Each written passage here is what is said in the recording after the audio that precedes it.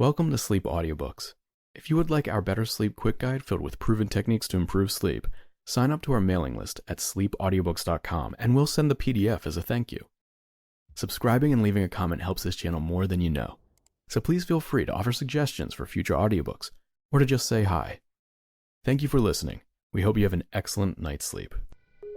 This is Sleep Audiobooks. To the Lighthouse by Virginia Woolf. Read by Corrie Samuel. Part 1.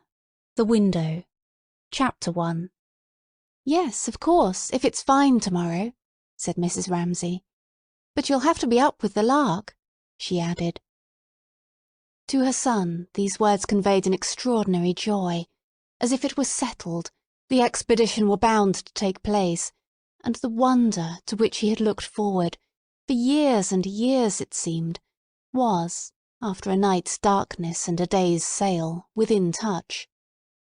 Since he belonged, even at the age of 6, to that great clan which cannot keep this feeling separate from that, but must let future prospects, with their joys and sorrows, cloud what is actually at hand, since to such people even in earliest childhood, any turn in the wheel of sensation has the power to crystallize and transfix the moment upon which its gloom or radiance rests. James Ramsay, sitting on the floor cutting out pictures from the illustrated catalogue of the Army and Navy Stores, endowed the picture of a refrigerator, as his mother spoke, with heavenly bliss. It was fringed with joy. The wheelbarrow, the lawn-mower, the sound of poplar trees, leaves whitening before rain, rooks cawing, brooms knocking, dresses rustling. All these were so coloured and distinguished in his mind that he had already his private code, his secret language, though he appeared the image of stark and uncompromising severity, with his high forehead and his fierce blue eyes, impeccably candid and pure, frowning slightly at the sight of human frailty, said that his mother, watching him guide his scissors neatly round the refrigerator, imagined him all red and ermine on the bench, or directing a stern and momentous enterprise in some crisis of public affairs. "But," said his father, stopping in front of the drawing-room window, "it won't be fine." Had there been an axe handy, a poker, or any weapon that would have gashed a hole in his father's breast and killed him there and then, James would have seized it. Such were the extremes of emotion that Mr. Ramsay excited in his children's breasts by his mere presence, standing, as now, lean as a knife, narrow as the blade of one, grinning sarcastically, not only with the pleasure of disillusioning his son and casting ridicule upon his wife, who was 10,000 times better in every way than he was, James thought, but also with some secret conceit at his own accuracy of judgment. What he said was true. It was always true. He was incapable of untruth, never tampered with a fact, never altered a disagreeable word to suit the pleasure or convenience of any mortal being, least of all his own children, who, sprung from his loins, should be aware from childhood that life is difficult, facts uncompromising, and the passage to that fabled land where our brightest hopes are extinguished, our frail barks founder in darkness. Here Mr. Ramsay would straighten his back and narrow his little blue eyes upon the horizon. One that needs, above all, courage, truth, and the power to endure. "But it may be fine. I expect it will be fine," said Mrs. Ramsay, making some little twist of the reddish-brown stocking she was knitting impatiently. If she finished it tonight, if they did go to the lighthouse after all, it was to be given to the lighthouse keeper for his little boy, who was threatened with a tuberculous hip, together with a pile of old magazines and some tobacco, indeed whatever she could find lying about, not really wanted but only littering the room, to give those poor fellows, who must be bored to death sitting all day with nothing to do but polish the lamp and trim the wick and rake about on their scrap of garden, something to amuse them. For how would you like to be shut up for a whole month at a time, and possibly more in stormy weather, upon a rock the size of a tennis lawn, she would ask, and to have no letters or newspapers, and to see nobody? If you were married, not to see your wife, not to know how your children were. If they were ill, if they had fallen down and broken their legs or arms. To see the same dreary waves breaking week after week, and then a dreadful storm coming, and the windows covered with spray, and birds dashed against the lamp, and the whole place rocking, and not being able to put your nose out of doors for fear of being swept into the sea. How would you like that? She asked, addressing herself particularly to her daughters. So, she added, rather differently, one must take them whatever comforts one can.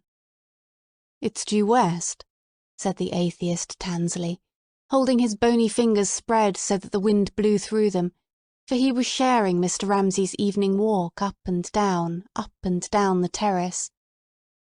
That is to say, the wind blew from the worst possible direction for landing at the Lighthouse. Yes, he did say disagreeable things, Mrs. Ramsay admitted. It was odious of him to rub this in, and make James still more disappointed. But, at the same time, she would not let them laugh at him.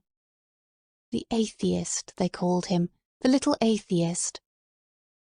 Rose mocked him, Prue mocked him, Andrew, Jasper, Roger mocked him. Even old Badger without a tooth in his head had bit him, for being, as Nancy put it, the 110th young man to chase them all the way up to the Hebrides, when it was ever so much nicer to be alone. "Nonsense," said Mrs. Ramsay with great severity. Apart from the habit of exaggeration which they had from her, and from the implication, which was true, that she asked too many people to stay, and had to lodge some in the town, she could not bear incivility to her guests, to young men in particular, who were poor as church mice, exceptionally able, her husband said, his great admirers, and come there for a holiday.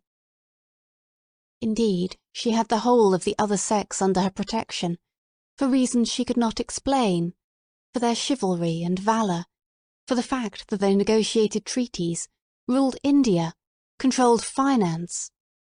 Finally, for an attitude towards herself which no woman could fail to feel or to find agreeable. Something trustful, childlike, reverential, which an old woman could take from a young man without loss of dignity, and woe betide the girl, pray heaven it was none of her daughters, who did not feel the worth of it and all that it implied to the marrow of her bones. She turned with severity upon Nancy. He had not chased them, she said. He had been asked. They must find a way out of it all. There might be some simpler way, some less laborious way, she sighed. When she looked in the glass and saw her hair grey, her cheeks sunk, at 50, she thought, possibly she might have managed things better. Her husband, money, his books. But, for her own part, she would never for a single second regret her decision, evade difficulties, or slur over duties. She was now formidable to behold, and it was only in silence, looking up from their plates, after she had spoken so severely about Charles Tansley, that her daughters, Prue, Nancy, Rose, could sport with infidel ideas which they had brewed for themselves, of a life different from hers. In Paris, perhaps, a wilder life, not always taking care of some man or other, for there was in all their minds a mute questioning of deference and chivalry, of the Bank of England and the Indian Empire, of ringed fingers and lace, though to them all there was something in this of the essence of beauty, which called out the manliness in their girlish hearts, and made them, as they sat at table beneath their mother's eyes, honour her strange severity, her extreme courtesy, like a queen's raising from the mud to wash a beggar's dirty foot. When she admonished them so very severely about that wretched atheist who had chased them, or, speaking accurately, been invited to stay with them, in the Isle of Skye. "There'll be no landing at the Lighthouse tomorrow," said Charles Tansley, clapping his hands together as he stood at the window with her husband. Surely he had said enough. She wished they would both leave her and James alone and go on talking. She looked at him. He was such a miserable specimen, the children said, all humps and hollows. He couldn't play cricket. He poked. He shuffled. He was a sarcastic brute, Andrew said. They knew what he liked best, to be forever walking up and down with Mr. Ramsay, and saying who had won this, who had won that, who was a first-rate man at Latin verses, who was brilliant but I think fundamentally unsound, who was undoubtedly the ablest fellow in Balliol, who had buried his light temporarily at Bristol or Bedford, but was bound to be heard of later when his prolegomena, of which Mr. Tansley had the first pages in proof with him if Mr. Ramsay would like to see them, to some branch of mathematics or philosophy, saw the light of day. That was what they talked about. She could not help laughing herself sometimes. She said the other day something about waves mountains high. Yes, said Charles Tansley, it was a little rough. Aren't you drenched to the skin? She had said. Damp, not wet through, said Mr. Tansley, pinching his sleeve, feeling his socks. But it was not that they minded, the children said. It was not his face. It was not his manners. It was him, his point of view. When they talked about something interesting, people, music, history, anything, even said it was a fine evening, so why not sit out of doors? Then what they complained of about Charles Tansley was that until he had turned the whole thing round and made it somehow reflect himself and disparage them, he was not satisfied. And he would go to picture galleries, they said, and he would ask one, did one like his tie? God knows, said Rose, one did not. Disappearing as stealthily as stags from the dinner-table directly the meal was over, the 8 sons and daughters of Mr. and Mrs. Ramsay sought their bedrooms, their fastness in a house where there was no other privacy to debate anything, everything. Tansley's tie, the passing of the Reform Bill, seabirds and butterflies, people, while the sun poured into those attics, which a plank alone separated from each other, so that every footstep could be plainly heard, and the Swiss girl sobbing for her father who was dying of cancer in the valley of the Grison, and lit up bats, flannels, straw hats, ink pots, paint pots, beetles and the skulls of small birds, while it drew from the long frilled strips of seaweed pinned to the wall a smell of salt and weeds, which was in the towels too, gritty with sand from bathing.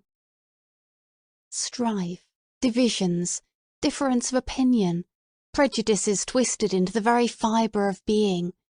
Oh, that they should begin so early, Mrs. Ramsay deplored. They were so critical, her children. They talked such nonsense. She went from the dining-room, holding James by the hand, since he would not go with the others. It seemed to her such nonsense, inventing differences, when people, heaven knows, were different enough without that. The real differences, she thought, standing by the drawing-room window, are enough, quite enough.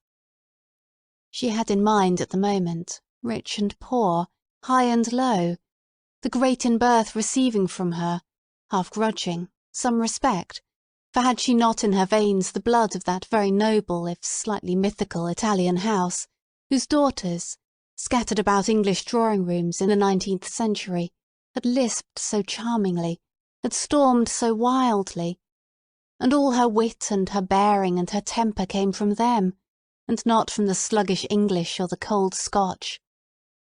But more profoundly she ruminated the other problem, of rich and poor, and the things she saw with her own eyes, weekly, daily, here or in London, when she visited this widow or that struggling wife in person with a bag on her arm, and a notebook and pencil, with which she wrote down in columns carefully ruled for the purpose, wages and spendings, employment and unemployment, in the hope that thus she would cease to be a private woman whose charity was half a sop to her own indignation, half a relief to her own curiosity, and become what with her untrained mind she greatly admired, an investigator, elucidating the social problem.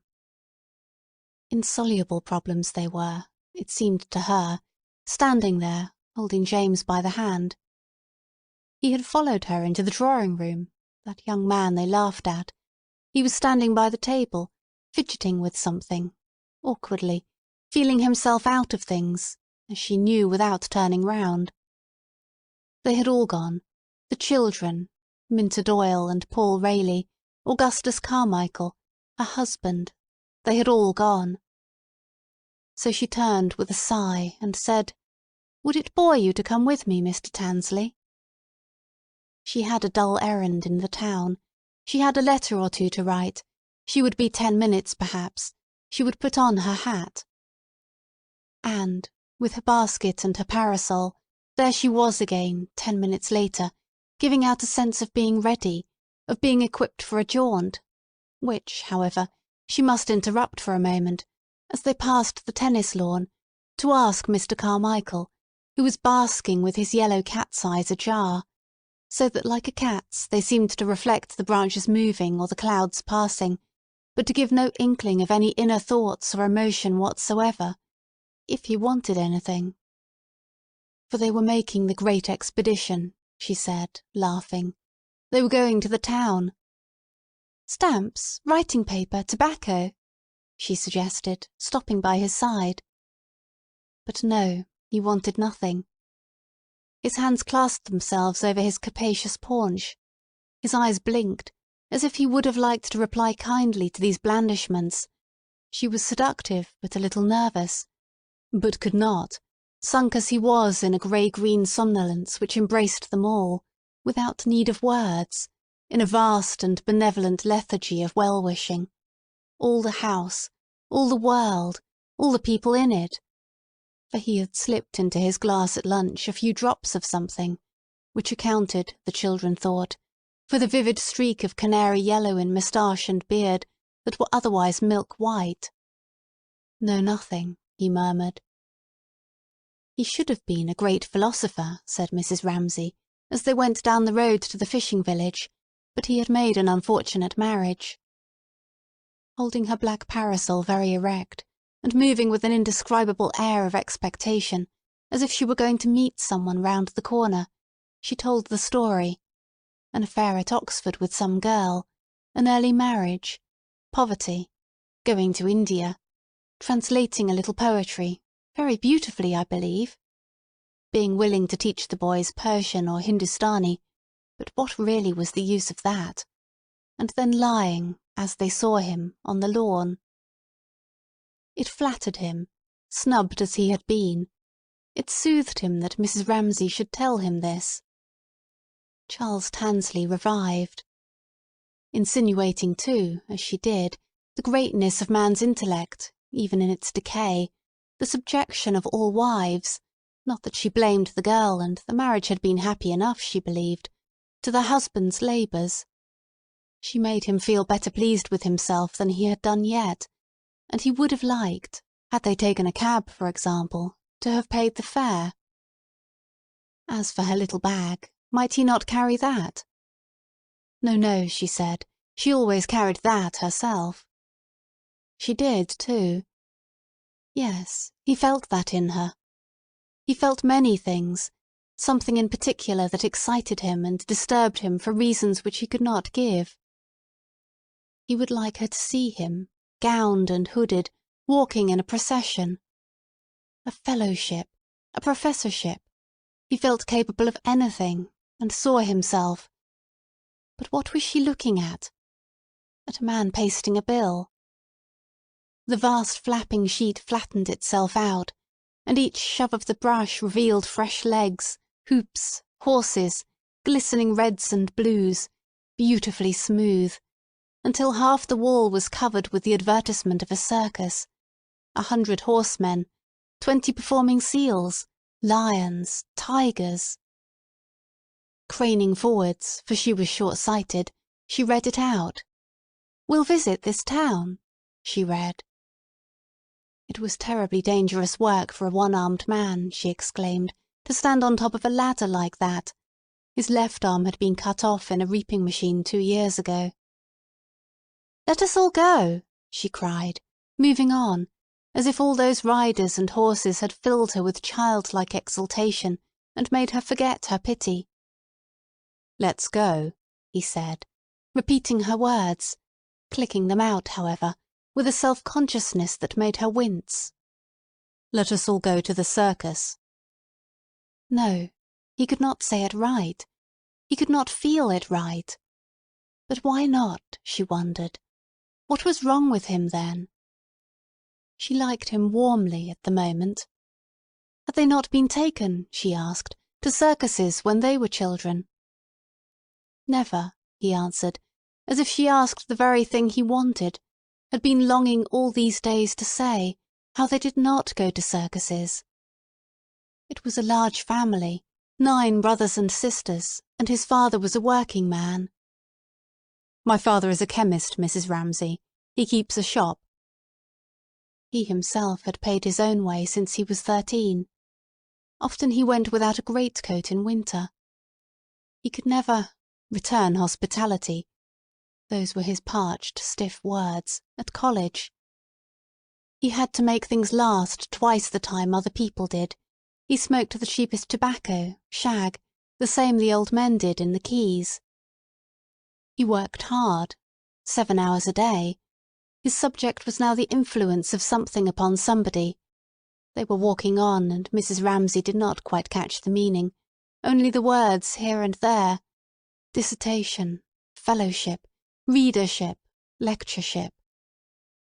She could not follow the ugly academic jargon that rattled itself off so glibly, but said to herself that she saw now why going to the circus had knocked him off his perch, poor little man, and why he came out, instantly, with all that about his father and mother and brothers and sisters, and she would see to it that they didn't laugh at him any more.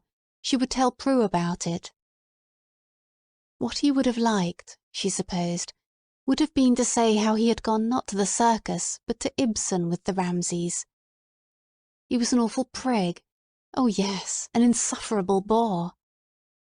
For, though they had reached the town now, and were in the main street, with carts grinding past on the cobbles, still he went on talking, about settlements and teaching, and working men and helping our own class, and lectures, till she gathered that he had got back entire self-confidence, had recovered from the circus, and was about, and now again she liked him warmly, to tell her. But here, the houses falling away on both sides, they came out on the quay, and the whole bay spread before them, and Mrs. Ramsay could not help exclaiming, "Oh, how beautiful!"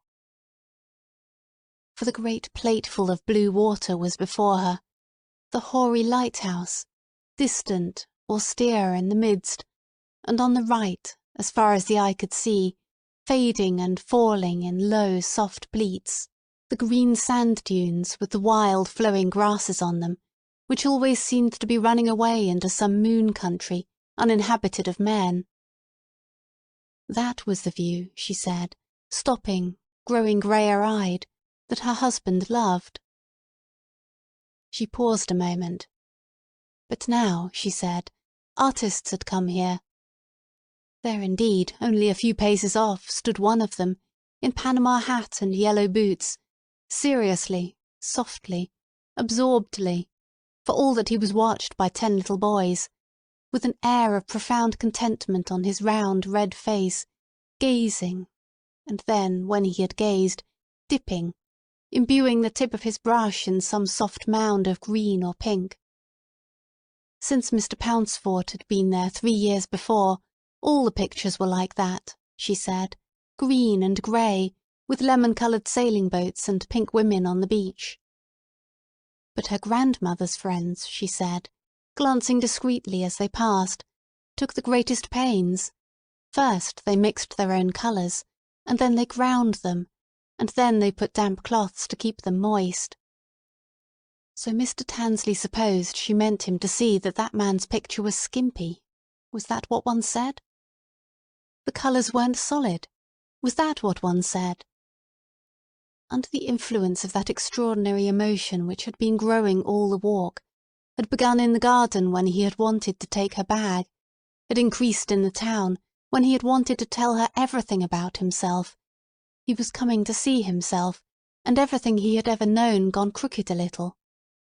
It was awfully strange.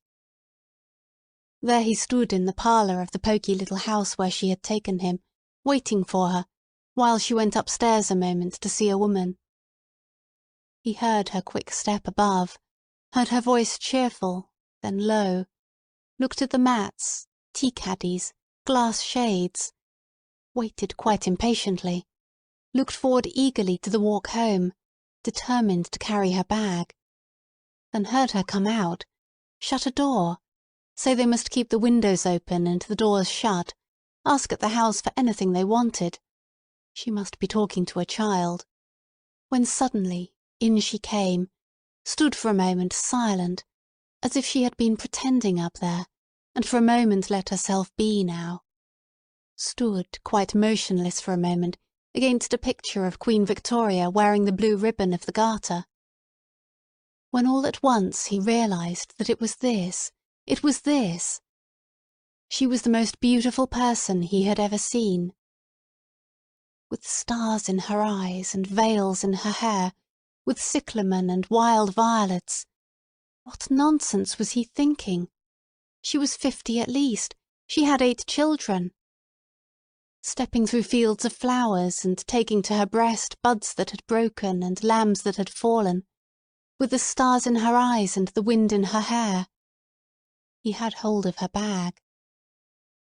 "Good-bye, Elsie," she said, and they walked up the street, she holding her parasol erect and walking as if she expected to meet someone round the corner, while for the first time in his life Charles Tansley felt an extraordinary pride. A man digging in a drain stopped digging and looked at her, let his arm fall down and looked at her. For the first time in his life Charles Tansley felt an extraordinary pride, felt the wind and the cyclamen and the violets, for he was walking with a beautiful woman. He had hold of her bag. Chapter 2. "No going to the Lighthouse, James," he said, as trying in deference to Mrs. Ramsay to soften his voice into some semblance of geniality at least. Odious little man, thought Mrs. Ramsay. Why go on saying that? Chapter 3. "Perhaps you will wake up and find the sun shining and the birds singing," she said compassionately, smoothing the little boy's hair, for her husband, with his caustic saying that it would not be fine, had dashed his spirits, she could see.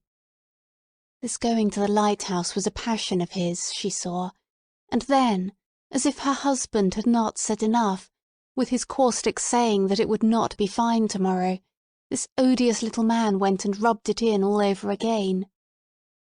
"Perhaps it will be fine tomorrow," she said, smoothing his hair. All she could do now was to admire the refrigerator, and turn the pages of the store's list, in the hope that she might come upon something like a rake or a mowing machine, which, with its prongs and its handles, would need the greatest skill and care in cutting out. All these young men parodied her husband, she reflected. He said it would rain. They said it would be a positive tornado. But here, as she turned the page, suddenly her search for the picture of a rake or a mowing machine was interrupted. The gruff murmur, irregularly broken by the taking out of pipes and the putting in of pipes which had kept on assuring her, though she could not hear what was said, as she sat in the window which opened on the terrace, that the men were happily talking. This sound, which had lasted now half an hour, and had taken its place soothingly in the scale of sounds pressing on top of her, such as the tap of balls upon bats, the sharp sudden bark now and then, "How's that? How's that?" of the children playing cricket, had ceased, so that the monotonous fall of the waves on the beach, which, for the most part, beat a measured and soothing tattoo to her thoughts, and seemed consolingly to repeat over and over again as she sat with the children, the words of some old cradle song, murmured by nature. "I am guarding you. I am your support." But at other times, suddenly and unexpectedly, especially when her mind raised itself slightly from the task actually in hand, had no such kindly meaning, but, like a ghostly roll of drums, remorselessly beat the measure of life, made one think of the destruction of the island and its engulfment in the sea, and warned her whose day had slipped past in one quick doing after another, that it was all ephemeral as a rainbow. This sound, which had been obscured and concealed under the other sounds, suddenly thundered hollow in her ears, and made her look up with an impulse of terror. They had ceased to talk. That was the explanation. Falling in 1 second from the tension which had gripped her to the other extreme, which, as if to recoup her for her unnecessary expense of emotion, was cool, amused, and even faintly malicious, she concluded that poor Charles Tansley had been shed. That was of little account to her. If her husband required sacrifices, and indeed he did, she cheerfully offered up to him Charles Tansley, who had snubbed her little boy. One moment more, with her head raised, she listened, as if she waited for some habitual sound, some regular, mechanical sound. And then, hearing something rhythmical, half said, half chanted, beginning in the garden, as her husband beat up and down the terrace, something between a croak and a song, she was soothed once more, assured again that all was well, and, looking down at the book on her knee, found the picture of a pocket-knife with 6 blades, which could only be cut out if James was very careful. Suddenly a loud cry, as of a sleep-walker, half roused, something about "stormed at with shot and shell," sung out with the utmost intensity in her ear, made her turn apprehensively to see if anyone had heard him. Only Lily Briscoe, she was glad to find, and that did not matter. But the sight of the girl standing on the edge of the lawn painting reminded her. She was supposed to be keeping her head as much in the same position as possible for Lily's picture. Lily's picture. Mrs. Ramsay smiled. With her little Chinese eyes and her puckered-up face, she would never marry. One could not take her painting very seriously. She was an independent little creature, and Mrs. Ramsay liked her for it. So, remembering her promise, she bent her head. Chapter 4. Indeed, he almost knocked her easel over, coming down upon her with his hands waving, shouting out, "Boldly we rode, and well." But mercifully he turned sharp and rode off, to die gloriously, she supposed, upon the heights of Balaclava. Never was anybody at once so ridiculous and so alarming. But so long as he kept like that, waving, shouting, she was safe. He would not stand still and look at her picture. And that was what Lily Briscoe could not have endured. Even while she looked at the mass, at the line, at the colour, at Mrs. Ramsay sitting in the window with James, she kept a feeler on her surroundings, lest someone should creep up, and suddenly she should find her picture looked at. But now, with all her senses quickened as they were, looking, straining, till the colour of the wall and the Jack Manor beyond burnt into her eyes, she was aware of someone coming out of the house, coming towards her, but somehow divined, from the footfall, William Banks, so that though her brush quivered, she did not, as she would have done had it been Mr. Tansley, Paul Rayleigh, Minter Doyle, or practically anybody else, turn her canvas upon the grass, but let it stand. William Banks stood beside her. They had rooms in the village, and so, walking in, walking out, parting late on doormats, had said little things about the soup, about the children, about one thing and another, which made them allies, so that when he stood beside her now in his judicial way, he was old enough to be her father too, a botanist, a widower, smelling of soap, very scrupulous and clean. She just stood there. He just stood there. Her shoes were excellent, he observed. They allowed the toes their natural expansion. Lodging in the same house with her, he had noticed too how orderly she was, up before breakfast and off to paint, he believed, alone. Poor, presumably, and without the complexion or the allurement of Miss Doyle certainly, but with a good sense which made her, in his eyes, superior to that young lady. Now, for example, when Ramsay bore down on them, shouting, gesticulating, Miss Briscoe, he felt certain, understood. Someone had blundered. Mr. Ramsay glared at them. He glared at them without seeming to see them. That did make them both vaguely uncomfortable. Together they had seen a thing they had not been meant to see. They had encroached upon a privacy. So, Lily thought, it was probably an excuse of his for moving, for getting out of earshot, that made Mr. Banks almost immediately say something about its being chilly, and suggested taking a stroll. She would come, yes. But it was with difficulty that she took her eyes off her picture. The Jack Manor was bright violet, the wall staring white. She would not have considered it honest to tamper with the bright violet and the staring white, since she saw them like that, fashionable though it was, since Mr. Pauncefort's visit, to see everything pale, elegant, semi-transparent. Then, beneath the colour, there was the shape. She could see it all so clearly, so commandingly, when she looked. It was when she took her brush in hand that the whole thing changed. It was in that moment's flight between the picture and her canvas that the demons set on her, who often brought her to the verge of tears, and made this passage from conception to work as dreadful as any down a dark passage for a child. Such she often felt herself, struggling against terrific odds to maintain her courage, to say, "But this is what I see! This is what I see!" And so to clasp some miserable remnant of her vision to her breast, which 1,000 forces did their best to pluck from her. And it was then, too, in that chill and windy way, as she began to paint, that there forced themselves upon her other things, her own inadequacy, her insignificance, keeping house for her father off the Brompton Road, and had much ado to control her impulse to fling herself, thank heaven she had always resisted so far, at Mrs. Ramsay's knee, and say to her— But what could one say to her? "I'm in love with you." No, that was not true.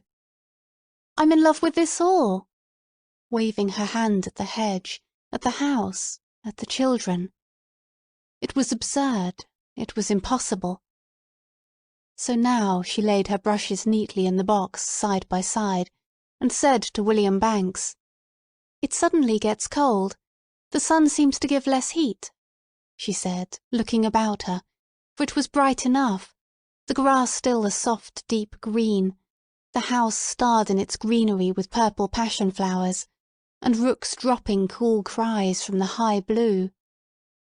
But something moved, flashed, turned a silver wing in the air. It was September, after all, the middle of September, and past 6 in the evening. So off they strolled down the garden in the usual direction, past the tennis lawn, past the pampas grass, to that break in the thick hedge, guarded by red-hot pokers, like braziers of clear burning coal, between which the blue waters of the bay looked bluer than ever. They came there regularly every evening, drawn by some need. It was as if the water floated off and set sailing thoughts which had grown stagnant on dry land, and gave to their bodies even some sort of physical relief. First, the pulse of colour flooded the bay with blue, and the heart expanded with it, and the body swam, only the next instant to be checked and chilled by the prickly blackness on the ruffled waves. Then, up behind the great black rock, almost every evening spurted irregularly, so that one had to watch for it, and it was a delight when it came, a fountain of white water. And then, while one waited for that, one watched, on the pale, semicircular beach, wave after wave shedding again and again smoothly, a film of mother-of-pearl. They both smiled, standing there. They both felt a common hilarity, excited by the moving waves, and then by the swift cutting race of a sailing boat, which, having sliced a curve in the bay, stopped, shivered, let its sails drop down, and then, with a natural instinct to complete the picture, after this swift movement, both of them looked at the dunes far away, and instead of merriment felt come over them some sadness, because the thing was completed partly, and partly because distant views seemed to outlast by 1,000,000 years, Lily thought, the gazer, and to be communing already with a sky which beholds an earth entirely at rest. Looking at the far sandhills, William Banks thought of Ramsay, thought of a road in Westmoreland, thought of Ramsay striding along a road by himself hung round with that solitude which seemed to be his natural air.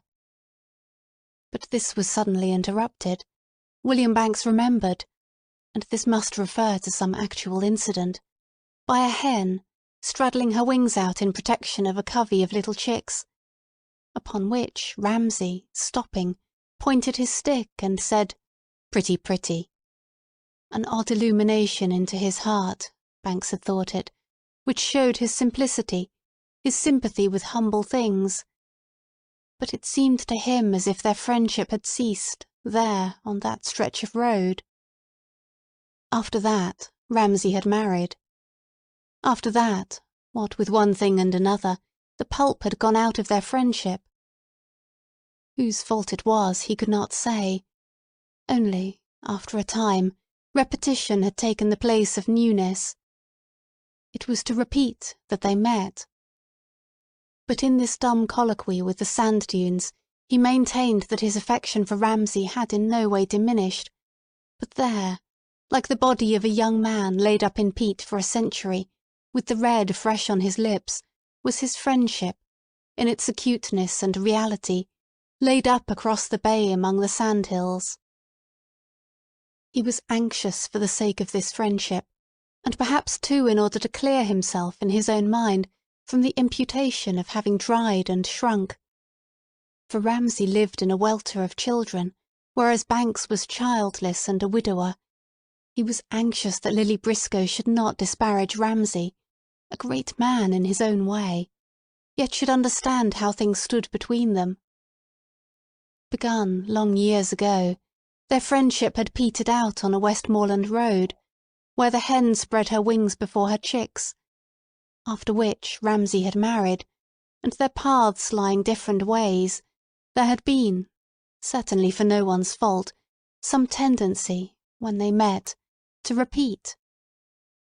Yes, that was it. He finished. He turned from the view. And, turning to walk back the other way, up the drive, Mr. Banks was alive to things which would not have struck him had not those sandhills revealed to him the body of his friendship, lying with the red on its lips laid up in peat. For instance, Cam, the little girl, Ramsay's youngest daughter. She was picking Sweet Alice on the bank. She was wild and fierce. She would not "give a flower to the gentleman," as the nursemaid told her. No, no, no, she would not. She clenched her fist. She stamped. And Mr. Banks felt aged and saddened, and somehow put into the wrong by her about his friendship. He must have dried and shrunk. The Ramsays were not rich, and it was a wonder how they managed to contrive it all. 8 children. To feed 8 children on philosophy. Here was another of them, Jasper this time, strolling past, to have a shot at a bird, he said, nonchalantly, swinging Lily's hand like a pump handle as he passed, which caused Mr. Banks to say, bitterly, how she was a favourite. There was education now to be considered. True, Mrs. Ramsay had something of her own, perhaps. Let alone the daily wear and tear of shoes and stockings which those great fellows, all well-grown, angular, ruthless youngsters, must require. As for being sure which was which, or in what order they came, that was beyond him. He called them privately after the kings and queens of England: Cam the wicked, James the ruthless, Andrew the just, Prue the fair. For Prue would have beauty, he thought, how could she help it? And Andrew brains. While he walked up the drive, and Lily Briscoe said yes and no, and capped his comments, for she was in love with them all, in love with this world, he weighed Ramsay's case, commiserated him, envied him, as if he had seen him divest himself of all those glories of isolation and austerity which crowned him in youth, to cumber himself definitely with fluttering wings and clucking domesticities. They gave him something. William Banks acknowledged that. It would have been pleasant if Cam had stuck a flower in his coat, or clambered over his shoulder, as over her father's, to look at a picture of Vesuvius in eruption. But they had also, his old friends could not but feel, destroyed something. What would a stranger think now? What did this Lily Briscoe think? Could one help noticing that habits grew on him, eccentricities, weaknesses perhaps? It was astonishing that a man of his intellect could stoop so low as he did, but that was too harsh a phrase, could depend so much as he did upon people's praise. "Oh, but," said Lily, "think of his work." Whenever she thought of his work, she always saw clearly before her a large kitchen table. It was Andrew's doing. She asked him what his father's books were about. "Subject and object and the nature of reality," Andrew had said. And when she said heavens she had no idea what that meant. "Think of a kitchen table then," he told her, "when you're not there." So now she always saw, when she thought of Mr. Ramsay's work, a scrubbed kitchen table. It lodged now in the fork of a pear tree, for they had reached the orchard. And with a painful effort of concentration she focused her mind, not upon the silver-bossed bark of the tree, or upon its fish-shaped leaves, but upon a phantom kitchen table, one of those scrubbed board tables, grained and knotted, whose virtue seemed to have been laid bare by years of muscular integrity, which stuck there, its 4 legs in air.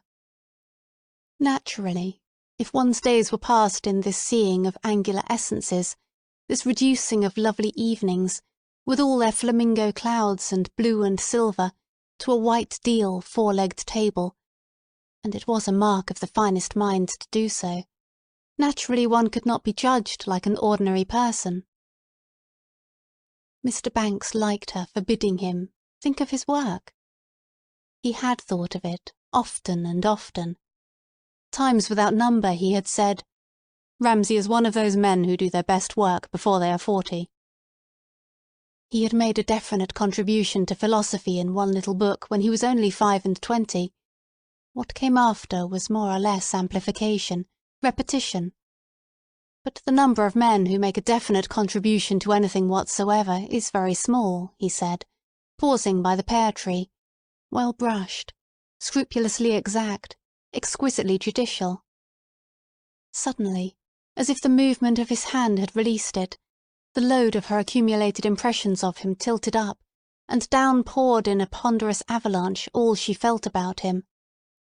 That was one sensation. Then uprose in a fume the essence of his being. That was another. She felt herself transfixed by the intensity of her perception. It was his severity, his goodness. "I respect you," she addressed silently him in person.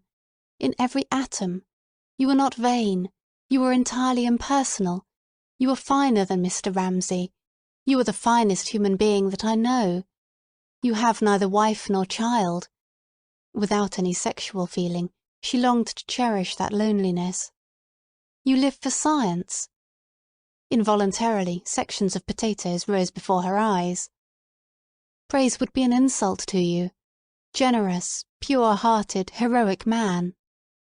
But simultaneously she remembered how he had brought a valet all the way up here, objected to dogs on chairs, would prose for hours, until Mr. Ramsay slammed out of the room, about salt in vegetables and the iniquity of English cooks.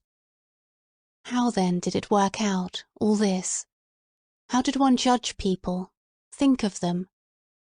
How did one add up this and that, and conclude that it was liking one felt, or disliking? And to those words what meaning attached, after all?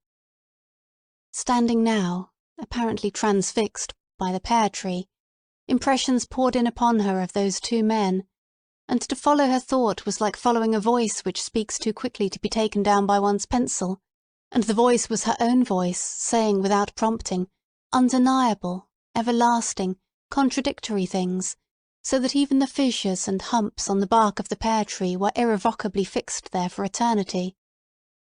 "You have greatness," she continued, "but Mr. Ramsay has none of it. He is petty, selfish, vain, egotistical. He is spoilt. He is a tyrant. He wears Mrs. Ramsay to death. But he has what you"—she addressed Mr. Banks—"have not, a fiery unworldliness. He knows nothing about trifles. He loves dogs and his children. He has 8. Mr. Banks has none. Did he not come down in 2 coats the other night, and let Mrs. Ramsay trim his hair into a pudding basin? All of this danced up and down like a company of gnats, each separate but all marvellously controlled in an invisible elastic net. Danced up and down in Lily's mind, in and about the branches of the pear-tree, where still hung in effigy the scrubbed kitchen table, symbol of her profound respect for Mr. Ramsay's mind, until her thought, which had spun quicker and quicker, exploded of its own intensity. She felt released. A shot went off close at hand, and there came, flying from its fragments, frightened, effusive, tumultuous, a flock of starlings. "Jasper," said Mr. Banks. They turned the way the starlings flew, over the terrace. Following the scatter of swift-flying birds in the sky, they stepped through the gap in the high hedge straight into Mr. Ramsay, who boomed tragically at them. Someone had blundered. His eyes, glazed with emotion, defiant with tragic intensity, met theirs for a second, and trembled on the verge of recognition. But then, raising his hand, halfway to his face as if to avert, to brush off, in an agony of peevish shame, their normal gaze, as if he begged them to withhold for a moment what he knew to be inevitable, as if he impressed upon them his own childlike resentment of interruption, yet even in the moment of discovery was not to be routed utterly, but was determined to hold fast to something of this delicious emotion, this impure rhapsody of which he was ashamed, but in which he revelled. He turned abruptly, slammed his private door on them, and Lily Briscoe and Mr. Banks, looking uneasily up into the sky, observed that the flock of starlings which Jasper had routed with his gun had settled on the tops of the elm trees. Chapter 5. "And even if it isn't fine tomorrow," said Mrs. Ramsay, raising her eyes to glance at William Banks and Lily Briscoe as they passed, "it will be another day.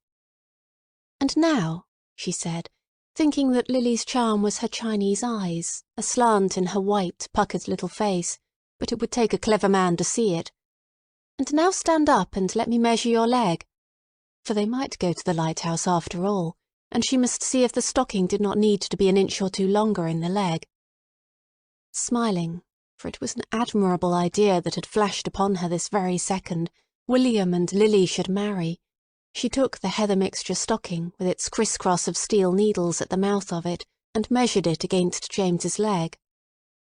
"My dear, stand still," she said, for in his jealousy, not liking to serve as measuring-block for the lighthouse-keeper's little boy, James fidgeted purposely, and if he did that, how could she see? Was it too long? Was it too short? She asked. She looked up, What demon possessed him, her youngest, her cherished, and saw the room, saw the chairs, thought them fearfully shabby? Their entrails, as Andrew said the other day, were all over the floor. But then what was the point, she asked, of buying good chairs to let them spoil up here all through the winter, when the house, with only one old woman to see to it, positively dripped with wet? Never mind. The rent was precisely twopence halfpenny. The children loved it. It did her husband good to be 3,000, or if she must be accurate, 300 miles from his libraries and his lectures and his disciples, and there was room for visitors. Mats, camp beds, crazy ghosts of chairs and tables whose London life of service was done, they did well enough here, and a photograph or two, and books. Books, she thought, grew of themselves. She never had time to read them. Alas, even the books that had been given her and inscribed by the hand of the poet himself, for her whose wishes must be obeyed, the happier Helen of our days. Disgraceful to say, she had never read them. And Croom on the mind, and Bates on the savage customs of Polynesia. "My dear, stand still," she said. Neither one of those could one send to the Lighthouse. At a certain moment, she supposed, the house would become so shabby that something must be done. If they could be taught to wipe their feet and not bring the beach in with them, that would be something. Crabs she had to allow, if Andrew really wished to dissect them, or if Jasper believed that one could make soup from seaweed, one could not prevent it, or Rose's objects, shells, reeds, stones, for they were gifted, her children, but all in quite different ways. And the result of it was, she sighed, taking in the whole room from floor to ceiling, as she held the stocking against James's leg, that things got shabbier and got shabbier summer after summer. The mat was fading, the wallpaper was flapping. You couldn't tell any more that those were roses on it. Still, if every door in a house is left perpetually open, and no lockmaker in the whole of Scotland can mend a bolt, things must spoil. What was the use of flinging a green cashmere shawl over the edge of a picture frame? In 2 weeks it would be the colour of pea soup. But it was the doors that annoyed her. Every door was left open. She listened. The drawing-room door was open. The hall door was open. It sounded as if the bedroom doors were open, and certainly the window on the landing was open, for that she had opened herself. That windows should be open and doors shut, simple as it was, could none of them remember it? She would go into the maids' bedrooms at night and find them sealed like ovens, except for Marie's, the Swiss girl, who would rather go without a bath than without fresh air. But then, at home, she had said, "The mountains are so beautiful." She had said that last night, looking out of the window with tears in her eyes. The mountains are so beautiful. Her father was dying there, Mrs. Ramsay knew. He was leaving them fatherless. Scolding and demonstrating, how to make a bed, how to open a window, with hands that shut and spread like a Frenchwoman's, all had folded itself quietly about her when the girl spoke, as, after a flight through the sunshine, the wings of a bird fold themselves quietly, and the blue of its plumage changes from bright steel to soft purple. She had stood there silent, for there was nothing to be said. He had cancer of the throat.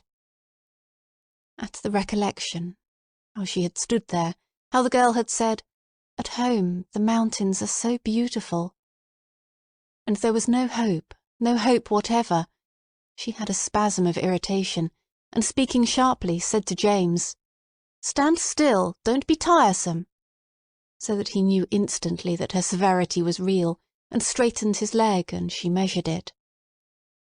The stocking was too short by half an inch at least, making allowance for the fact that Sawley's little boy would be less well grown than James. "It's too short," she said, "ever so much too short." Never did anybody look so sad. Bitter and black, halfway down in the darkness, in the shaft which ran from the sunlight to the depths, maybe a tear formed, a tear fell, the waters swayed this way and that, received it, and were at rest. Never did anybody look so sad. But was it nothing but looks, people said?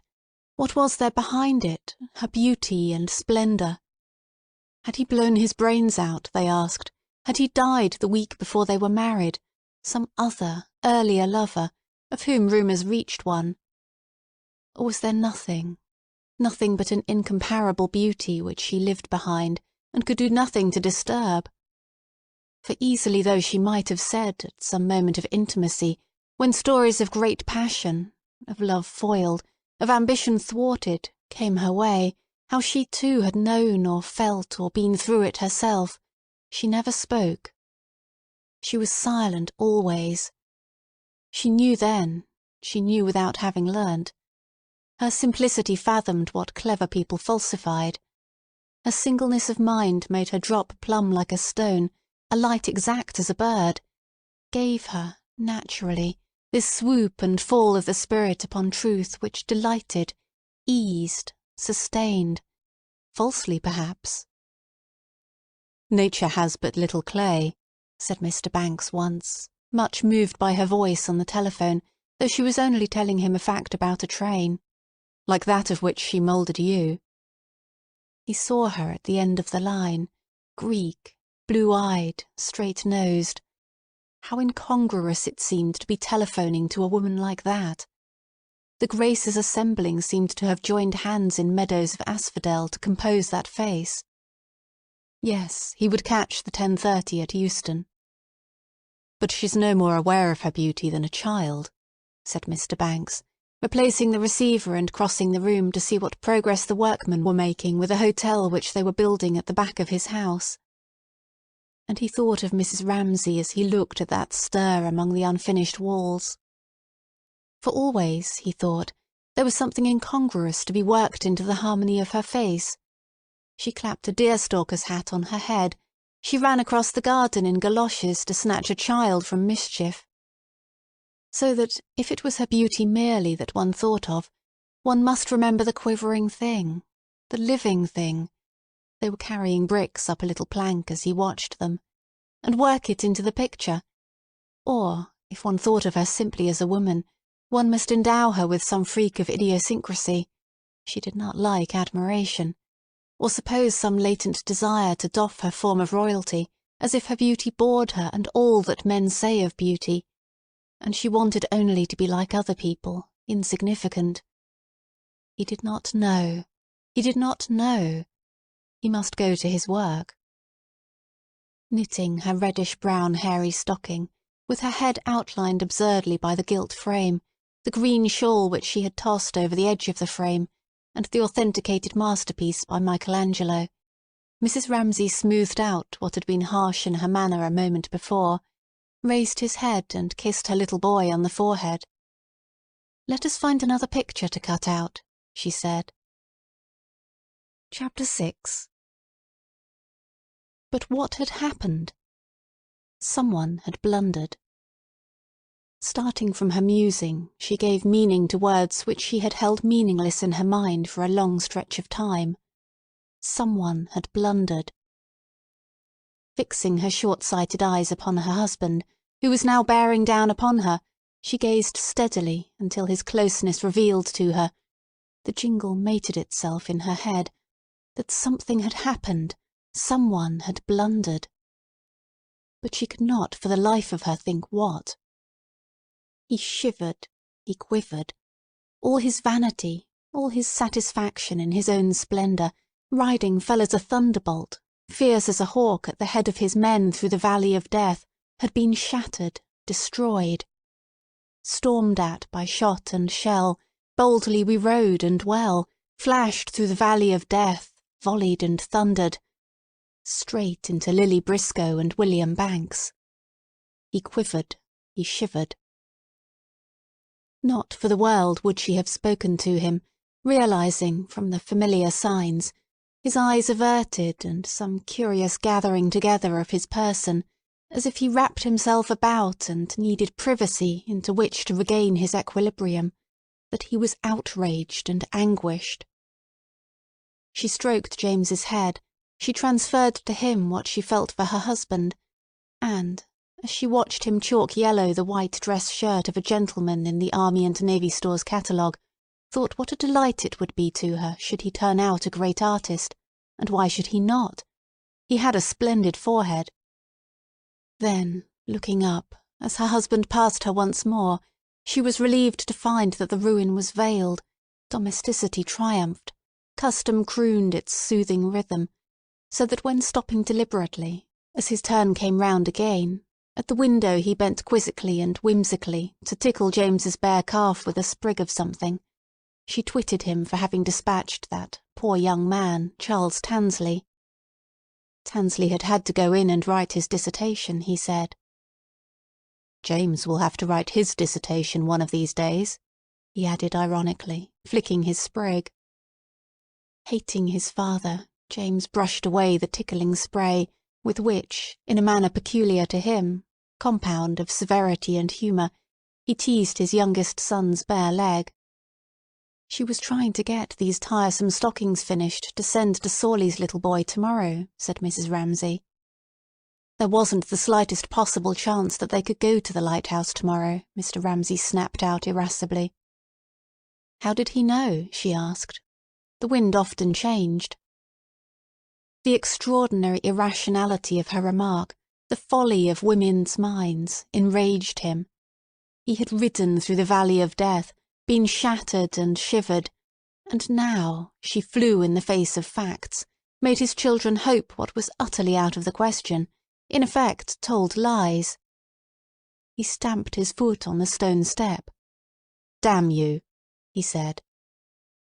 But what had she said? Simply that it might be fine tomorrow. So it might. Not with the barometer falling and the wind due west.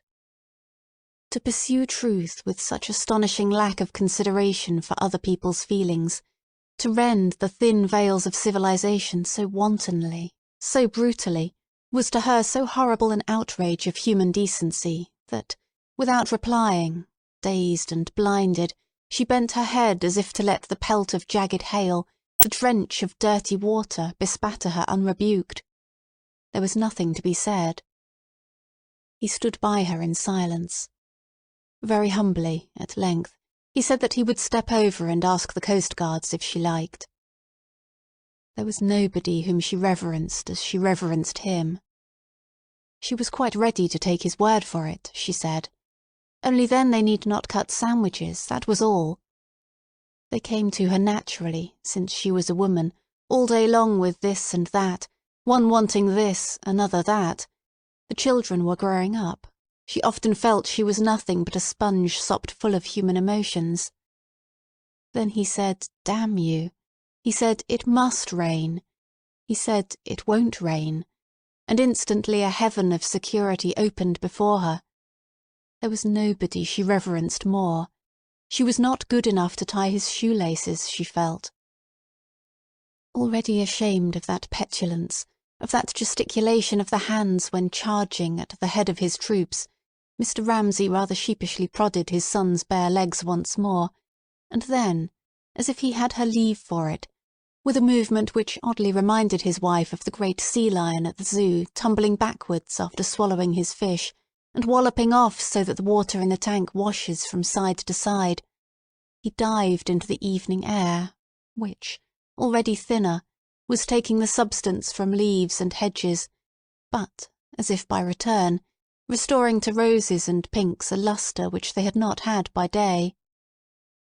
"Someone had blundered," he said again, striding off, up and down the terrace. But how extraordinarily his note had changed. It was like the cuckoo.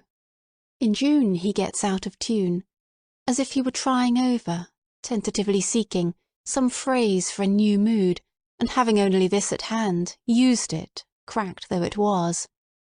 But it sounded ridiculous. Someone had blundered. Said like that, almost as a question, without any conviction, melodiously.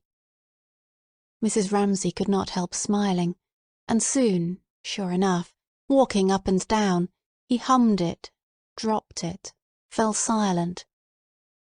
He was safe. He was restored to his privacy.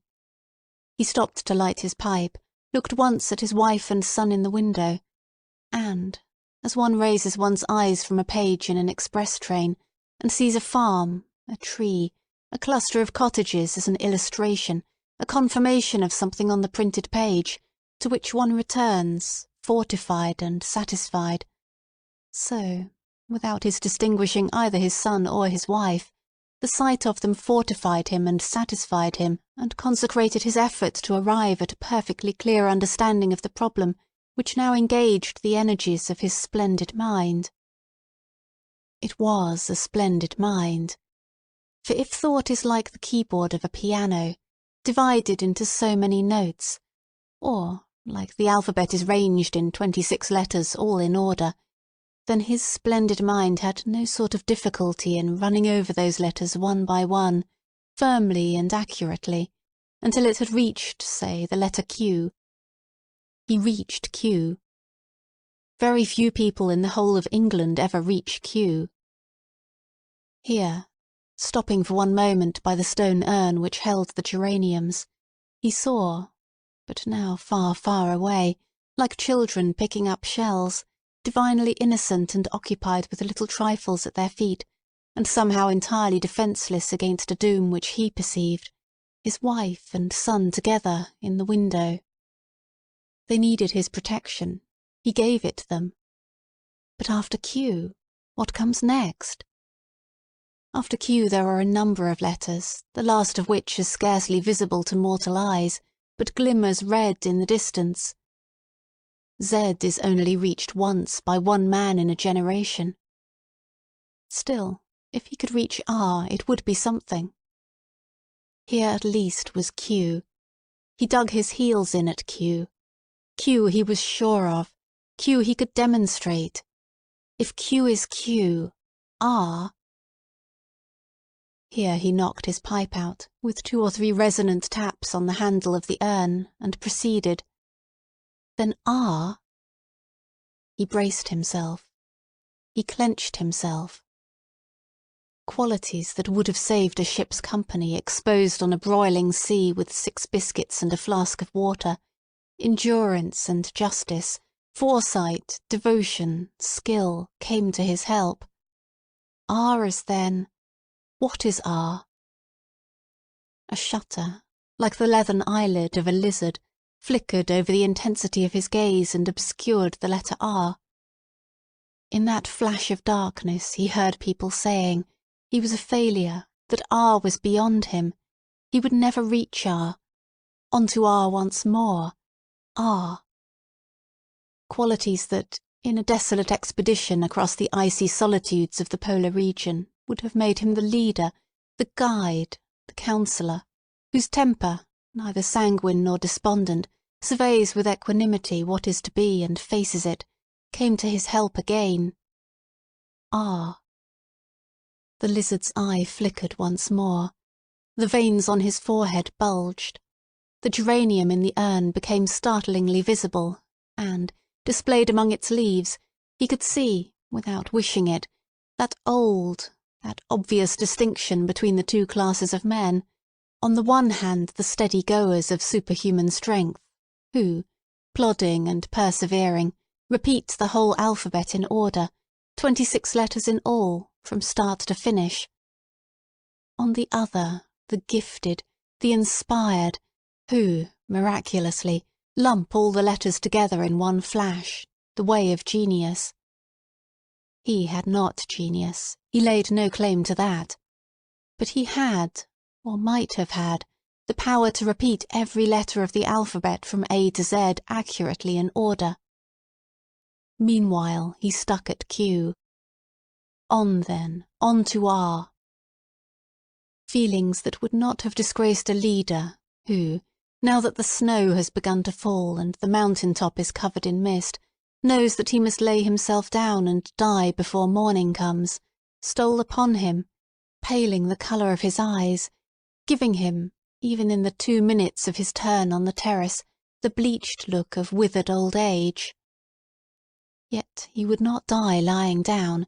He would find some crag of rock, and there, his eyes fixed on the storm, trying to the end to pierce the darkness, he would die standing. He would never reach R. He stood stock still by the urn, with the geranium flowing over it. How many men in 1,000 million, he asked himself, reach Z after all? Surely the leader of a forlorn hope may ask himself that, and answer, without treachery to the expedition behind him, one, perhaps. One in a generation. Is he to be blamed, then, if he is not that one, provided he has toiled honestly, given to the best of his power, until he has no more left to give? And his fame lasts how long? It is permissible even for a dying hero to think before he dies how men will speak of him hereafter. His fame lasts perhaps 2,000 years. And what are 2,000 years? Asked Mr. Ramsay ironically, staring at the hedge. What indeed if you look from a mountain-top down the long wastes of the ages? The very stone one kicks with one's boot will outlast Shakespeare. His own little light would shine, not very brightly, for a year or two, and would then be merged in some bigger light, and that in a bigger still. He looked into the hedge, into the intricacy of the twigs. Who then could blame the leader of that forlorn party, which, after all, has climbed high enough to see the waste of the years and the perishing of the stars, if, before death stiffens his limbs beyond the power of movement, he does, a little consciously, raise his numbed fingers to his brow and square his shoulders, so that when the search party comes they will find him dead at his post, the fine figure of a soldier. Mr. Ramsay squared his shoulders and stood very upright by the urn. Who shall blame him if, so standing for a moment, he dwells upon fame, upon search parties, upon cairns raised by grateful followers over his bones? Finally, who shall blame the leader of the doomed expedition, if, having adventured to the uttermost, and used his strength wholly to the last ounce, and fallen asleep not much caring if he wakes or not, he now perceives by some pricking in his toes that he lives, and does not, on the whole, object to live, but requires sympathy and whiskey, and someone to tell the story of his suffering to at once? Who shall blame him? Who will not secretly rejoice when the hero puts his armour off, and halts by the window and gazes at his wife and son, who, very distant at first, gradually come closer and closer, till lips and book and head are clearly before him, though still lovely and unfamiliar from the intensity of his isolation, and the waste of ages and the perishing of the stars, and finally, putting his pipe in his pocket, and bending his magnificent head before her, who will blame him if he does homage to the beauty of the world? Chapter 7. But his son hated him. He hated him for coming up to them, for stopping and looking down on them. He hated him for interrupting them. He hated him for the exultation and sublimity of his gestures, for the magnificence of his head, for his exactingness and egotism, for there he stood, commanding them to attend to him. But most of all he hated the twang and twitter of his father's emotion, which, vibrating round them, disturbed the perfect simplicity and good sense of his relations with his mother. By looking fixedly at the page, he hoped to make him move on. By pointing his finger at a word, he hoped to recall his mother's attention, which, he knew angrily, wavered instantly his father stopped. But no, nothing would make Mr. Ramsay move on. There he stood, demanding sympathy.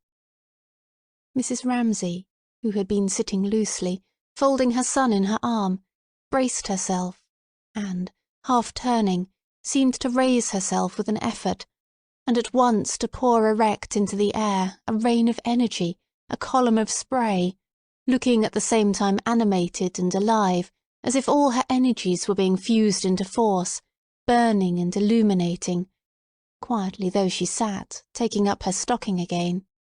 And into this delicious fecundity, this fountain and spray of life, the fatal sterility of the male plunged itself, like a beak of brass, barren and bare.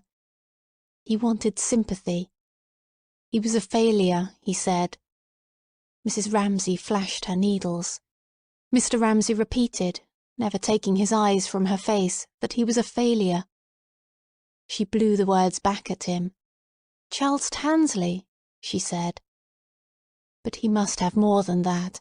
It was sympathy he wanted, to be assured of his genius, first of all, and then to be taken within the circle of life, warmed and soothed, to have his senses restored to him, his barrenness made fertile, and all the rooms of the house made full of life, the drawing-room, behind the drawing-room the kitchen, above the kitchen the bedrooms, and beyond them the nurseries. They must be furnished, they must be filled with life. Charles Tansley thought him the greatest metaphysician of the time, she said. But he must have more than that. He must have sympathy. He must be assured that he too lived in the heart of life, was needed, not only here but all over the world. Flashing her needles, confident, upright, she created drawing-room and kitchen, set them all aglow, bade him take his ease there, go in and out, enjoy himself. She laughed, she knitted. Standing between her knees, very stiff, James felt all her strength flaring up to be drunk and quenched by the beak of brass, the arid scimitar of the male, which smote mercilessly again and again, demanding sympathy.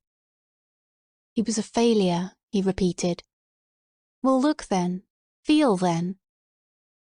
Flashing her needles, glancing round about her, out of the window, into the room, at James himself, she assured him, beyond a shadow of a doubt, by her laugh, her poise, her competence, as a nurse carrying a light across a dark room assures a fractious child, that it was real, the house was full, the garden blowing.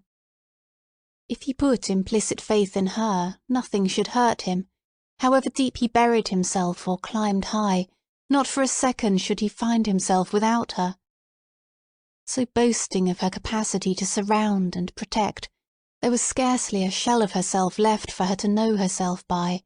All was so lavished and spent, and James, as he stood stiff between her knees, felt her rise in a rosy-flowered fruit-tree laid with leaves and dancing boughs, into which the beak of brass, the arid scimitar of his father, the egotistical man, plunged and smote, demanding sympathy. Filled with her words, like a child who drops off satisfied, he said at last, looking at her with humble gratitude, restored, renewed, that he would take a turn, he would watch the children playing cricket. He went.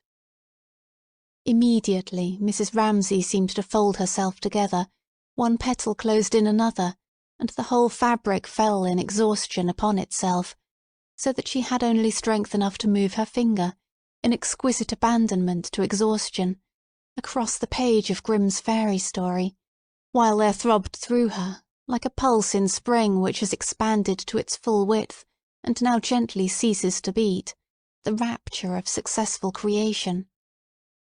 Every throb of this pulse seemed, as he walked away, to enclose her and her husband, and to give to each that solace which two different notes, one high, one low, struck together, seem to give each other as they combine. Yet as the resonance died and she turned to the fairy tale again, Mrs. Ramsay felt not only exhausted in body, afterwards, not at the time, she always felt this, but also there tinged her physical fatigue some faintly disagreeable sensation with another origin. Not that, as she read aloud the story of the fisherman's wife, she knew precisely what it came from, nor did she let herself put into words her dissatisfaction when she realized, at the turn of the page, when she stopped and heard dully, ominously, a wave fall, how it came from this. She did not like, even for a second, to feel finer than her husband, and further could not bear not being entirely sure, when she spoke to him, of the truth of what she said. Universities and people wanting him, lectures and books and their being of the highest importance, all that she did not doubt for a moment. But it was their relation, and his coming to her like that, openly, so that anyone could see, that discomposed her, for then people said he depended on her, when they must know that of the two he was infinitely the more important, and what she gave the world, in comparison with what he gave, negligible.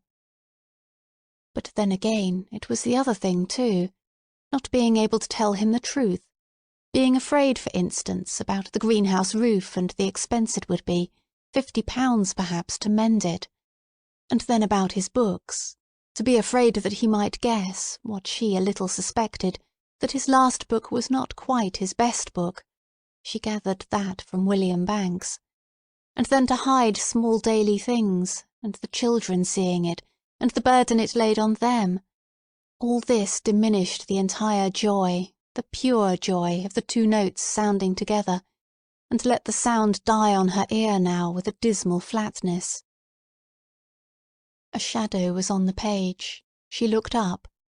It was Augustus Carmichael shuffling past, precisely now, at the very moment when it was painful to be reminded of the inadequacy of human relationships, that the most perfect was flawed, and could not bear the examination which, loving her husband, with her instinct for truth, she turned upon it, when it was painful to feel herself convicted of unworthiness, and impeded in her proper function by these lies, these exaggerations.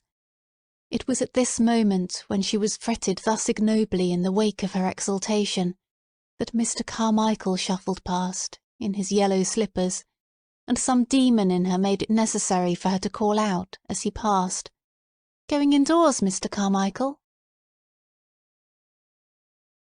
Chapter 8. He said nothing. He took opium. The children said he had stained his beard yellow with it. Perhaps. What was obvious to her was that the poor man was unhappy, came to them every year as an escape, and yet every year she felt the same thing. He did not trust her. She said, "I am going to the town. Shall I get you stamps, paper, tobacco?" And she felt him wince. He did not trust her. It was his wife's doing. She remembered that iniquity of his wife's towards him, which had made her turn to steel and adamant there, in the horrible little room in St. John's Wood, when, with her own eyes, she had seen that odious woman turn him out of the house. He was unkempt. He dropped things on his coat. He had the tiresomeness of an old man with nothing in the world to do, and she turned him out of the room. She said, in her odious way, "Now, Mrs. Ramsay and I want to have a little talk together." And Mrs. Ramsay could see, as if before her eyes, the innumerable miseries of his life. Had he money enough to buy tobacco? Did he have to ask her for it? Half a crown? 18 pence? Oh, she could not bear to think of the little indignities she made him suffer.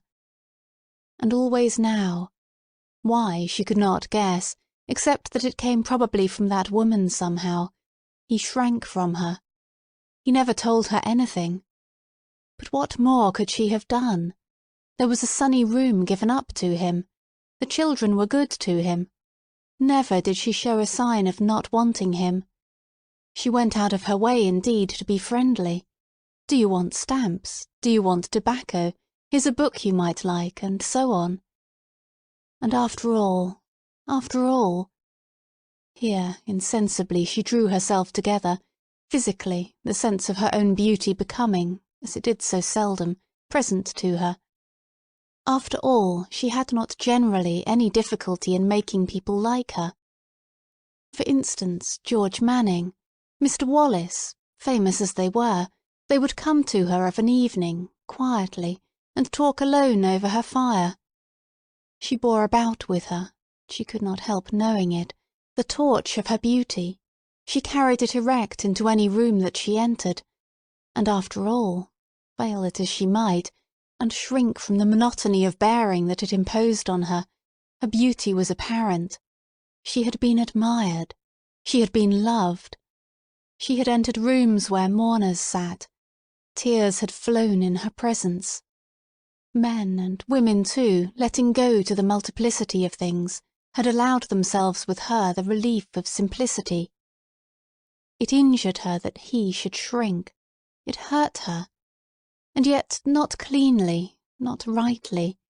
That was what she minded, coming as it did on top of her discontent with her husband, the sense she had now when Mr. Carmichael shuffled past, just nodding to her question, with a book beneath his arm, in his yellow slippers, that she was suspected, and that all this desire of hers to give, to help, was vanity. For her own self-satisfaction was it that she wished so instinctively to help, to give, that people might say of her, "Oh, Mrs. Ramsay, dear Mrs. Ramsay, Mrs. Ramsay of course," and need her and send for her and admire her. Was it not secretly this that she wanted, and therefore when Mr. Carmichael shrank away from her, as he did at this moment, making off to some corner where he did acrostics endlessly, she did not feel merely snubbed back in her instinct, but made aware of the pettiness of some part of her, and of human relations, how flawed they are, how despicable, how self-seeking, at their best. Shabby and worn out, and not presumably. Her cheeks were hollow, her hair was white, any longer a sight that filled the eyes with joy. She had better devote her mind to the story of the fisherman and his wife, and so pacify that bundle of sensitiveness.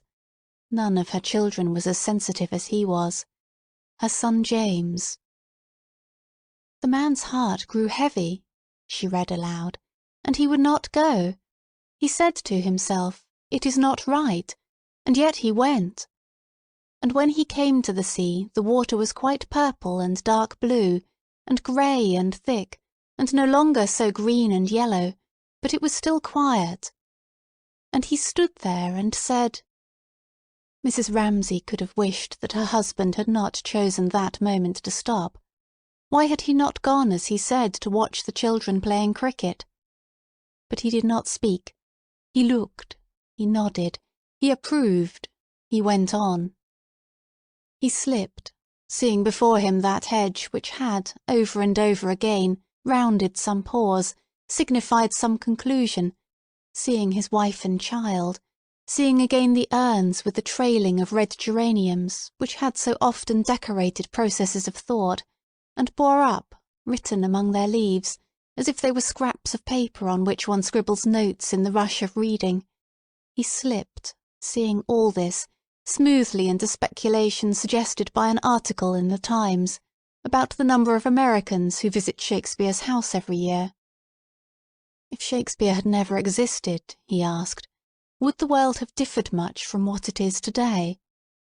Does the progress of civilization depend upon great men? Is the lot of the average human being better now than in the time of the pharaohs?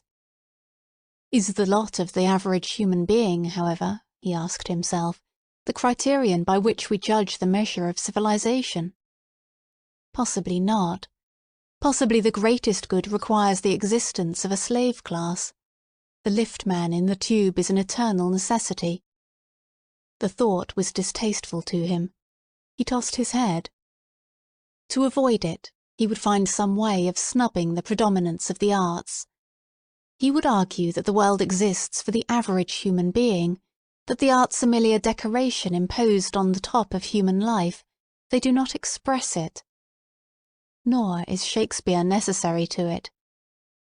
Not knowing precisely why it was that he wanted to disparage Shakespeare and come to the rescue of the man who stands eternally in the door of the lift, he picked a leaf sharply from the hedge. All this would have to be dished up for the young men at Cardiff next month, he thought. Here on his terrace he was merely foraging and picnicking. He threw away the leaf that he had picked so peevishly, like a man who reaches from his horse to pick a bunch of roses, or stuffs his pockets with nuts as he ambles at his ease through the lanes and fields of a country known to him from boyhood. It was all familiar, this turning, that style, that cut across the fields. Hours he would spend thus, with his pipe, of an evening, thinking up and down and in and out of the old familiar lanes and commons, which were all stuck about with the history of that campaign there, the life of this statesman here, with poems and with anecdotes, with figures too, this thinker, that soldier. All very brisk and clear, but at length the lane, the field, the common, the fruitful nut-tree and the flowering hedge led him on to that further turn of the road where he dismounted always, tied his horse to a tree, and proceeded on foot alone. He reached the edge of the lawn and looked out on the bay beneath. It was his fate, his peculiarity, whether he wished it or not, to come out thus on a spit of land which the sea is slowly eating away, and there to stand, like a desolate sea-bird, alone. It was his power, his gift, suddenly to shed all superfluities, to shrink and diminish so that he looked barer and felt sparer, even physically, yet lost none of his intensity of mind, and so to stand on his little ledge facing the dark of human ignorance, how we know nothing, and the sea eats away the ground we stand on. That was his fate, his gift. But having thrown away, when he dismounted, all gestures and fripperies, all trophies of nuts and roses, and shrunk so that not only fame but even his own name was forgotten by him, kept, even in that desolation, a vigilance which spared no phantom and luxuriated in no vision, and it was in this guise that he inspired in William Banks, intermittently, and in Charles Tansley, obsequiously, and in his wife now, when she looked up and saw him standing at the edge of the lawn, profoundly, reverence, and pity, and gratitude too, as a stake driven into the bed of a channel upon which the gulls perch and the waves beat, inspires in merry boatloads a feeling of gratitude for the duty it is taking upon itself of marking the channel out there in the floods alone. But the father of 8 children has no choice. Muttering half aloud, so he broke off, turned, sighed, raised his eyes, sought the figure of his wife reading stories to his little boy, filled his pipe. He turned from the sight of human ignorance and human fate, and the sea eating the ground we stand on, which, had he been able to contemplate it fixedly, might have led to something, and found consolation in trifles so slight compared with the august theme just now before him, that he was disposed to slur that comfort over, to deprecate it, as if to be caught happy in a world of misery was, for an honest man, the most despicable of crimes. It was true. He was, for the most part, happy. He had his wife. He had his children. He had promised in 6 weeks' time to talk some nonsense to the young men of Cardiff about Locke, Hume, Berkeley, and the causes of the French Revolution. But this, and his pleasure in it, his glory in the phrases he made, in the ardour of youth, in his wife's beauty, in the tributes that reached him from Swansea, Cardiff, Exeter, Southampton, Kidderminster, Oxford, Cambridge, all had to be deprecated and concealed under the phrase talking nonsense, because in effect he had not done the thing he might have done. It was a disguise. It was the refuge of a man afraid to own his own feelings, who could not say, "This is what I like, this is what I am," and rather pitiable and distasteful to William Banks and Lily Briscoe, who wondered why such concealments should be necessary, why he needed always praise, why so brave a man in thought should be so timid in life, how strangely he was venerable and laughable at one and the same time. Teaching and preaching is beyond human power, Lily suspected. She was putting away her things. If you are exalted, you must somehow come a cropper. Mrs. Ramsay gave him what he asked too easily. Then the change must be so upsetting, Lily said. He comes in from his books and finds us all playing games and talking nonsense. Imagine what a change from the things he thinks about, she said. He was bearing down upon them. Now he stopped dead and stood looking in silence at the sea. Now he had turned away again. Chapter 9. Yes, Mr. Banks said, watching him go. It was 1,000 pities. Lily had said something about his frightening her. He changed from one mood to another so suddenly. Yes, said Mr. Banks, it was 1,000 pities that Ramsay could not behave a little more like other people. For he liked Lily Briscoe. He could discuss Ramsay with her quite openly. It was for that reason, he said, that the young don't read Carlyle. A crusty old grumbler who lost his temper if the porridge was cold, why should he preach to us, was what Mr. Banks understood that young people said nowadays. It was 1,000 pities if you thought, as he did, that Carlyle was one of the great teachers of mankind. Lily was ashamed to say that she had not read Carlyle since she was at school. But in her opinion, one liked Mr. Ramsay all the better for thinking that if his little finger ached, the whole world must come to an end. It was not that she minded, for who could be deceived by him? He asked you quite openly to flatter him, to admire him. His little dodges deceived nobody. What she disliked was his narrowness, his blindness, she said, looking after him.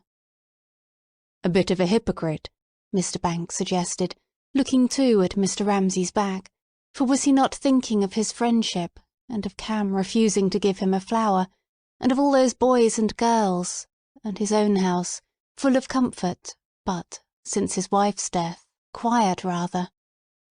Of course he had his work. All the same, he rather wished Lily to agree that Ramsay was, as he said, a bit of a hypocrite. Lily Briscoe went on putting away her brushes, looking up, looking down.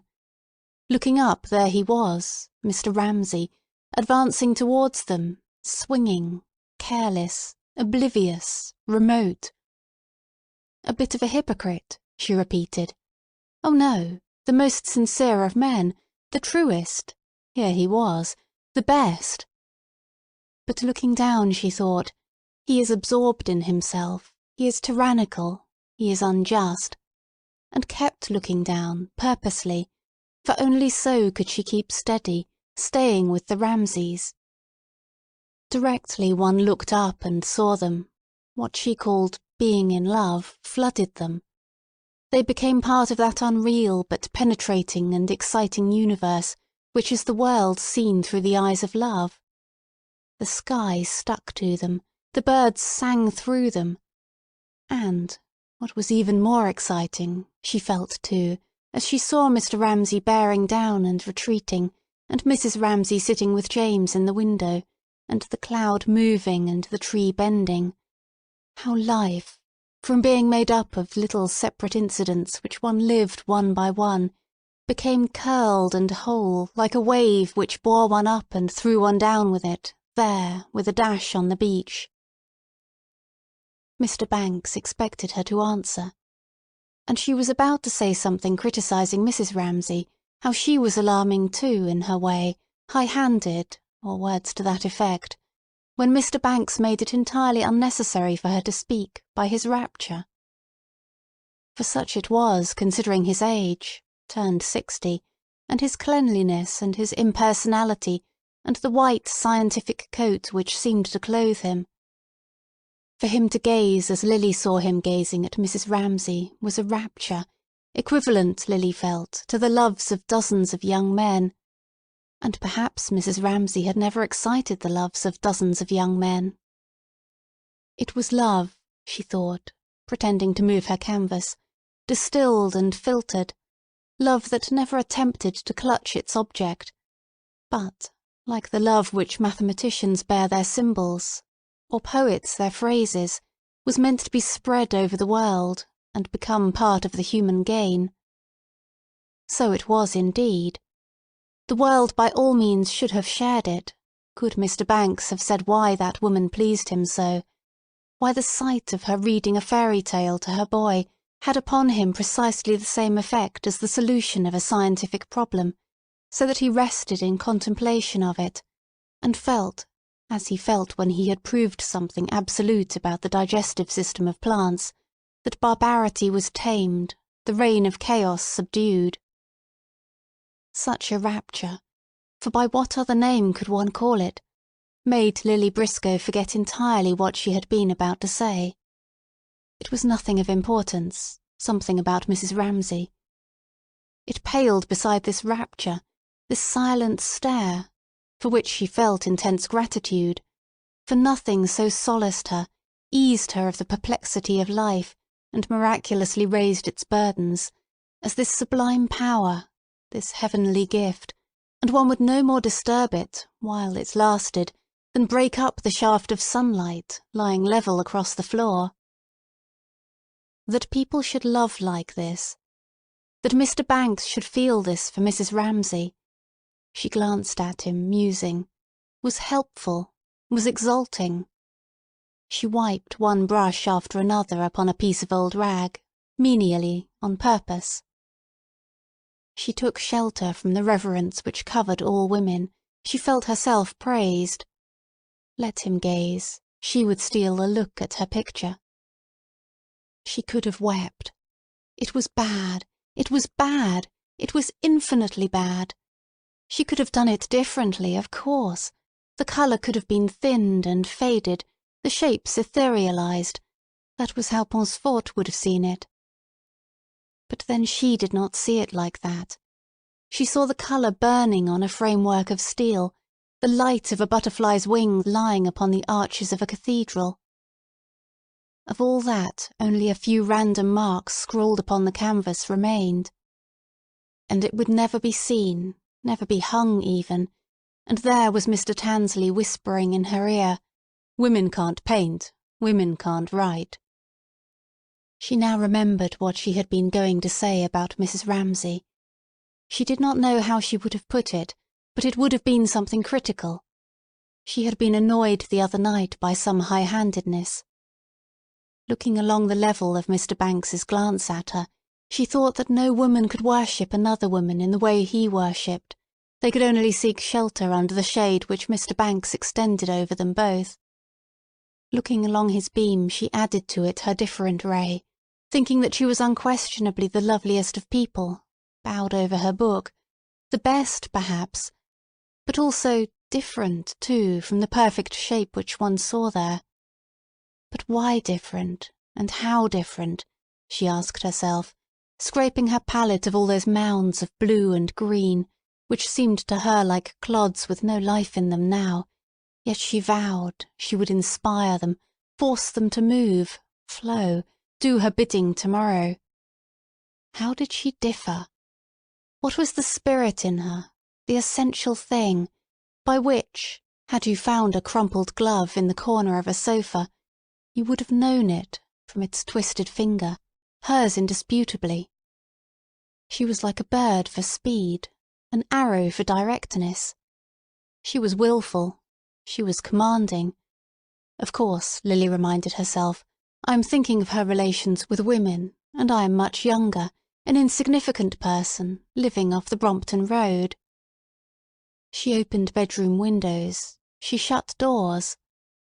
So she tried to start the tune of Mrs. Ramsay in her head.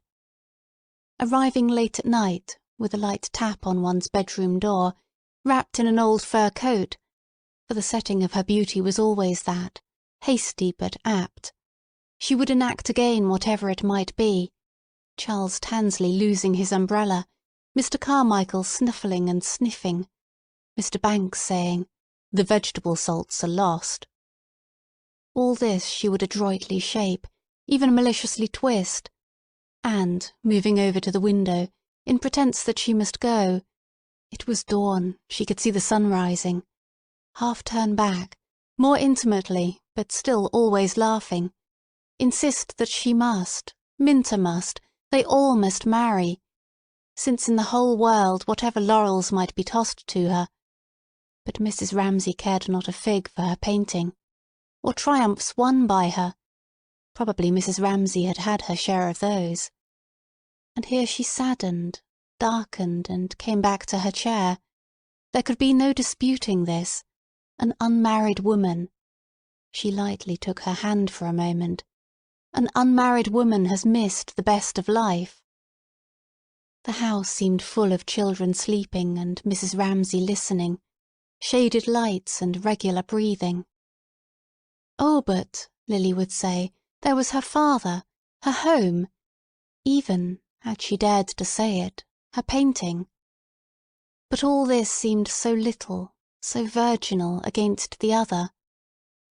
Yet, as the night wore on, and white lights parted the curtains, and even now and then some bird chirped in the garden, gathering a desperate courage, she would urge her own exemption from the universal law, plead for it. She liked to be alone. She liked to be herself. She was not made for that. And so have to meet a serious stare from eyes of unparalleled depth, and confront Mrs. Ramsay's simple certainty, and she was childlike now, that her dear Lily, her little brisk, was a fool.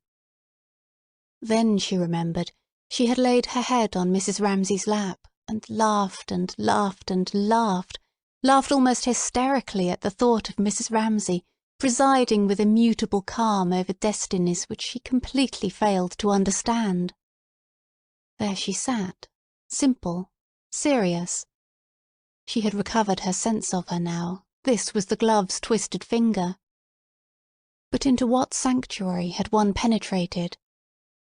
Lily Briscoe had looked up at last, and there was Mrs. Ramsay, unwitting entirely what had caused her laughter, still presiding, but now with every trace of wilfulness abolished, and, in its stead, something clear as the space which the clouds at last uncover, the little space of sky which sleeps beside the moon.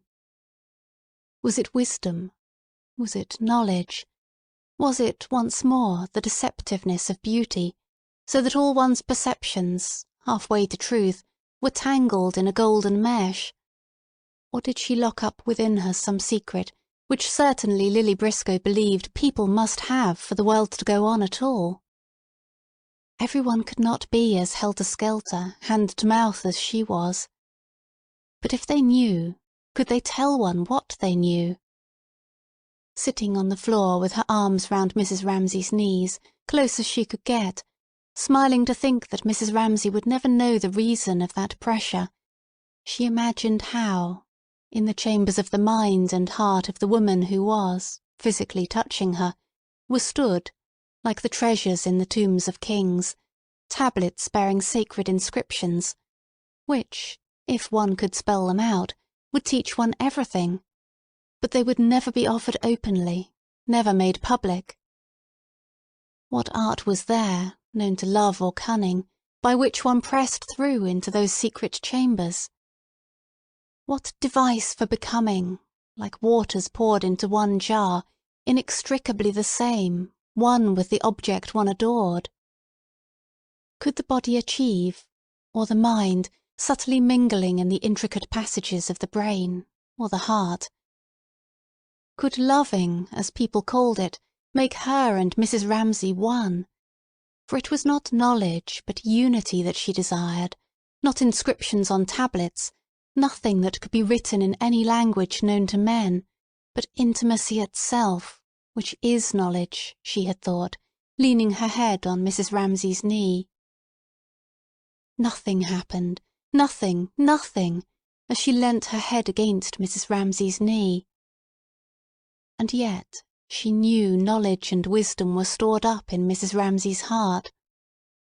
How then, she had asked herself, did one know one thing or another thing about people, sealed as they were? Only like a bee, drawn by some sweetness or sharpness in the air, intangible to touch or taste, one haunted the dome-shaped hive, ranged the wastes of the air over the countries of the world alone, and then haunted the hives with their murmurs and their stirrings, the hives which were people. Mrs. Ramsay rose, Lily rose, Mrs. Ramsay went.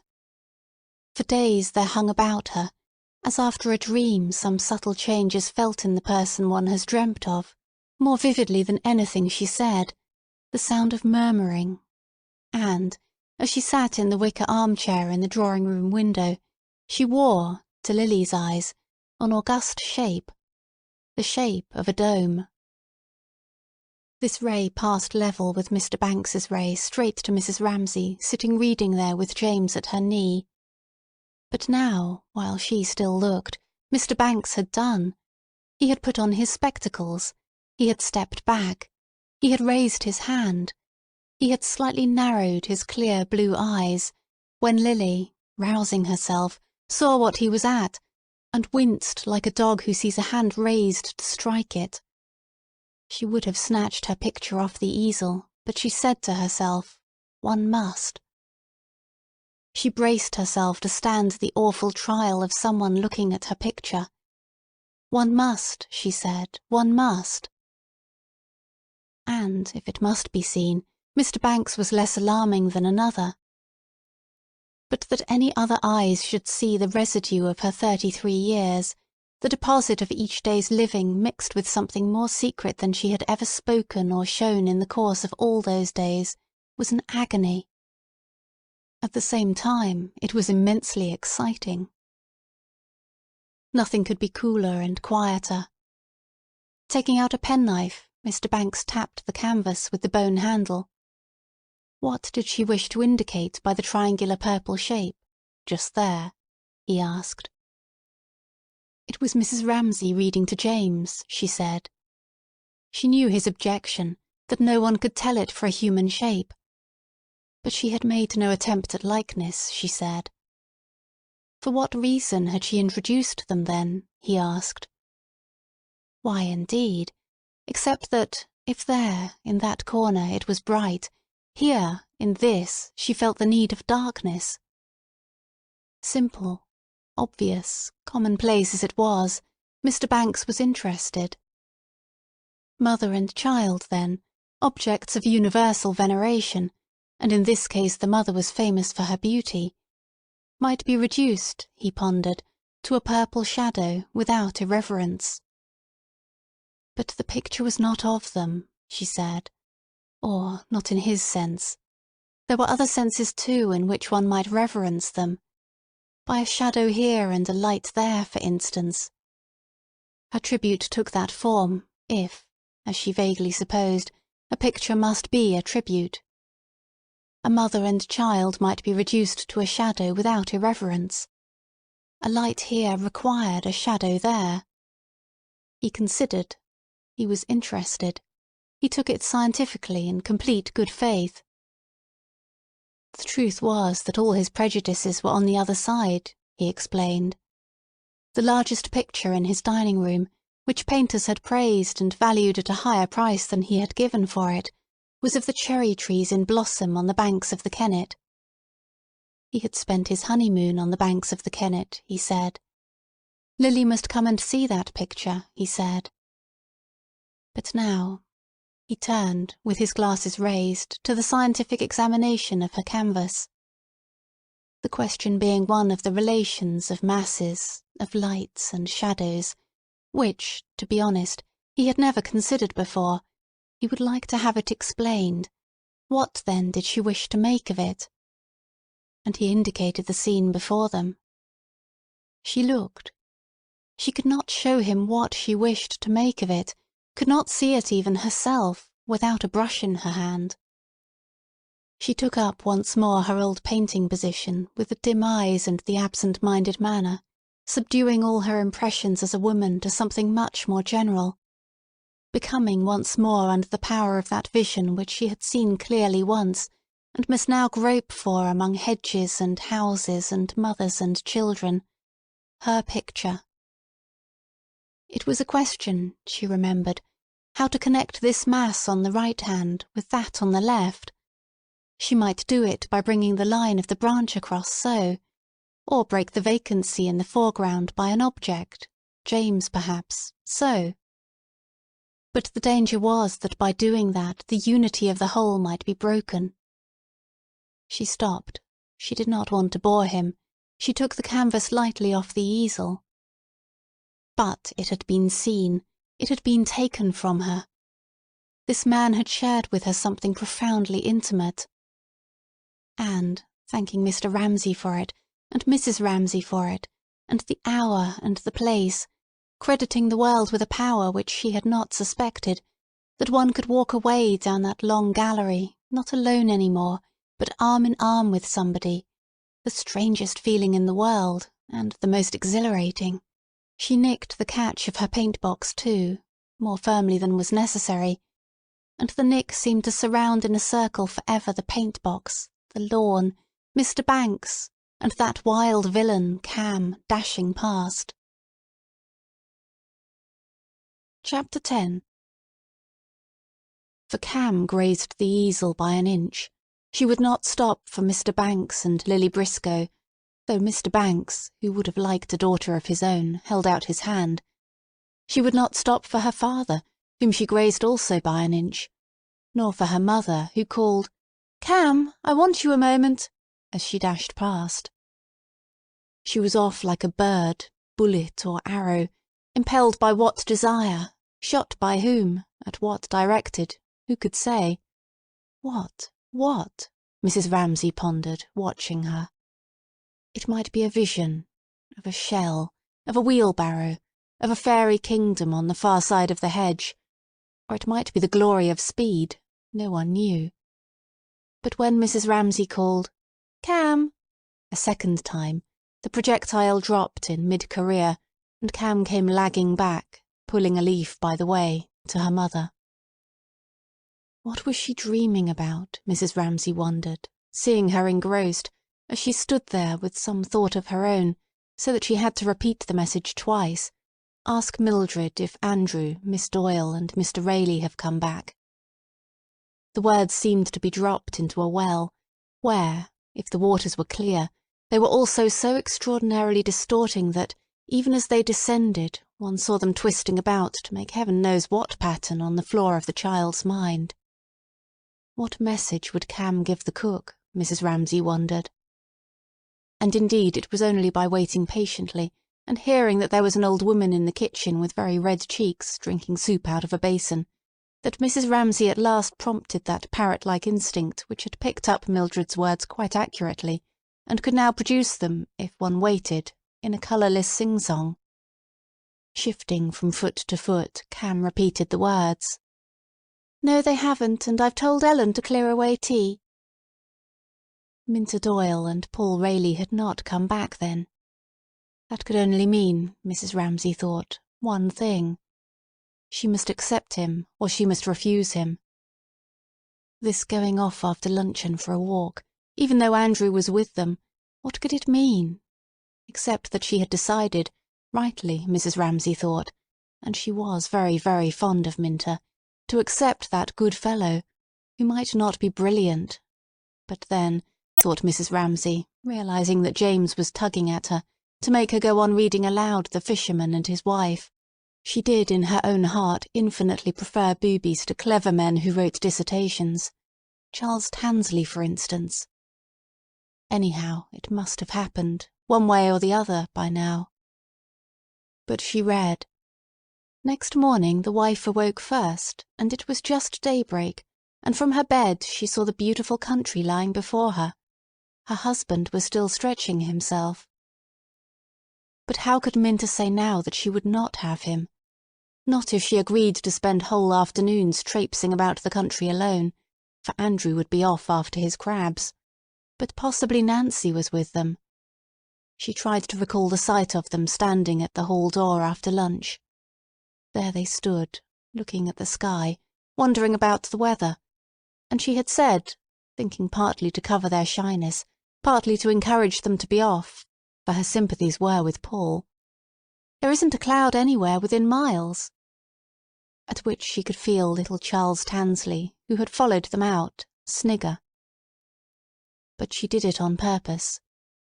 Whether Nancy was there or not, she could not be certain, looking from one to the other in her mind's eye.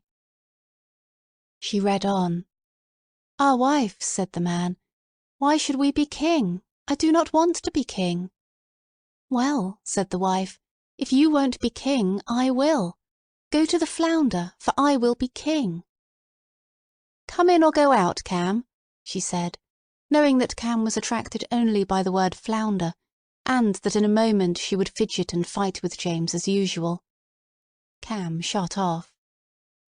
Mrs. Ramsay went on reading, relieved, for she and James shared the same tastes and were comfortable together. And when he came to the sea it was quite dark grey, and the water heaved up from below and smelt putrid. Then he went and stood by it and said, "Flounder, flounder in the sea, come I pray thee here to me, for my wife, good Ilsebil, wills not as I'd have her will." "Well, what does she want then?" said the flounder. And where were they now, Mrs. Ramsay wondered, reading and thinking quite easily both at the same time. For the story of the fisherman and his wife was like the bass gently accompanying a tune, which now and then ran up unexpectedly into the melody. And when should she be told?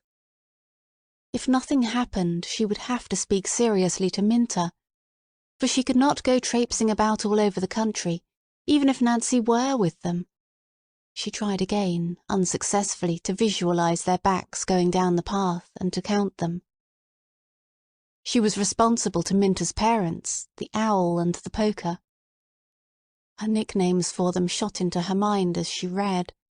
The owl and the poker, yes, they would be annoyed if they heard, and they were certain to hear, that Minta, staying with the Ramsays, had been seen, etc., etc., etc. He wore a wig in the House of Commons, and she ably assisted him at the head of the stairs, she repeated, fishing them up out of her mind by a phrase which, coming back from some party, she had made to amuse her husband. Dear, dear, Mrs. Ramsay said to herself, how did they produce this incongruous daughter, this tomboy Minta with a hole in her stocking? How did she exist in that portentous atmosphere, where the maid was always removing in a dustpan the sand that the parrot had scattered, and conversation was almost entirely reduced to the exploits, interesting perhaps but limited after all, of that bird? Naturally one had asked her to lunch, tea, dinner, finally to stay with them up at Finley, which had resulted in some friction with the owl, her mother, and more calling, and more conversation, and more sand, and really, at the end of it, she had told enough lies about parrots to last her a lifetime. So she had said to her husband that night, coming back from the party. However, Minta came. Yes, she came, Mrs. Ramsay thought, suspecting some thorn in the tangle of this thought, and disengaging it, found it to be this. A woman had once accused her of robbing her of her daughter's affections. Something Mrs. Doyle had said made her remember that charge again. Wishing to dominate, wishing to interfere, making people do what she wished, that was the charge against her, and she thought it most unjust. How could she help being like that to look at? No one could accuse her of taking pains to impress. She was often ashamed of her own shabbiness. Nor was she domineering, nor was she tyrannical. It was more true about hospitals and drains and the dairy. About things like that she did feel passionately, and would, if she had the chance, have liked to take people by the scruff of their necks and make them see. No hospital on the whole island. It was a disgrace. Milk delivered at your door in London positively brown with dirt. It should be made illegal. A model dairy and a hospital up here. Those two things she would have liked to do herself. But how? With all these children? When they were older, then perhaps she would have time, when they were all at school. Oh, but she never wanted James to grow a day older, or Cam either. These two she would have liked to keep forever just as they were, demons of wickedness, angels of delight, never to see them grow up into long-legged monsters. Nothing made up for the loss. When she read just now to James, and there were numbers of soldiers with kettle-drums and trumpets, and his eyes darkened, she thought, why should they grow up and lose all that? He was the most gifted, the most sensitive of her children. But all, she thought, were full of promise. Prue, a perfect angel with the others, and sometimes now, at night especially, She took one's breath away with her beauty. Andrew, even her husband, admitted that his gift for mathematics was extraordinary. And Nancy and Roger, they were both wild creatures now, scampering about over the country all day long. As for Rose, her mouth was too big, but she had a wonderful gift with her hands. If they had charades, Rose made the dresses, made everything, liked best arranging tables, flowers, anything. She did not like it that Jasper should shoot birds, but it was only a stage. They all went through stages. Why, she asked, pressing her chin on James's head, should they grow up so fast? Why should they go to school? She would have liked always to have had a baby. She was happiest carrying one in her arms. Then people might say she was tyrannical, domineering, masterful, if they chose. She did not mind. And, touching his hair with her lips, she thought, he will never be so happy again. But stopped herself, remembering how it angered her husband that she should say that. Still, it was true. They were happier now than they would ever be again. A tenpenny tea set made Cam happy for days. She heard them stamping and crowing on the floor above her head the moment they awoke. They came bustling along the passage. Then the door sprang open, and in they came, fresh as roses, staring, wide awake, as if this coming into the dining-room after breakfast, which they did every day of their lives, was a positive event to them, and so on, with one thing after another, all day long, until she went up to say good-night to them, and found them netted in their cots like birds among cherries and raspberries, still making up stories about some little bit of rubbish, something they had heard, something they had picked up in the garden. They all had their little treasures. And so she went down and said to her husband, why must they grow up and lose it all? Never will they be so happy again. And he was angry. Why take such a gloomy view of life, he said. It is not sensible. For it was odd, and she believed it to be true, that with all his gloom and desperation he was happier, more hopeful on the whole than she was. Less exposed to human worries, perhaps that was it. He always had his work to fall back on. Not that she herself was pessimistic, as he accused her of being.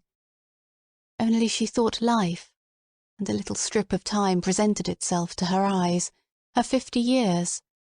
There it was before her, life. Life, she thought. But she did not finish her thought. She took a look at life, for she had a clear sense of it there, something real, something private, which she shared neither with her children nor with her husband.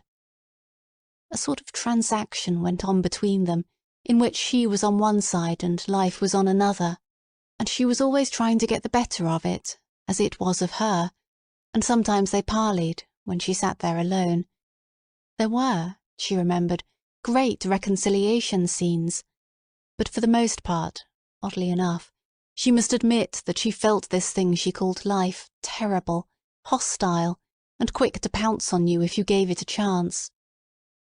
There were eternal problems, suffering, death, the poor. There was always a woman dying of cancer even here. And yet she had said to all these children, you shall go through it all. To 8 people she had said relentlessly that, and the bill for the greenhouse would be £50.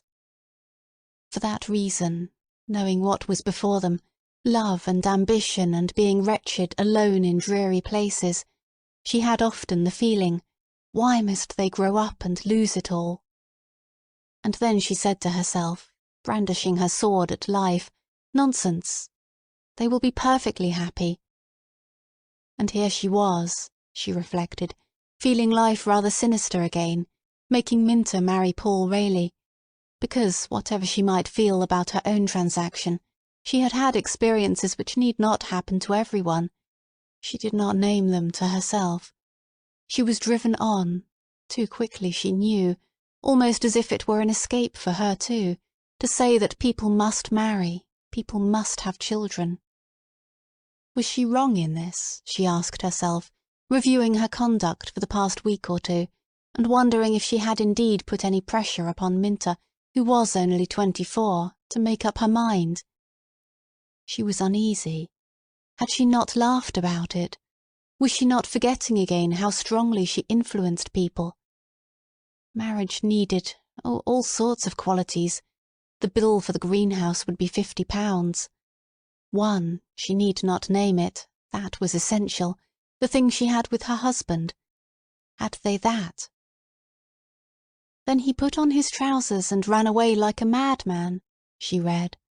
But outside a great storm was raging and blowing so hard that he could scarcely keep his feet.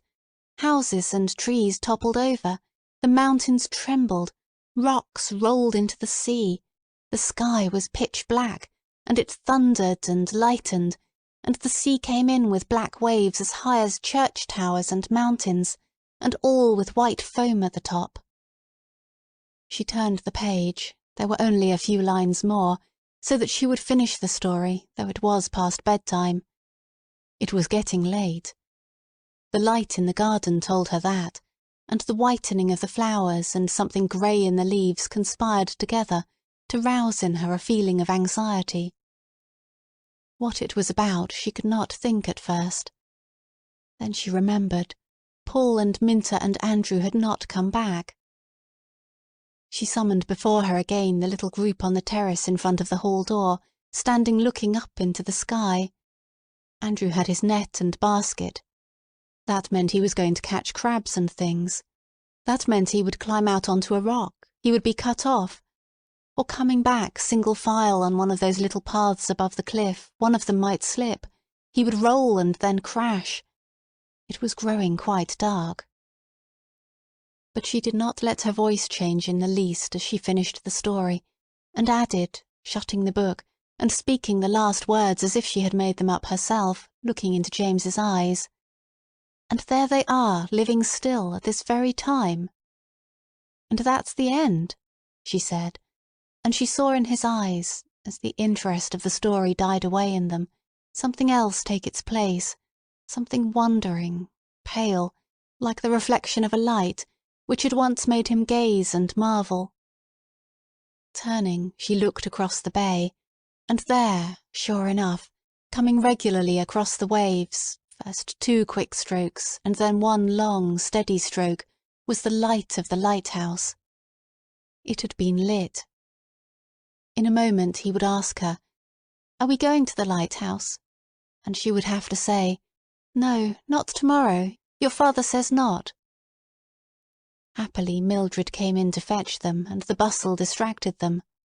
But he kept looking back over his shoulder as Mildred carried him out, and she was certain that he was thinking, "We are not going to the lighthouse tomorrow," and she thought, "He will remember that all his life." Chapter 11.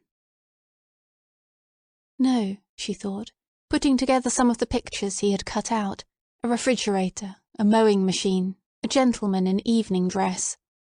Children never forget. For this reason it was so important what one said, and what one did, and it was a relief when they went to bed. For now she need not think about anybody. She could be herself, by herself. And that was what now she often felt the need of, to think. Well, not even to think. To be silent, to be alone. All the being and the doing, expansive, glittering, vocal, evaporated, and one shrunk, with a sense of solemnity, to being oneself, a wedge-shaped core of darkness, something invisible to others. Although she continued to knit and sat upright, it was thus that she felt herself. And this self, having shed its attachments, was free for the strangest adventures.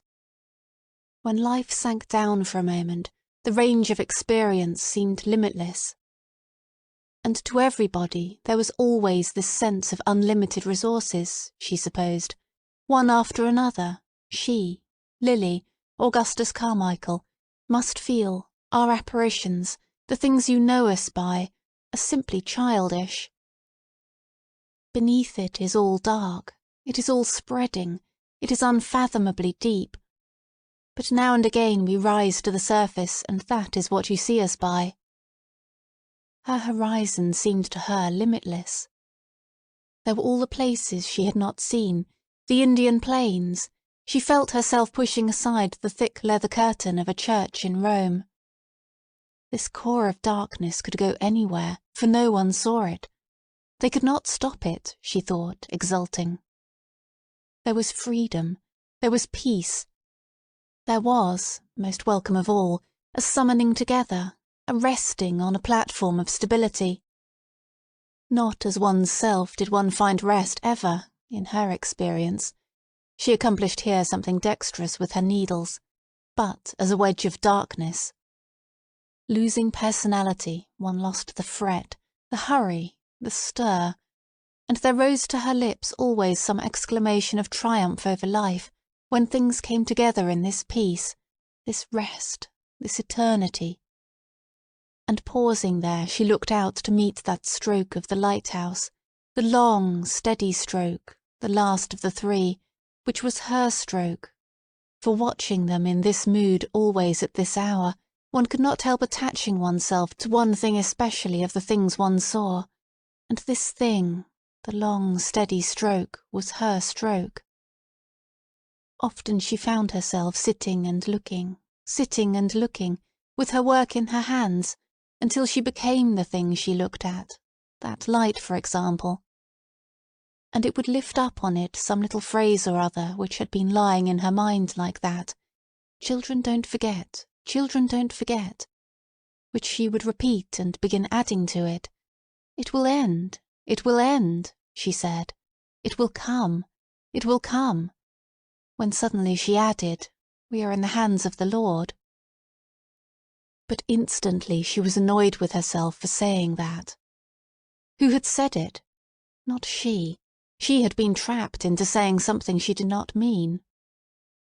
She looked up over her knitting and met the third stroke, and it seemed to her like her own eyes meeting her own eyes, searching as she alone could search into her mind and her heart, purifying out of existence that lie, any lie.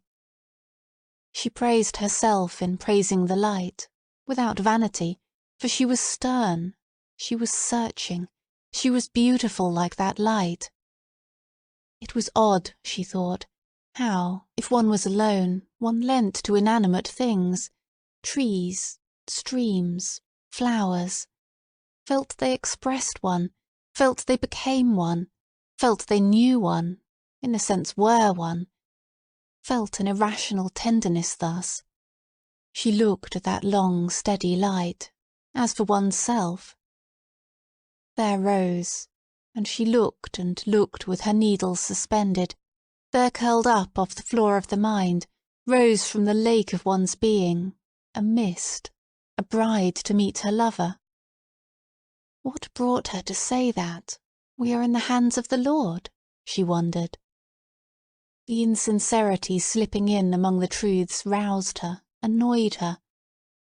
She returned to her knitting again. How could any Lord have made this world? She asked.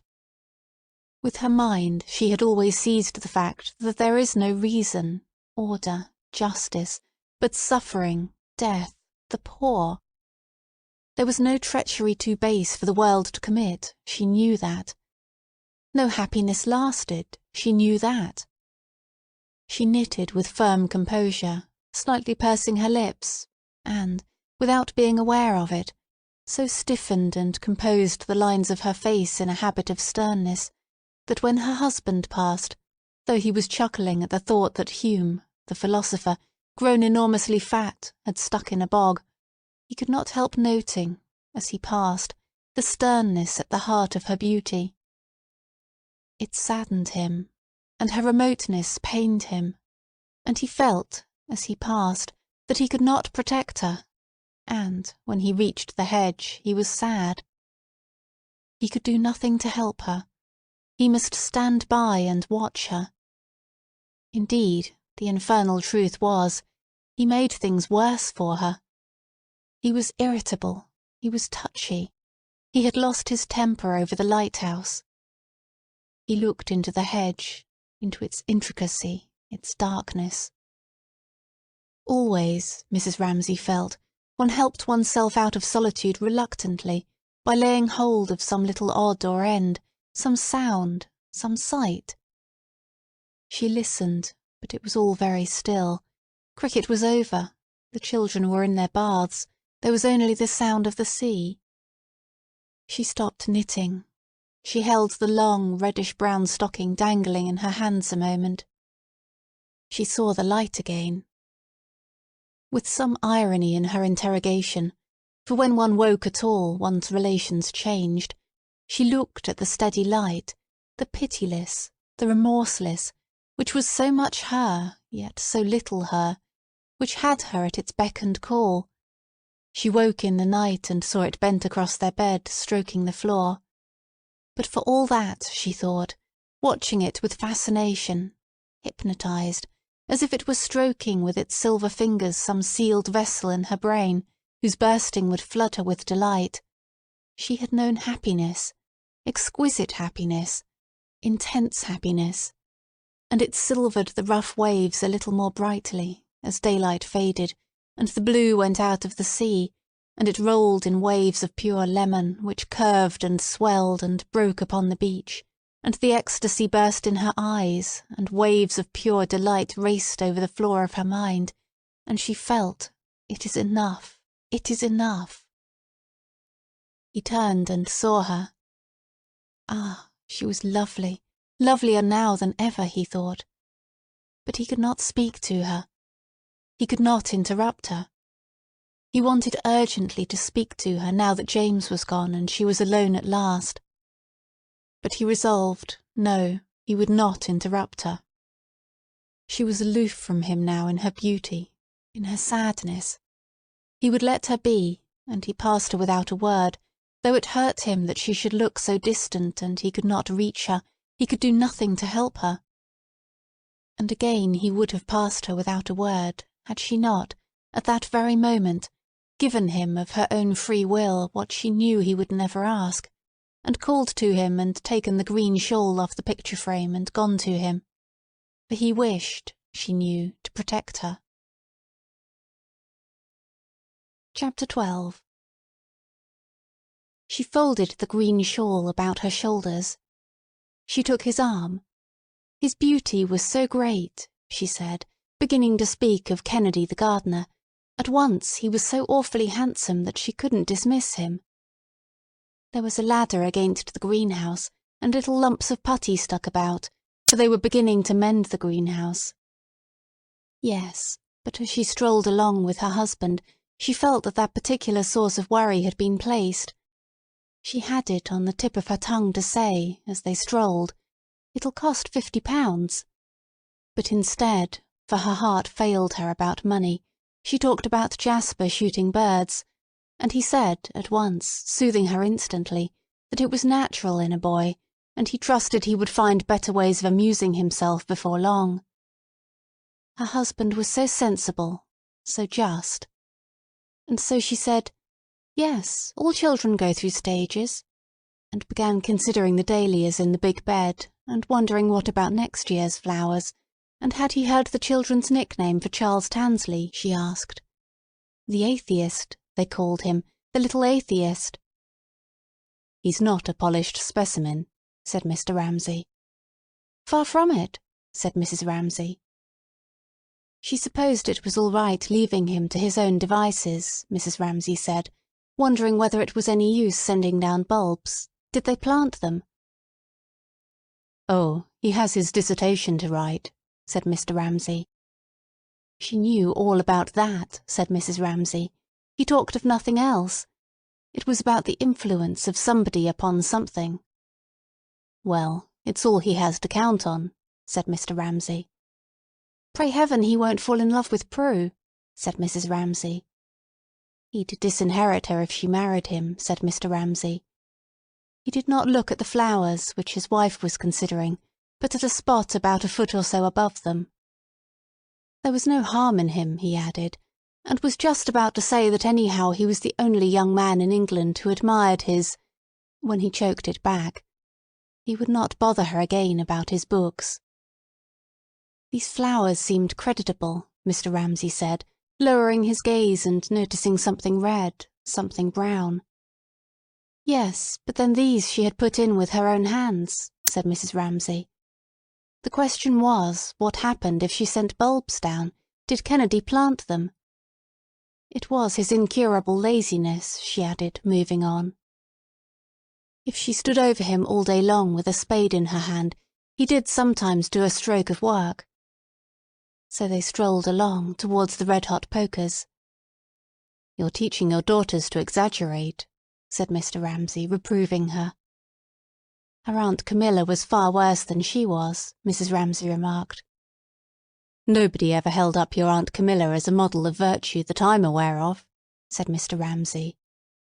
"She was the most beautiful woman I ever saw," said Mrs. Ramsay. "Somebody else was that," said Mr. Ramsay. "Prue was going to be far more beautiful than she was," said Mrs. Ramsay. "He saw no trace of it," said Mr. Ramsay. "Well then, look tonight," said Mrs. Ramsay. They paused. He wished Andrew could be induced to work harder. He would lose every chance of a scholarship if he didn't. "Oh, scholarships," she said. Mr. Ramsay thought her foolish for saying that, about a serious thing like a scholarship. He should be very proud of Andrew if he got a scholarship, he said. She would be just as proud of him if he didn't, she answered. They disagreed always about this, but it did not matter. She liked him to believe in scholarships, and he liked her to be proud of Andrew whatever he did. Suddenly she remembered those little paths on the edge of the cliffs. "Wasn't it late?" she asked. "They hadn't come home yet." He flicked his watch carelessly open. But it was only just past 7. He held his watch open for a moment, deciding that he would tell her what he had felt on the terrace. To begin with, it was not reasonable to be so nervous. Andrew could look after himself.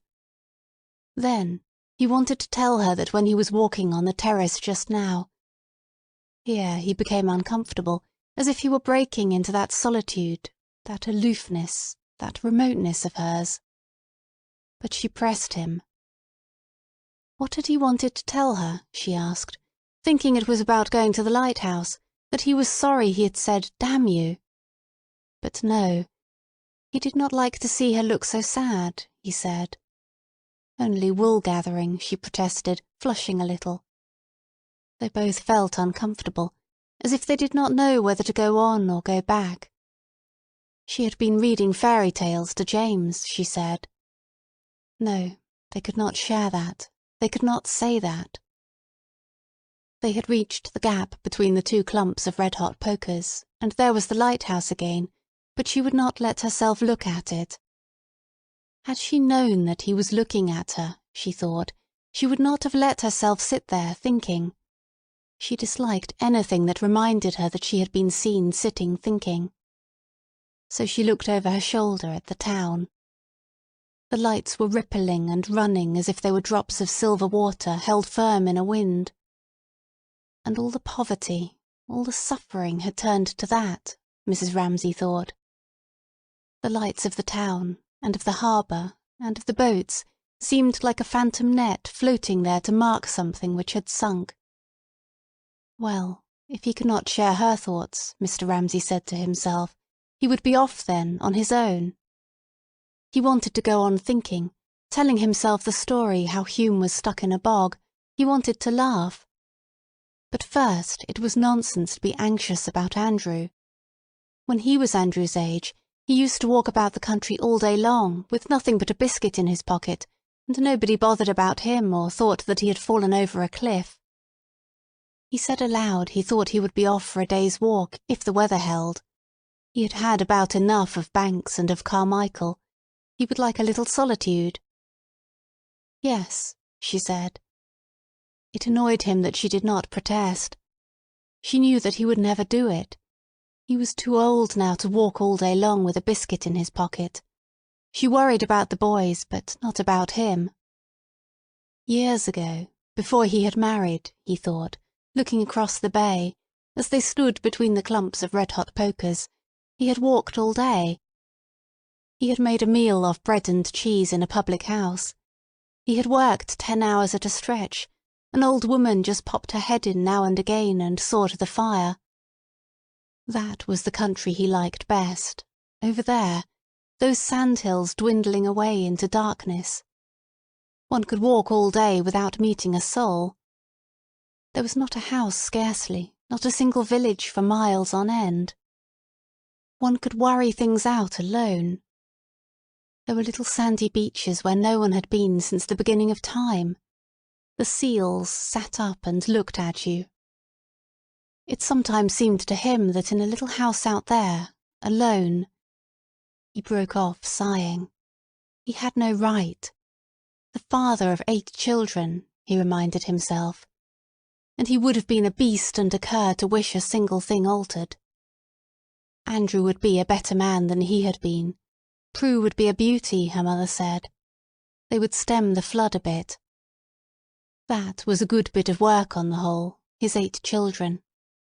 They showed he did not damn the poor little universe entirely, for, on an evening like this, he thought, looking at the land dwindling away, the little island seemed pathetically small, half swallowed up in the sea.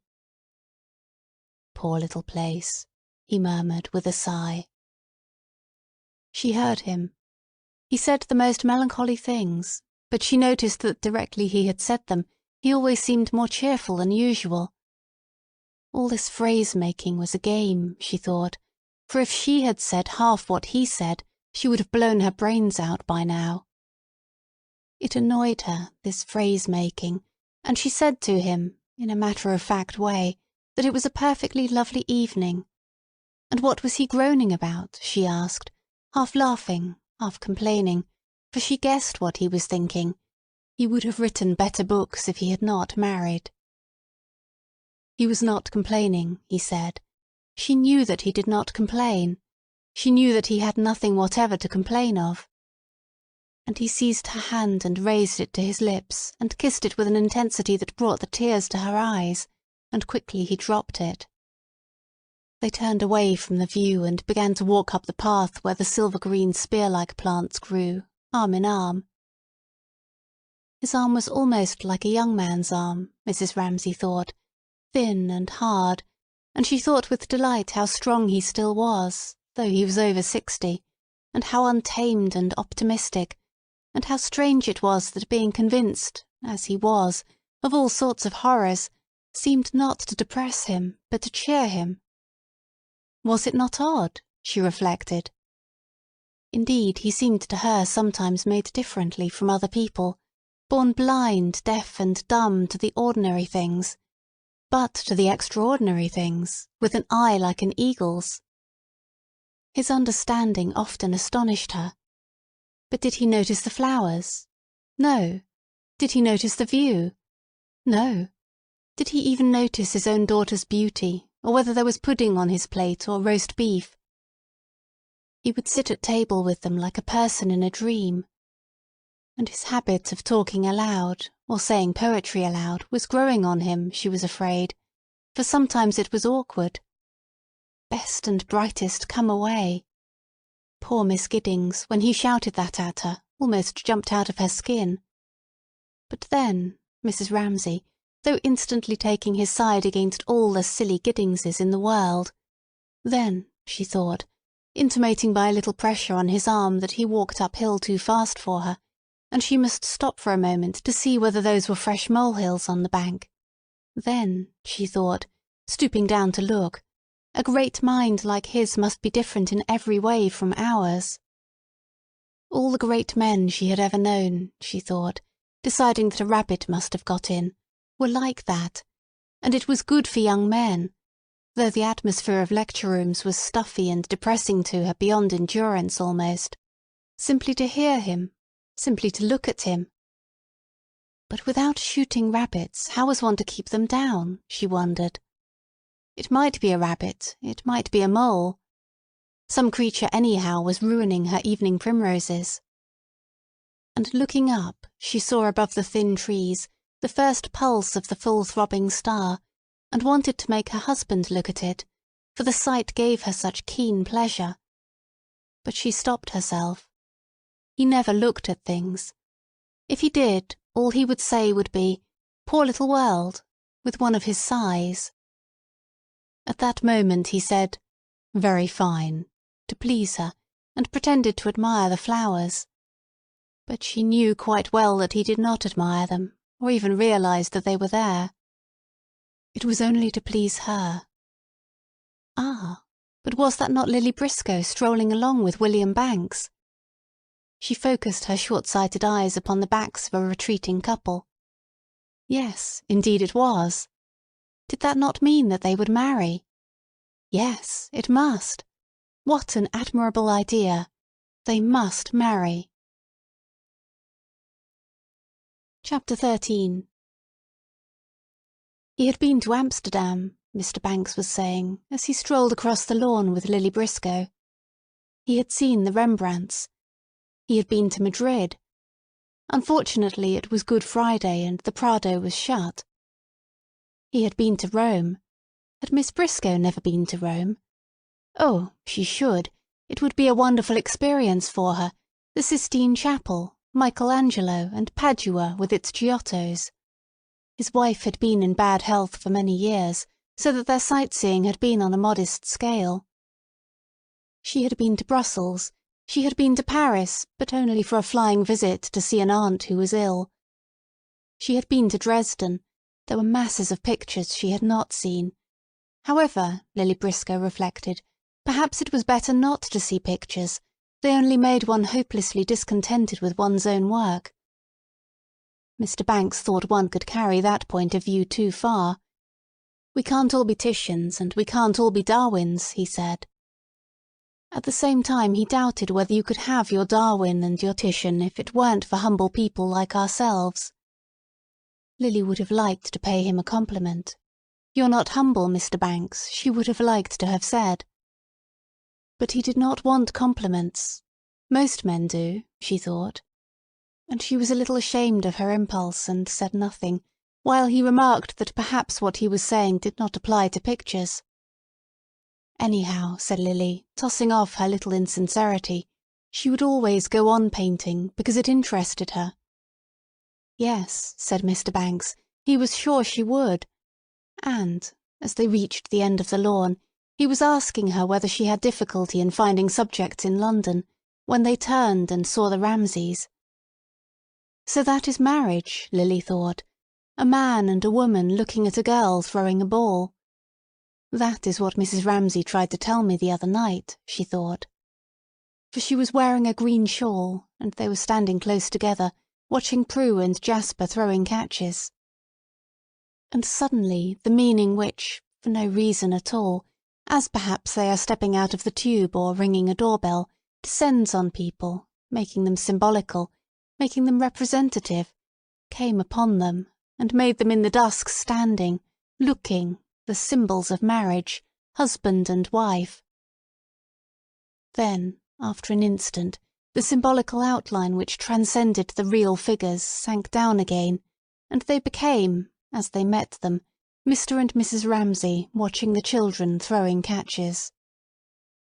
But still for a moment, though Mrs. Ramsay greeted them with her usual smile. "Oh, she's thinking we're going to get married," Lily thought, and said, "I have triumphed tonight," meaning that for once Mr. Banks had agreed to dine with them and not run off to his own lodging where his man cooked vegetables properly. Still, for one moment, there was a sense of things having been blown apart, of space, of irresponsibility as the ball soared high, and they followed it, and lost it, and saw the one star and the draped branches. In the failing light they all looked sharp-edged and ethereal and divided by great distances. Then, darting backwards over the vast space, for it seemed as if solidity had vanished altogether, Prue ran full tilt into them, and caught the ball brilliantly high up in her left hand, and her mother said, "Haven't they come back yet?" Whereupon the spell was broken. Mr. Ramsay felt free now to laugh out loud at the thought that Hume had stuck in a bog, and an old woman rescued him on condition he said the Lord's Prayer, and chuckling to himself he strolled off to his study. Mrs. Ramsay, bringing Prue back into throwing catches again, from which she had escaped, asked, "Did Nancy go with them?" Chapter 14. Certainly Nancy had gone with them, since Minta Doyle had asked it with her dumb look, holding out her hand, as Nancy made off, after lunch, to her attic, to escape the horror of family life. She supposed she must go then. She did not want to go. She did not want to be drawn into it all. For, as they walked along the road to the cliff, Minta kept on taking her hand. Then she would let it go. Then she would take it again. What was it she wanted? Nancy asked herself. There was something, of course, that people wanted.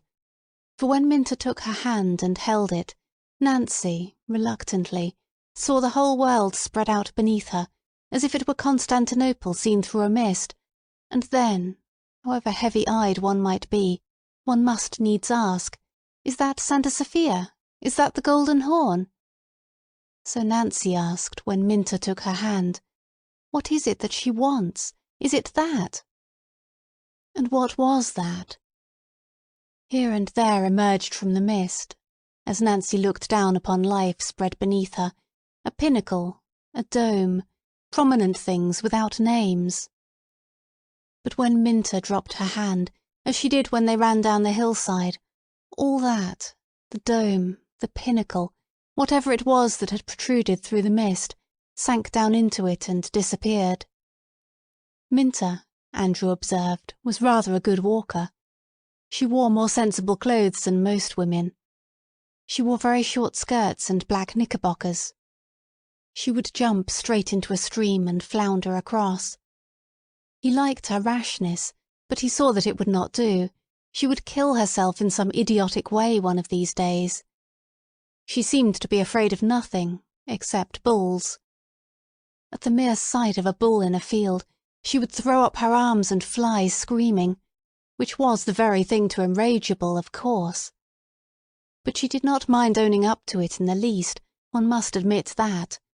She knew she was an awful coward about bulls, she said. She thought she must have been tossed in her perambulator when she was a baby. She didn't seem to mind what she said or did. Suddenly now she pitched down on the edge of the cliff and began to sing some song about "Damn your eyes, damn your eyes." They all had to join in and sing the chorus and shout out together, "Damn your eyes, damn your eyes." But it would be fatal to let the tide come in and cover up all the good hunting grounds before they got onto the beach. Fatal, Paul agreed, springing up, and as they went slithering down, he kept quoting the guide-book about these islands being justly celebrated for their park-like prospects and the extent and variety of their marine curiosities. But it would not do altogether, this shouting and damning your eyes, Andrew felt, picking his way down the cliff, this clapping him on the back and calling him "old fellow" and all that. It would not altogether do. It was the worst of taking women on walks. Once on the beach they separated, he going out onto the Pope's Nose, taking his shoes off and rolling his socks in them, and letting that couple look after themselves. Nancy waded out to her own rocks and searched her own pools, and let that couple look after themselves. She crouched low down and touched the smooth rubber-like sea anemones who were stuck like lumps of jelly to the side of the rock. Brooding, she changed the pool into the sea, and made the minnows into sharks and whales, and cast vast clouds over this tiny world by holding her hand against the sun, and so brought darkness and desolation, like God himself, to millions of ignorant and innocent creatures, and then took her hand away suddenly and let the sun stream down. Out on the pale criss-crossed sand, high-stepping, fringed, gauntleted, stalked some fantastic leviathan. She was still enlarging the pool, and slipped into the vast fissures of the mountainside.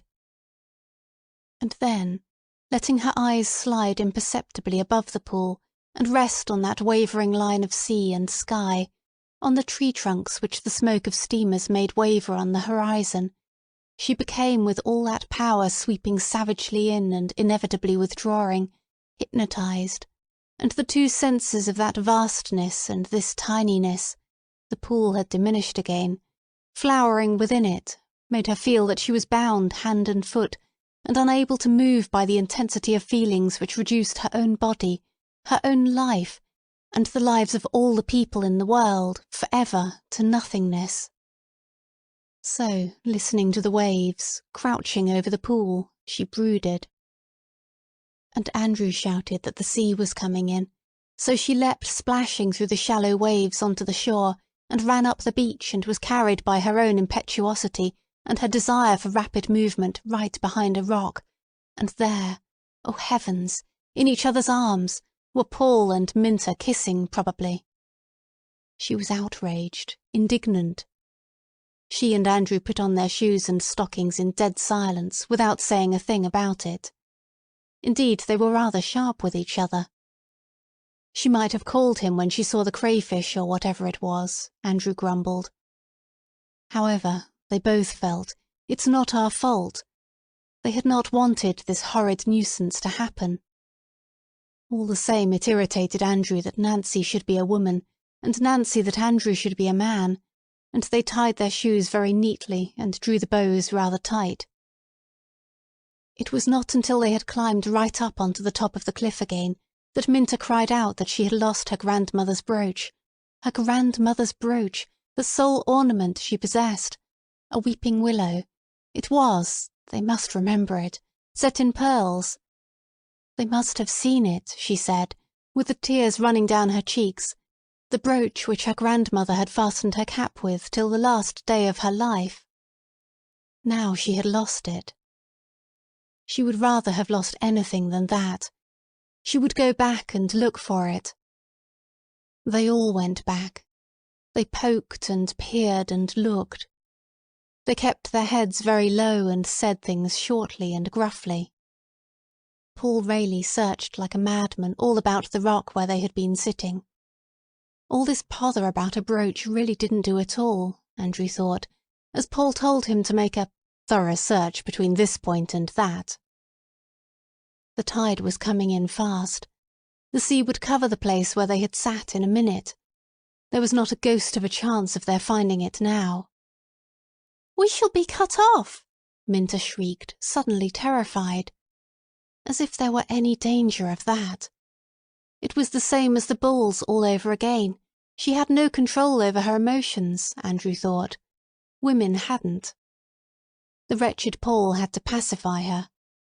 The men, Andrew and Paul at once became manly and different from usual, took counsel briefly, and decided that they would plant Rayleigh's stick where they had sat, and come back at low tide again. There was nothing more that could be done now. If the brooch was there, it would still be there in the morning, they assured her, but Minter still sobbed, all the way up to the top of the cliff. It was her grandmother's brooch. She would rather have lost anything but that. And yet Nancy felt it might be true that she minded losing her brooch, but she wasn't crying only for that. She was crying for something else. We might all sit down and cry, she felt, but she did not know what for. They drew ahead together, Paul and Minter, and he comforted her and said how famous he was for finding things. Once, when he was a little boy, he had found a gold watch. He would get up at daybreak, and he was positive he would find it.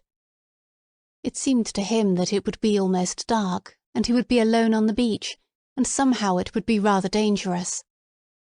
He began telling her, however, that he would certainly find it, and she said that she would not hear of his getting up at dawn. It was lost. She knew that. She had had a presentiment when she put it on that afternoon. And secretly he resolved that he would not tell her, but he would slip out of the house at dawn when they were all asleep, and if he could not find it, he would go to Edinburgh and buy her another, just like it but more beautiful. He would prove what he could do. And as they came out on the hill and saw the lights of the town beneath them, the lights coming out suddenly one by one seemed like things that were going to happen to him, his marriage, his children, his house.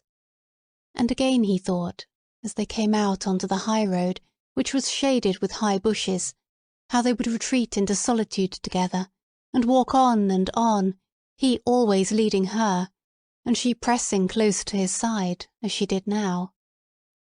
As they turned by the crossroads, he thought what an appalling experience he had been through, and he must tell someone.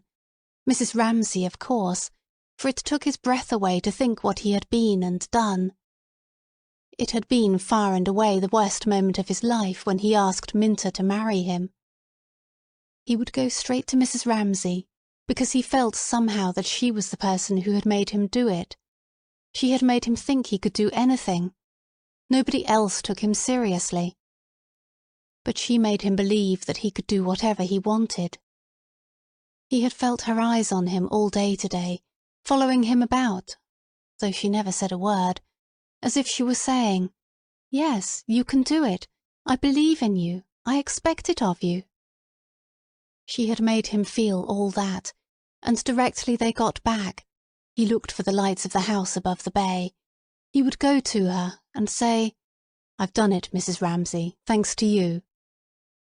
And so, turning into the lane that led to the house, he could see lights moving about in the upper windows. They must be awfully late then. People were getting ready for dinner.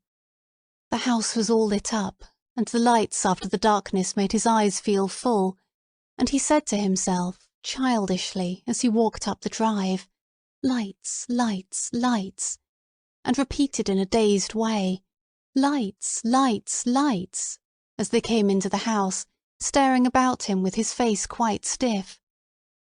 But, good heavens, he said to himself, putting his hand to his tie, I must not make a fool of myself. Chapter 15. "Yes," said Prue in her considering way, answering her mother's question. "I think Nancy did go with them." Chapter 16.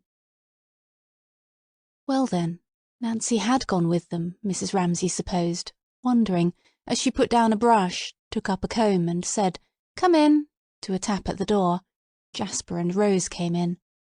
Whether the fact that Nancy was with them made it less likely or more likely that anything would happen.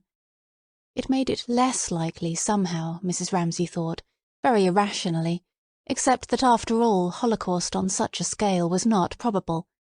They could not all be drowned. And again she felt alone in the presence of her old antagonist, life.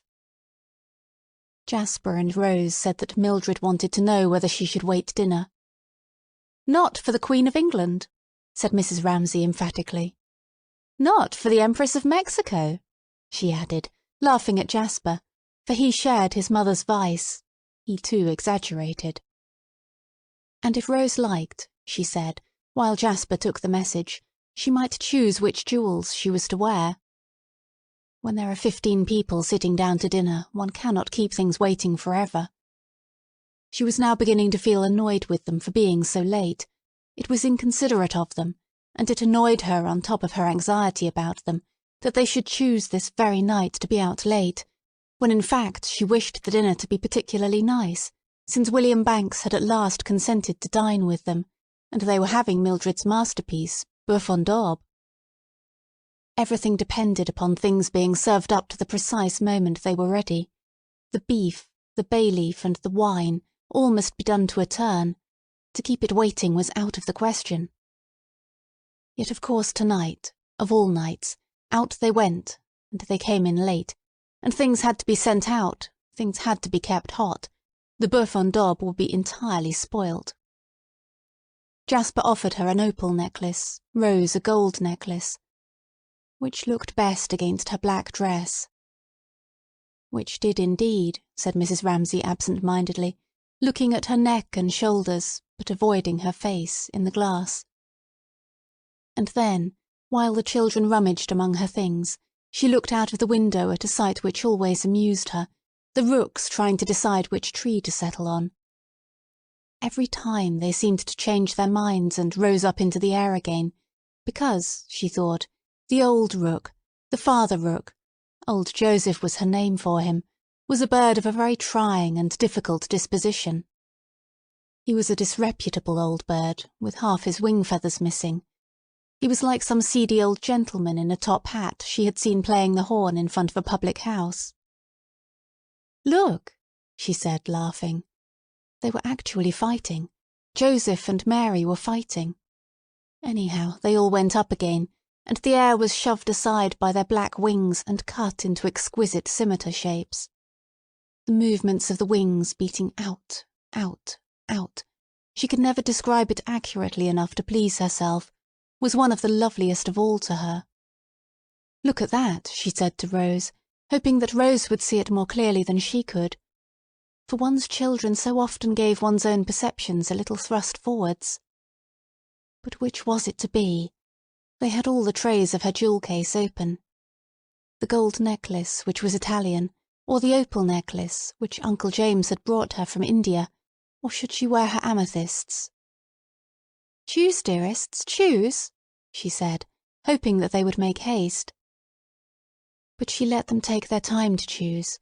She let Rose, particularly, take up this and then that, and hold her jewels against the black dress, for this little ceremony of choosing jewels, which was gone through every night, was what Rose liked best, she knew. She had some hidden reason of her own for attaching great importance to this choosing what her mother was to wear.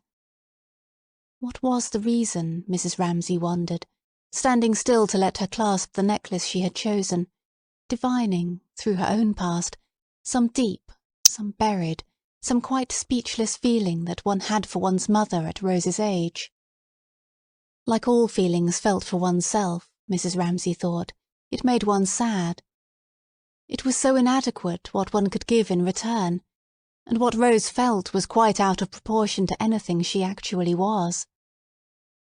And Rose would grow up, and Rose would suffer, she supposed, with these deep feelings, and she said she was ready now, and they would go down, and Jasper, because he was the gentleman, should give her his arm, and Rose, as she was the lady, should carry her handkerchief. She gave her the handkerchief. And what else? Oh yes, it might be cold, a shawl. "Choose me a shawl," she said, for that would please Rose, who was bound to suffer so. "There," she said, stopping by the window on the landing.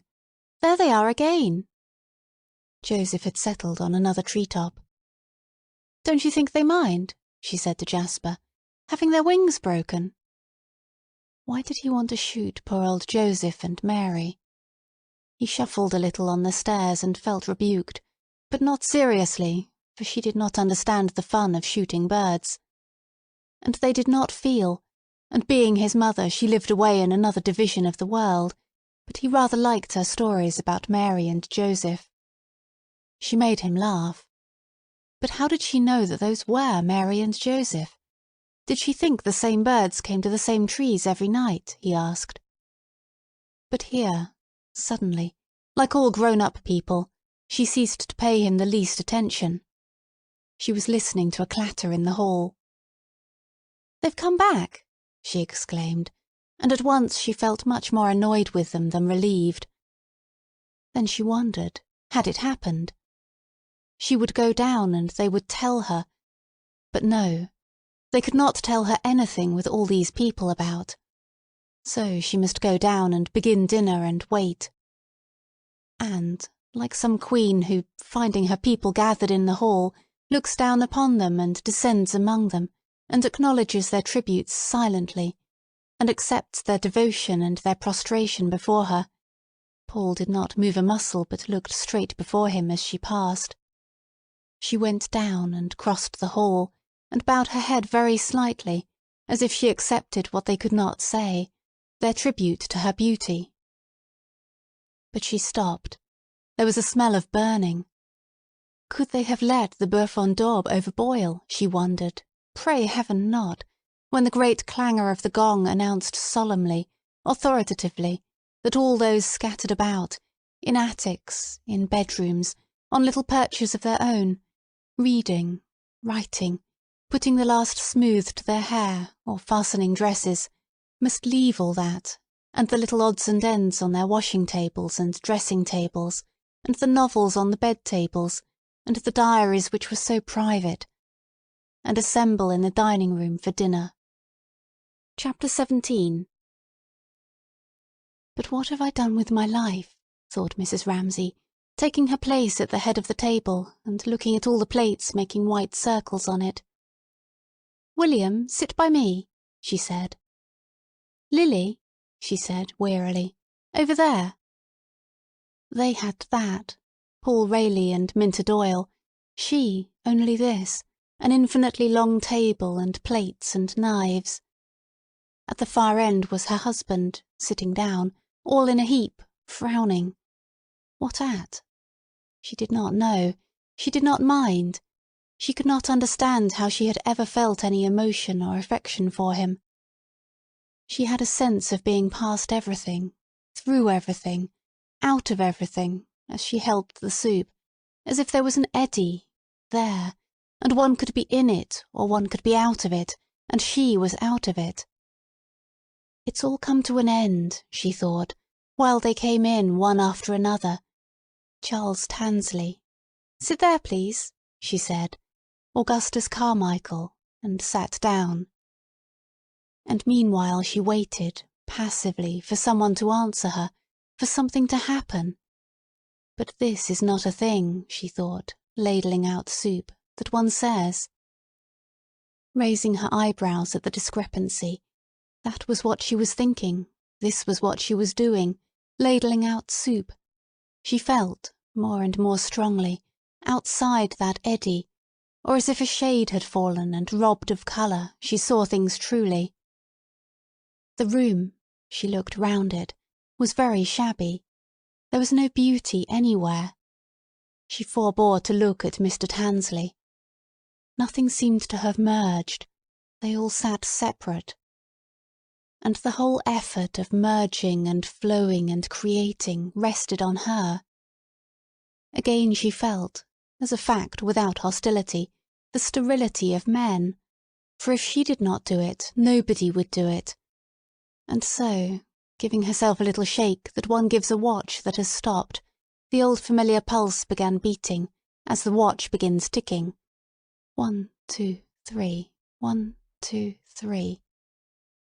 And so on, she repeated, listening to it, sheltering and fostering the still feeble pulse as one might guard a weak flame with a newspaper. And so then, she concluded, addressing herself by bending silently in his direction to William Banks, poor man, who had no wife and no children, and dined alone in lodgings except for tonight, and in pity for him, life being now strong enough to bear her on again, she began all this business, as a sailor not without weariness sees the wind fill his sail, and yet hardly wants to be off again, and thinks how, had the ship sunk, he would have whirled round and found rest on the floor of the sea. "Did you find your letters? I told them to put them in the hall for you," she said to William Banks.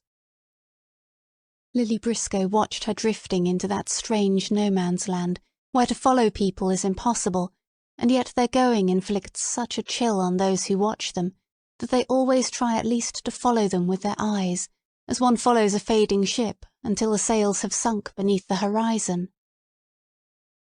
How old she looks, how worn she looks, Lily thought, and how remote. Then, when she turned to William Banks, smiling, it was as if the ship had turned and the sun had struck its sails again, and Lily thought with some amusement, because she was relieved, why does she pity him?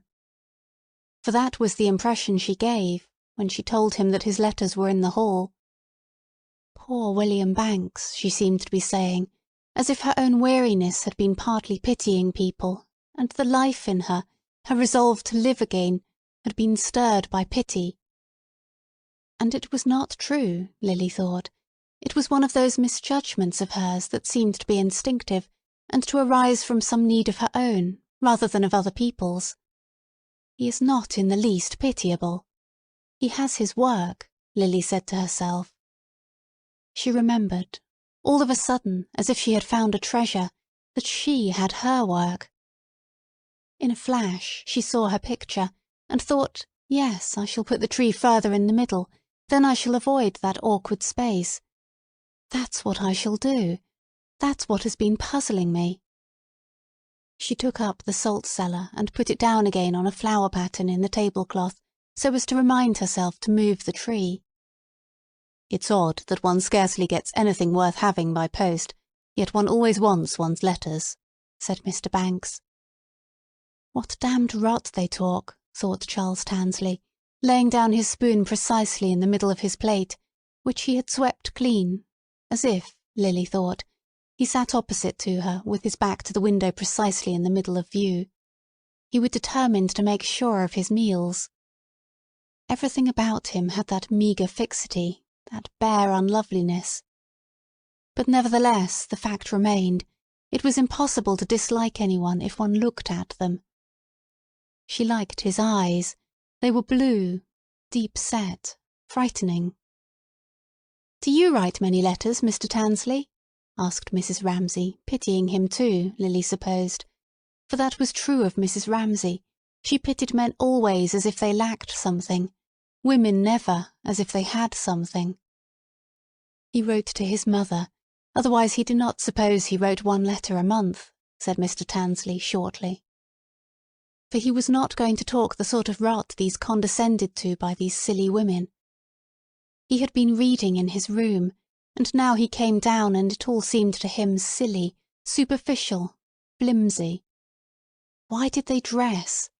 He had come down in his ordinary clothes. He had not got any dress clothes. One never gets anything worth having by post. That was the sort of thing they were always saying. They made men say that sort of thing. Yes, it was pretty well true, he thought.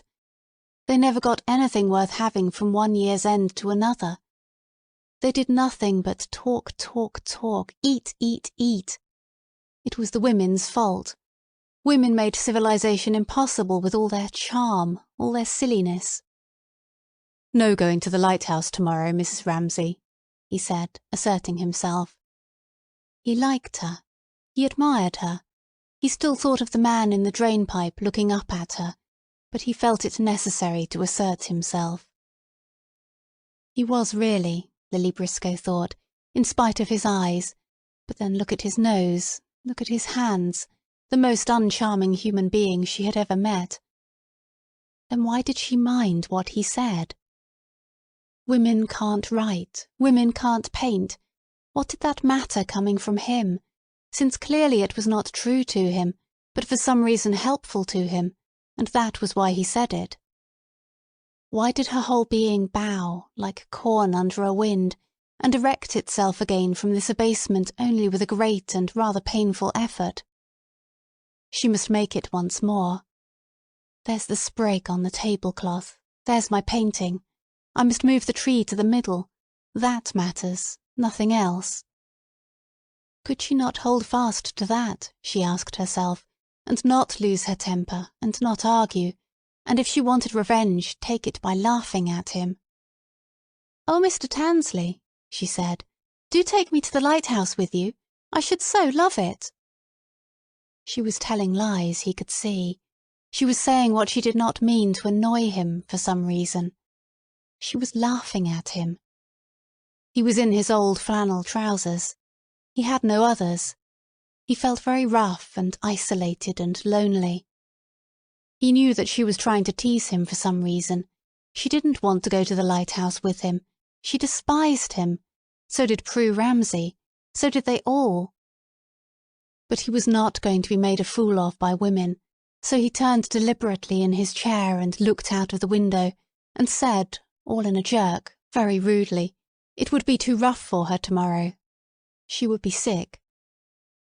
It annoyed him that she should have made him speak like that, with Mrs. Ramsay listening. If only he could be alone in his room, working, he thought, among his books. That was where he felt at his ease. And he had never run a penny into debt. He had never cost his father a penny since he was 15. He had helped them at home out of his savings. He was educating his sister. Still, he wished he had known how to answer Miss Briscoe properly. He wished it had not come out all in a jerk like that. "You'd be sick." He wished he could think of something to say to Mrs. Ramsay, something which would show her that he was not just a dry prig. That was what they all thought about him. He turned to her. But Mrs. Ramsay was talking about people he had never heard of to William Banks. "Yes, take it away," she said briefly, interrupting what she was saying to William Banks to speak to the maid. "It must have been 15, no, 20 years ago that I last saw her," she was saying, turning back to him again as if she could not lose a moment of their talk, for she was absorbed by what they were saying. So he had actually heard from her this evening. And was Carrie still living at Marlow, and was everything still the same? Oh, she could remember it as if it were yesterday, on the river, feeling it as if it were yesterday, going on the river, feeling very cold. But if the Mannings made a plan, they stuck to it. Never should she forget Herbert killing a wasp with the teaspoon on the bank. And it was still going on, Mrs. Ramsay mused, gliding like a ghost among the chairs and tables of that drawing-room on the banks of the Thames where she had been so very, very cold 20 years ago. But now she went among them like a ghost, and it fascinated her, as if, while she had changed, that particular day, now become very still and beautiful, had remained there all these years. Had Carrie written to him herself, she asked. "Yes. She says they're building a new billiard room," he said. No, no, that was out of the question. Building a new billiard room. It seemed to her impossible. Mr. Banks could not see that there was anything very odd about it. They were very well off now. Should he give her love to Carrie? "Oh," said Mrs. Ramsay with a little start. "No," she added, reflecting that she did not know this Carrie who built a new billiard room. But how strange, she repeated, to Mr. Banks's amusement, that they should be going on there still. For it was extraordinary to think that they had been capable of going on living all these years, when she had not thought of them more than once all that time. How eventful her own life had been during those same years. Yet perhaps Carrie Manning had not thought about her either. The thought was strange and distasteful. "People soon drift apart," said Mr. Banks, feeling, however, some satisfaction when he thought that after all he knew both the Mannings and the Ramsays. He had not drifted apart, he thought, laying down his spoon and wiping his clean-shaven lips punctiliously. But perhaps he was rather unusual, he thought, in this. He never let himself get into a groove. He had friends in all circles. Mrs. Ramsay had to break off here to tell the maid something about keeping food hot. That was why he preferred dining alone. All those interruptions annoyed him. Well, thought William Banks, preserving a demeanour of exquisite courtesy, and merely spreading the fingers of his left hand on the tablecloth, as a mechanic examines a tool beautifully polished and ready for use in an interval of leisure. Such are the sacrifices one's friends ask of one. It would have hurt her if he had refused to come. But it was not worth it for him. Looking at his hand, he thought that, if he had been alone, dinner would have been almost over now, he would have been free to work. Yes, he thought, it is a terrible waste of time. The children were dropping in still. "I wish one of you would run up to Roger's room," Mrs. Ramsay was saying. How trifling it all is, how boring it all is, he thought, compared with the other thing, work. Here he sat drumming his fingers on the tablecloth when he might have been. He took a flashing bird's-eye view of his work. What a waste of time it all was, to be sure. Yet, he thought, she is one of my oldest friends. I am by way of being devoted to her. Yet now, at this moment, her presence meant absolutely nothing to him. Her beauty meant nothing to him. Her sitting with her little boy at the window, nothing, nothing. He wished only to be alone and to take up that book. He felt uncomfortable. He felt treacherous, that he could sit by her side and feel nothing for her. The truth was that he did not enjoy family life. It was in this sort of state that one asked oneself, what does one live for? Why, one asked oneself, does one take all these pains for the human race to go on? Is it so very desirable? Are we attractive as a species? Not so very, he thought, looking at those rather untidy boys. His favourite, Cam, was in bed, he supposed. Foolish questions, vain questions, questions one never asked if one was occupied. Is human life this? Is human life that? One never had time to think about it. But here he was asking himself that sort of question, because Mrs. Ramsay was giving orders to servants, and also because it had struck him, thinking how surprised Mrs. Ramsay was that Carrie Mannings should still exist, that friendships, even the best of them, are frail things. One drifts apart.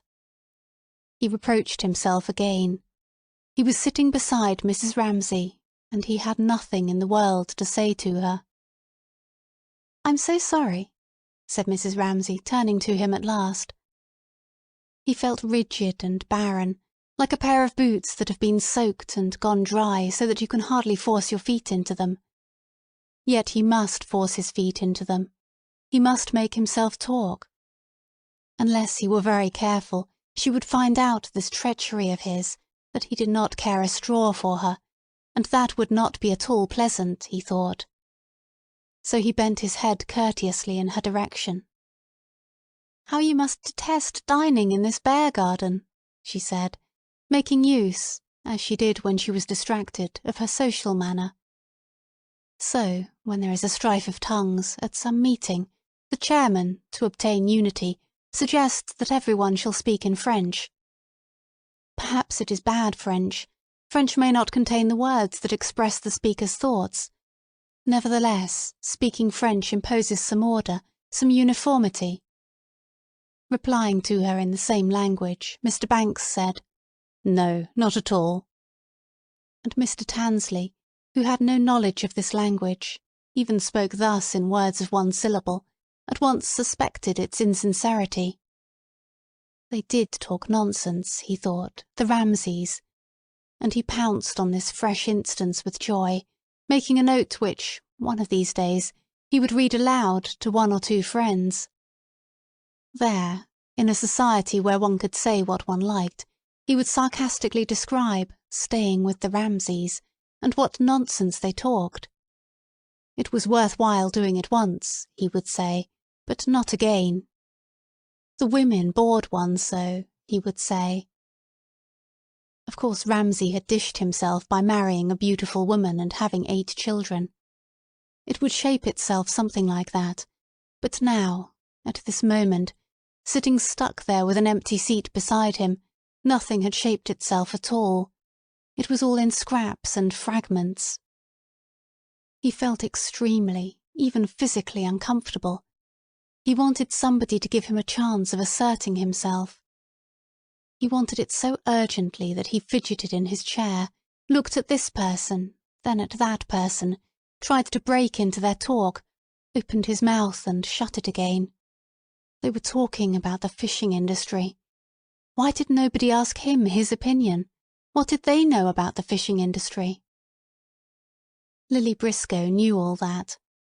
Sitting opposite him, could she not see, as in an X-ray photograph, the ribs and thigh bones of the young man's desire to impress himself, lying dark in the mist of his flesh, that thin mist which convention had laid over his burning desire to break into the conversation. But, she thought, screwing up her Chinese eyes, and remembering how he sneered at women, "Can't paint, can't write. Why should I help him relieve himself?"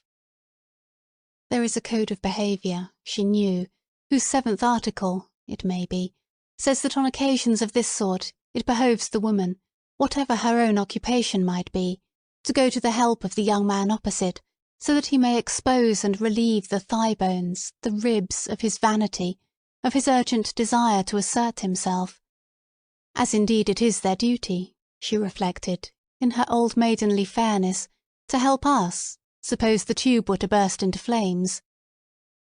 Then, she thought, I should certainly expect Mr. Tansley to get me out. But how would it be, she thought, if neither of us did either of those things? So she sat there smiling. "You're not planning to go to the lighthouse, are you, Lily?" said Mrs. Ramsay. "Remember poor Mr. Langley? He had been round the world dozens of times, but he told me he never suffered as he did when my husband took him there. Are you a good sailor, Mr. Tansley?" she asked.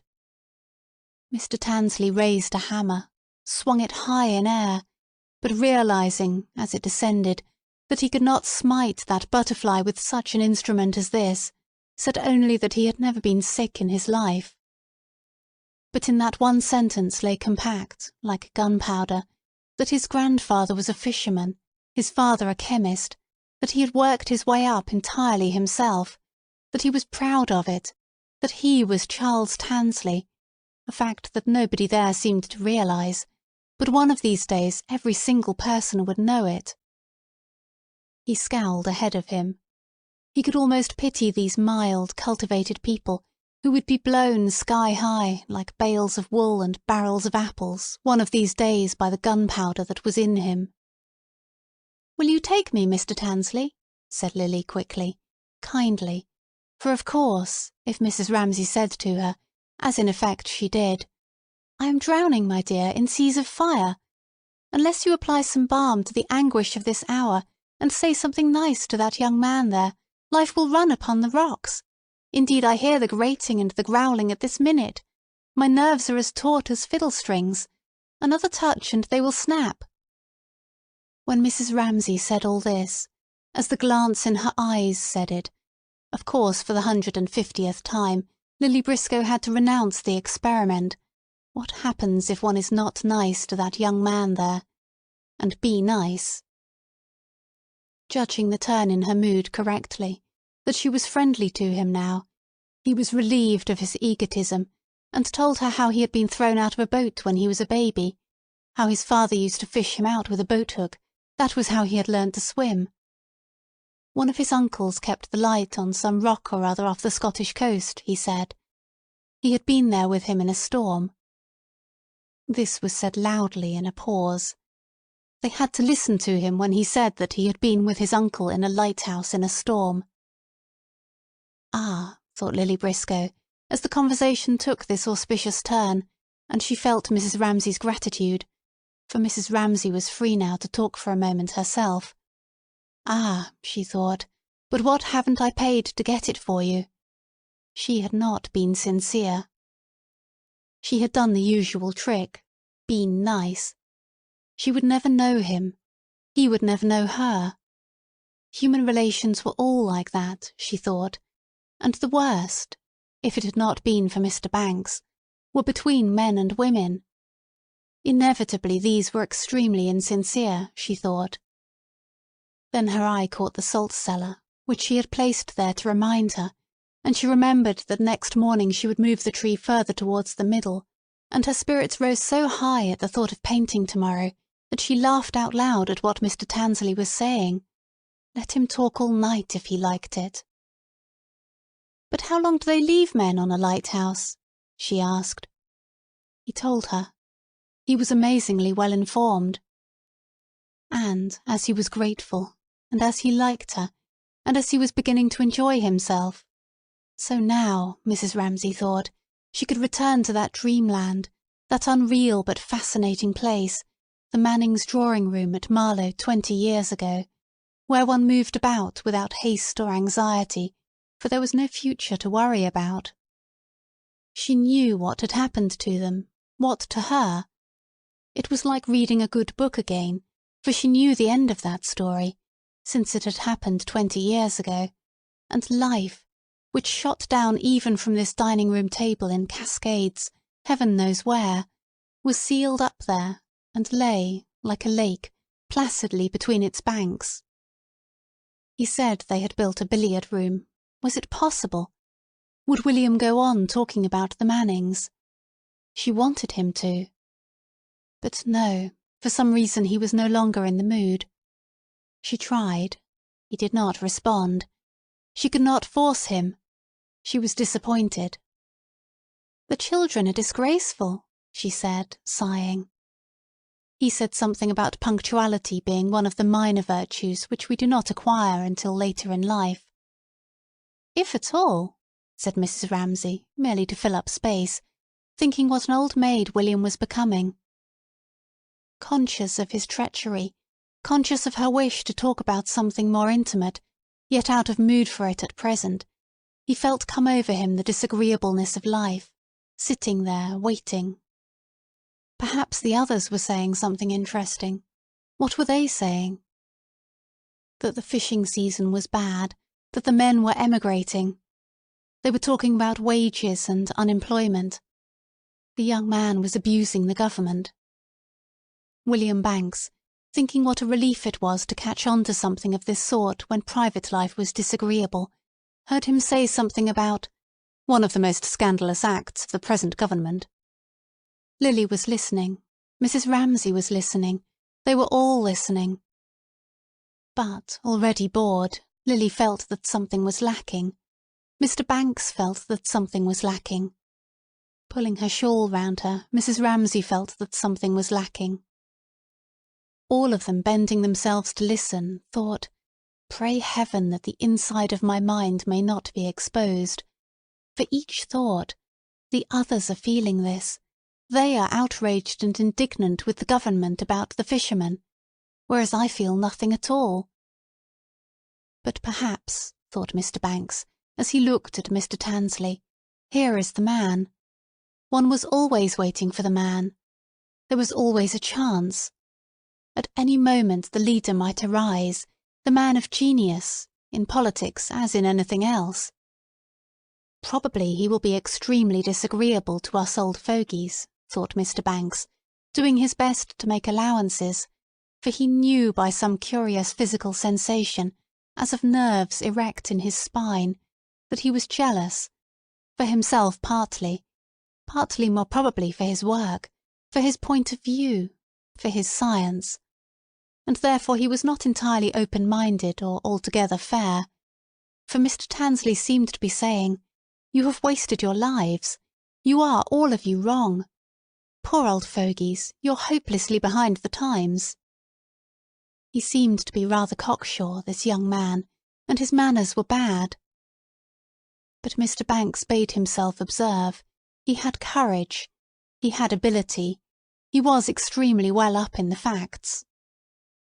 Probably, Mr. Banks thought, as Tansley abused the government, there is a good deal in what he says. "Tell me now," he said.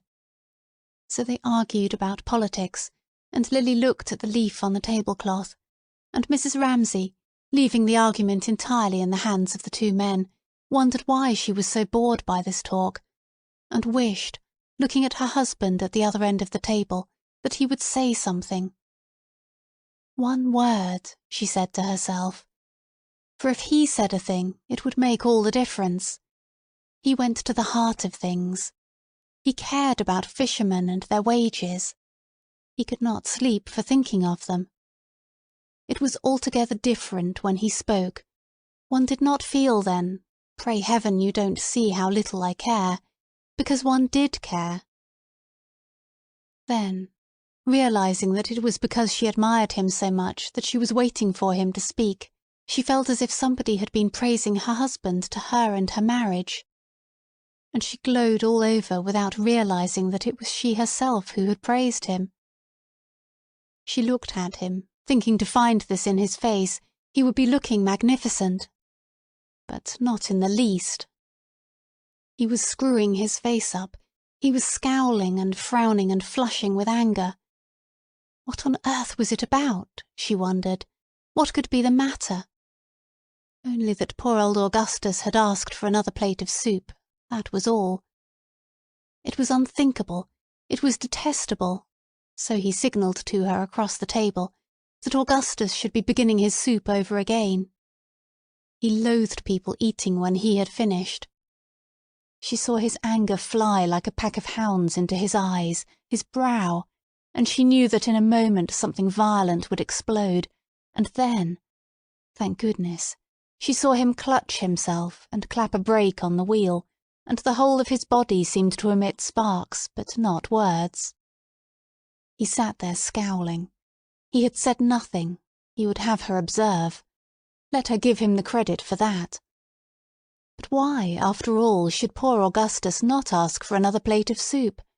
He had merely touched Ellen's arm and said, "Ellen, please, another plate of soup." And then Mr. Ramsay scowled like that. And why not? Mrs. Ramsay demanded. Surely they could let Augustus have his soup if he wanted it. He hated people wallowing in food, Mr. Ramsay frowned at her. He hated everything dragging on for hours like this. But he had controlled himself, Mr. Ramsay would have her observe, disgusting though the sight was. But why show it so plainly? Mrs. Ramsay demanded.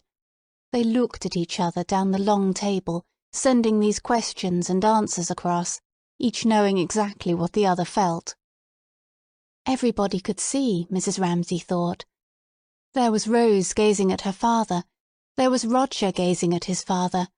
Both would be off in spasms of laughter in another second, she knew, and so she said promptly, indeed it was time, "Light the candles." And they jumped up instantly and went and fumbled at the sideboard. Why could he never conceal his feelings, Mrs. Ramsay wondered, and she wondered if Augustus Carmichael had noticed. Perhaps he had, perhaps he had not.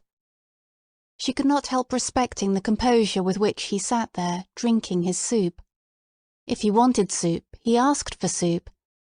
Whether people laughed at him or were angry with him, he was the same. He did not like her, she knew that, but partly for that very reason she respected him, and looking at him, drinking soup, very large and calm in the failing light, and monumental and contemplative, she wondered what he did feel then, and why he was always content and dignified, and she thought how devoted he was to Andrew, and would call him into his room, and Andrew said, "Show him things." And there he would lie all day long on the lawn, brooding presumably over his poetry, till he reminded one of a cat watching birds, and then he clapped his paws together when he had found the word, and her husband said, "Poor old Augustus, he's a true poet," which was high praise from her husband. Now 8 candles were stood down the table, and after the first stoop the flame stood upright and drew with them into visibility the long table entire, and in the middle a yellow and purple dish of fruit. What had she done with it, Mrs. Ramsay wondered, for Rose's arrangement of the grapes and pears, of the horny pink-lined shell, of the bananas, made her think of a trophy fetched from the bottom of the sea, of Neptune's banquet, of the bunch that hangs with vine leaves over the shoulder of Bacchus, in some picture, among the leopard skins and the torches lolloping red and gold.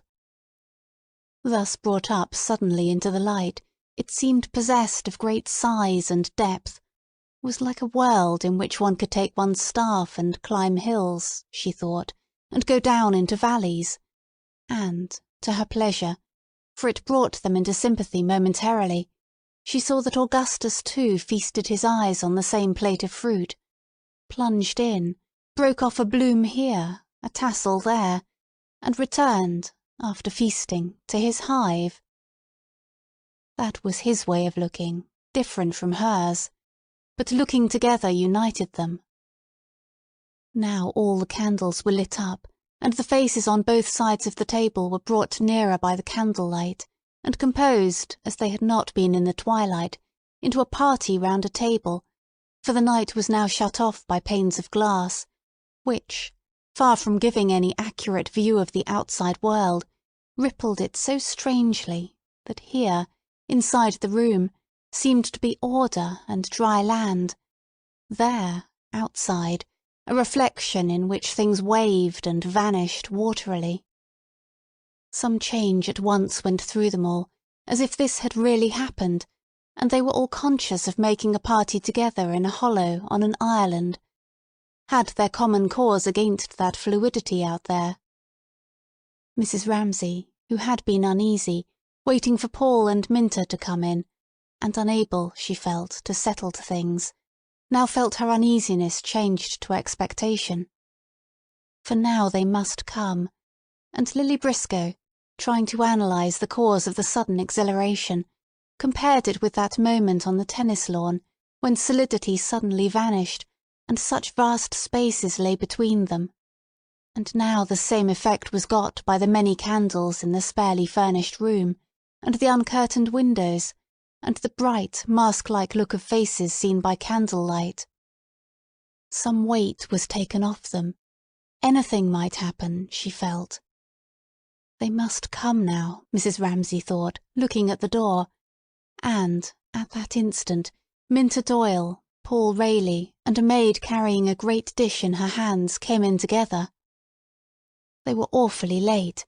They were horribly late, Minta said, as they found their way to different ends of the table.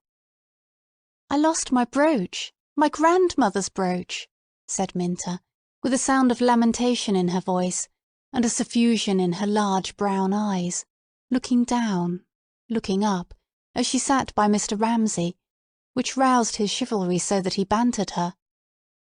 How could she be such a goose, he asked, as to scramble about the rocks in jewels? She was by way of being terrified of him.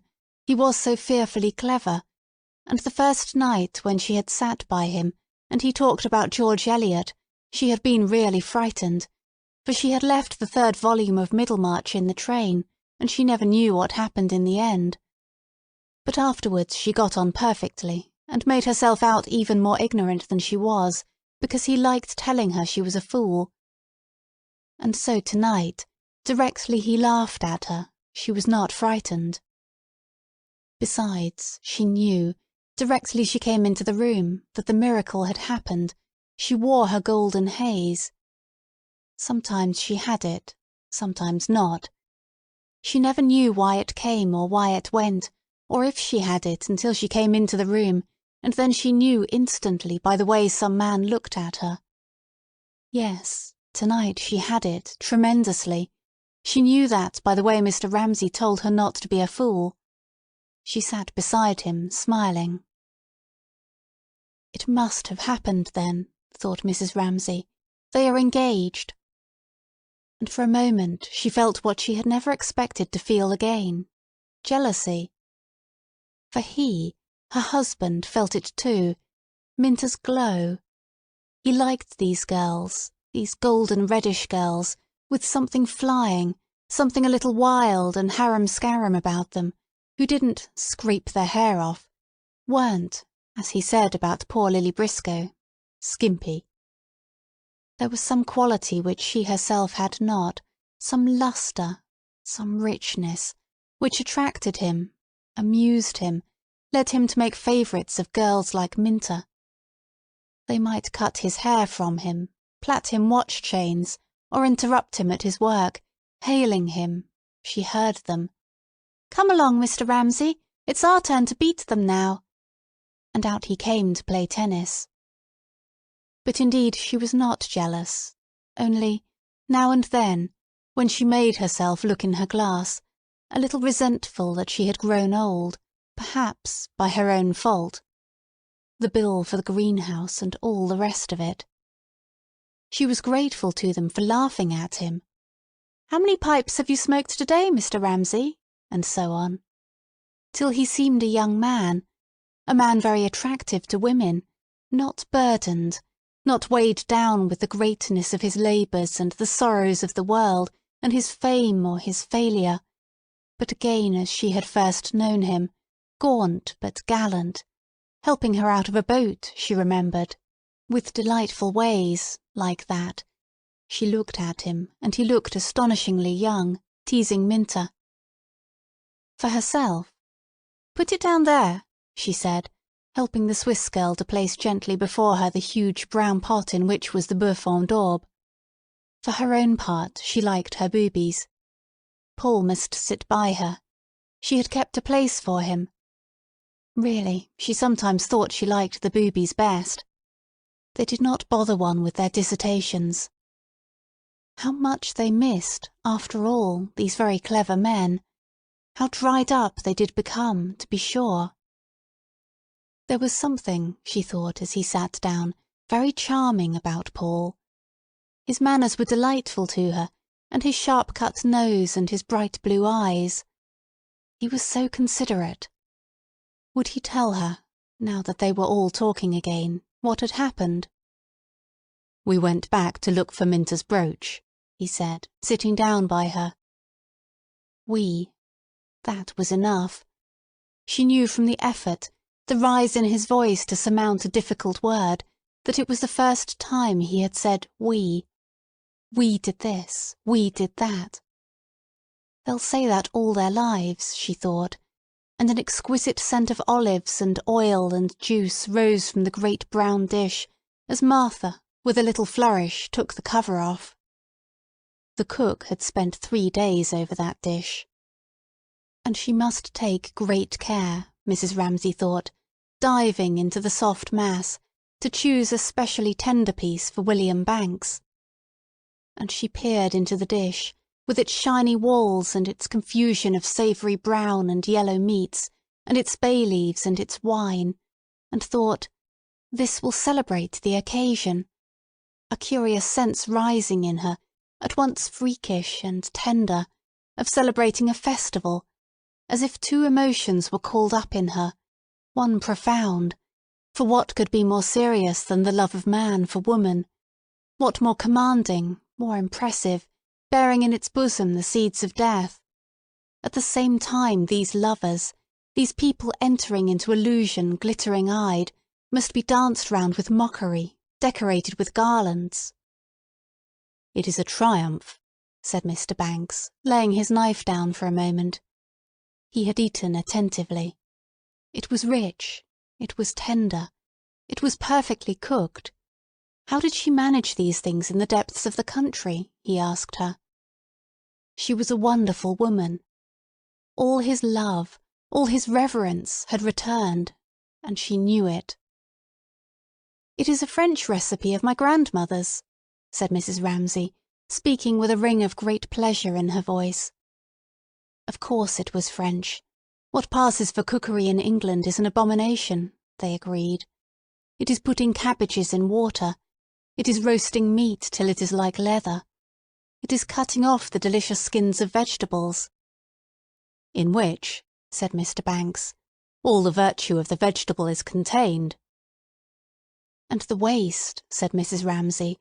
"A whole French family could live on what an English cook throws away." Spurred on by her sense that William's affection had come back to her, and that everything was all right again, and that her suspense was over, and that now she was free to both triumph and to mock, she laughed, she gesticulated, till Lily thought, how childlike, how absurd she was, sitting up there with all her beauty opened in her again, talking about the skins of vegetables. There was something frightening about her. She was irresistible. Always she got her own way in the end, Lily thought. Now she had brought this off. Paul and Minta, one might suppose, were engaged. Mr. Banks was dining here. She put a spell on them all, by wishing, so simply, so directly, and Lily contrasted that abundance with her own poverty of spirit, and supposed that it was partly that belief, for her face was all lit up. Without looking young, she looked radiant. In this strange, this terrifying thing, which made Paul Rayleigh, sitting at her side, all of a tremor, yet abstract, absorbed, silent. Mrs. Ramsay, Lily felt, as she talked about the skins of vegetables, exalted that, worshipped that, held her hands over it to warm them, to protect it, and yet, having brought it all about, somehow laughed, led her victims, Lily felt, to the altar. It came over her too now, the emotion, the vibration of love. How inconspicuous she felt herself by Paul's side. He glowing, burning, she aloof, satirical. He bound for adventure, she moored to the shore. He launched, incautious, she solitary, left out, and ready to implore a share, if it were a disaster, in his disaster, she said shyly, When did Minta lose her brooch? He smiled the most exquisite smile, veiled by memory, tinged by dreams. He shook his head. On the beach, he said. I'm going to find it, he said. I'm getting up early. This being kept secret from Minta, he lowered his voice and turned his eyes to where she sat, laughing, beside Mr. Ramsay. Lily wanted to protest violently and outrageously her desire to help him, envisaging how in the dawn on the beach she would be the one to pounce on the brooch half hidden by some stone, and thus herself be included among the sailors and adventurers. But what did he reply to her offer? She actually said with an emotion that she seldom let appear, "Let me come with you," and he laughed. He meant yes or no, either perhaps, but it was not his meaning. It was the odd chuckle he gave, as if he had said, "Throw yourself over the cliff if you like, I don't care." He turned on her cheek the heat of love, its horror, its cruelty, its unscrupulosity. It scorched her, and Lily, looking at Minta, being charming to Mr. Ramsay at the other end of the table, flinched for her exposed to these fangs, and was thankful. For at any rate, she said to herself, catching sight of the salt cellar on the pattern, she need not marry, thank heaven. She need not undergo that degradation. She was saved from that dilution. She would move the tree rather more to the middle. Such was the complexity of things. For what happened to her, especially staying with the Ramsays, was to be made to feel violently two opposite things at the same time. That's what you feel was one, that's what I feel was the other, and then they fought together in her mind, as now. It is so beautiful, so exciting, this love, that I tremble on the verge of it, and offer, quite out of my own habit, to look for a brooch on a beach. Also it is the stupidest, the most barbaric of human passions, and turns a nice young man with a profile like a gem's. Paul's was exquisite. Into a bully with a crowbar. He was swaggering, he was insolent, in the Mile End Road. Yet, she said to herself, from the dawn of time odes have been sung to love, wreaths heaped and roses, and if you asked 9 people out of 10, they would say they wanted nothing but this, love. While the women, judging from her own experience, would all the time be feeling, this is not what we want. There is nothing more tedious, puerile and inhumane than this. Yet it is also beautiful and necessary. Well then, she asked, somehow expecting the others to go on with the argument, as if in an argument like this one threw one's own little bolt, which fell short obviously, and left the others to carry it on. So she listened again to what they were saying in case they should throw any light upon the question of love. "Then," said Mr. Banks, "there is that liquid the English call coffee." "Oh, coffee," said Mrs. Ramsay. But it was much rather a question. She was thoroughly roused, Lily could see, and talked very emphatically, of real butter and clean milk. Speaking with warmth and eloquence, she described the iniquity of the English dairy system, and in what state milk was delivered at the door, and was about to prove her charges, for she had gone into the matter, when all round the table, beginning with Andrew in the middle, like a fire leaping from tuft to tuft of furze, her children laughed, her husband laughed, she was laughed at, fire encircled, and forced to veil her crest, dismount her batteries, and only retaliate by displaying the raillery and ridicule of the table to Mr. Banks as an example of what one suffered if one attacked the prejudices of the British public. Purposely, however, for she had it on her mind that Lily, who had helped her with Mr. Tansley, was out of things. She exempted her from the rest, said, "Lily anyhow agrees with me," and so drew her in, a little fluttered, a little startled, for she was thinking about love. They were both out of things, Mrs. Ramsay had been thinking, both Lily and Charles Tansley. Both suffered from the glow of the other two. He, it was clear, felt himself utterly in the cold. No woman would look at him with Paul Rayleigh in the room. Poor fellow. Still, he had his dissertation, the influence of somebody upon something. He could take care of himself. With Lily it was different. She faded under Minta's glow, became more inconspicuous than ever, in her little grey dress with her little puckered face and her little Chinese eyes. Everything about her was so small. Yet, thought Mrs. Ramsay, comparing her with Minta, as she claimed her help, for Lily should bear her out, she talked no more about her dairies than her husband did about his boots. He would talk by the hour about his boots. Of the two, Lily at 40 will be the better. There was in Lily a thread of something, a flare of something of her own which Mrs. Ramsay liked very much indeed, but no man would, she feared. Obviously, not unless it were a much older man, like William Banks. But then he cared. Well, Mrs. Ramsay sometimes thought that he cared, since his wife's death, perhaps for her. He was not in love, of course. It was one of those unclassified affections of which there are so many. Oh, but nonsense, she thought. William must marry Lily. They have so many things in common.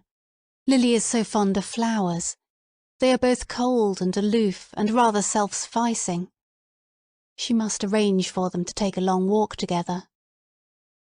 Foolishly, she had set them opposite each other. That could be remedied tomorrow. If it were fine, they should go for a picnic. Everything seemed possible. Everything seemed right. Just now. But this cannot last, she thought, dissociating herself from the moment while they were all talking about boots. Just now she had reached security. She hovered like a hawk suspended, like a flag floated in an element of joy which filled every nerve of her body fully and sweetly, not noisily, solemnly rather, for it arose, she thought, looking at them all eating there, from husband and children and friends, all of which rising in this profound stillness. She was helping William Banks to one very small piece more, and peered into the depths of the earthenware pot, seemed now, for no special reason, to stay there like a smoke, like a fume rising upwards, holding them safe together. Nothing need be said. Nothing could be said. There it was, all round them.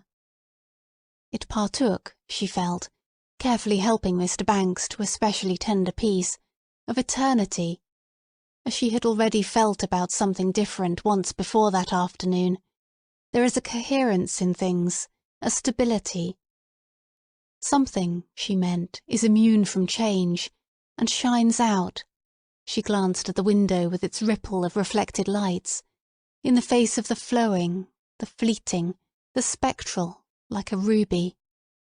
So that again tonight she had the feeling she had had once today already, of peace, of rest. Of such moments, she thought, the thing is made that endures. Yes, she assured William Banks, there is plenty for everybody. Andrew, she said, hold your plate lower or I shall spill it. The boeuf en daube was a perfect triumph. Here, she felt, putting the spoon down, where one could move or rest, could wait now. They were all helped. Listening. Could then, like a hawk which lapses suddenly from its high station, flaunt and sink on laughter easily. Resting her whole weight upon what at the other end of the table her husband was saying about the square root of 1253. That was the number, it seemed, on his watch. What did it all mean? To this day she had no notion. A square root. What was that? Her sons knew. She leant on them, on cubes and square roots. That was what they were talking about now. On Voltaire and Madame de Staël. On the character of Napoleon. On the French system of land tenure. on Lord Rosebery, on Creevy's memoirs. She let it uphold her and sustain her, this admirable fabric of the masculine intelligence, which ran up and down, crossed this way and that, like iron girders spanning the swaying fabric, upholding the world, so that she could trust herself to it utterly, even shut her eyes, or flicker them for a moment, as a child staring up from its pillow winks at the myriad layers of the leaves of a tree. Then she woke up. It was still being fabricated. William Banks was praising the Waverley novels. He read one of them every 6 months, he said. And why should that make Charles Tansley angry? He rushed in. All, thought Mrs. Ramsay, because Prue will not be nice to him, and denounced the Waverley novels when he knew nothing about it whatsoever, Mrs. Ramsay thought, observing him rather than listening to what he said. She could see how it was from his manner. He wanted to assert himself, and so it would always be with him, till he got his professorship or married his wife, and so need not always be saying, I.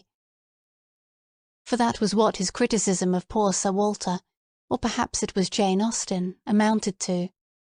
I. He was thinking of himself and the impression he was making, as she could tell by the sound of his voice, and his emphasis and his uneasiness. Success would be good for him. At any rate, they were off again. Now she need not listen. It could not last, she knew, but at the moment her eyes were so clear that they seemed to go round the table unveiling each of these people, and their thoughts and their feelings, without effort, like a light stealing under water, so that its ripples and the reeds in it and the minnows balancing themselves, and the sudden silent trout, are all lit up, hanging, trembling. So she saw them, she heard them, but whatever they said had also this quality, as if what they said was like the movement of a trout, when, at the same time, one can see the ripple and the gravel, something to the right, something to the left, and the whole is held together. For whereas in active life she would be netting and separating one thing from another, she would be saying she liked the Waverley novels or had not read them, she would be urging herself forward. Now she said nothing. For the moment she hung suspended. "Ah, but how long do you think it'll last?" said somebody. It was as if she had antennae trembling out from her, which, intercepting certain sentences, forced them upon her attention. This was one of them. She scented danger for her husband. A question like that would lead, almost certainly, to something being said which reminded him of his own failure. How long would he be read, he would think at once. William Banks, who was entirely free from all such vanity, laughed, and said he attached no importance to changes in fashion. Who could tell what was going to last, in literature or indeed in anything else? "Let us enjoy what we do enjoy," he said. His integrity seemed to Mrs. Ramsay quite admirable. He never seemed for a moment to think, but how does this affect me? But then if you had the other temperament, which must have praise, which must have encouragement, naturally you began, and she knew that Mr. Ramsay was beginning, to be uneasy, to want somebody to say, "Oh, but your work will last, Mr. Ramsay," or something like that. He showed his uneasiness quite clearly now by saying, with some irritation, that anyhow Scott, or was it Shakespeare, would last him his lifetime. He said it irritably. Everybody, she thought, felt a little uncomfortable, without knowing why. Then Minter Doyle, whose instinct was fine, said bluffly, absurdly, that she did not believe that anyone really enjoyed reading Shakespeare. Mr. Ramsay said grimly, but his mind was turned away again, that very few people liked it as much as they said they did. But, he added, there is considerable merit in some of the plays, nevertheless. And Mrs. Ramsay saw that it would be all right for the moment anyhow. He would laugh at Minter, and she, Mrs. Ramsay saw, realizing his extreme anxiety about himself, would, in her own way, see that he was taken care of and praise him somehow or other. But she wished it was not necessary. Perhaps it was her fault that it was necessary. Anyhow, she was free now to listen to what Paul Rayleigh was trying to say about books one had read as a boy. They lasted, he said. He had read some of Tolstoy at school. There was one he always remembered, but he had forgotten the name.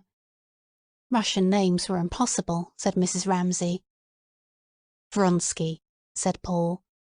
He remembered that because he always thought it such a good name for a villain. Vronsky, said Mrs. Ramsay. Oh, Anna Karenina. But that did not take them very far. Books were not in their line. No, Charles Tansley would put them both right in a second about books, but it was all so mixed up with, am I saying the right thing, am I making a good impression, that, after all, one knew more about him than about Tolstoy, whereas what Paul said was about the thing, simply, not himself, nothing else. Like all stupid people, he had a kind of modesty too, a consideration for what you were feeling, which, once in a way at least, she found attractive. Now he was thinking, not about himself, or about Tolstoy, but whether she was cold, whether she felt a draught, whether she would like a pear. No, she said, she did not want a pear. Indeed, she had been keeping guard over the dish of fruit, without realizing it, jealously, hoping that nobody would touch it. Her eyes had been going in and out among the curves and shadows of the fruit, among the rich purples of the lowland grapes, then over the horny ridge of the shell, putting a yellow against a purple, a curved shape against a round shape, without knowing why she did it, or why, every time she did it, she felt more and more serene, until, oh what a pity that they should do it, a hand reached out, took a pear, and spoilt the whole thing. In sympathy she looked at Rose. She looked at Rose sitting between Jasper and Prue. How odd that one's child should do that. How odd to see them sitting there in a row, her children, Jasper, Rose, Prue, Andrew, almost silent, but with some joke of their own going on, she guessed, from the twitching at their lips. It was something quite apart from everything else, something they were hoarding up to laugh over in their own room. It was not about their father, she hoped. No, she thought not. What was it, she wondered, sadly rather, for it seemed to her that they would laugh when she was not there. There was all that hoarded behind those rather set, still, mask-like faces, for they did not join in easily.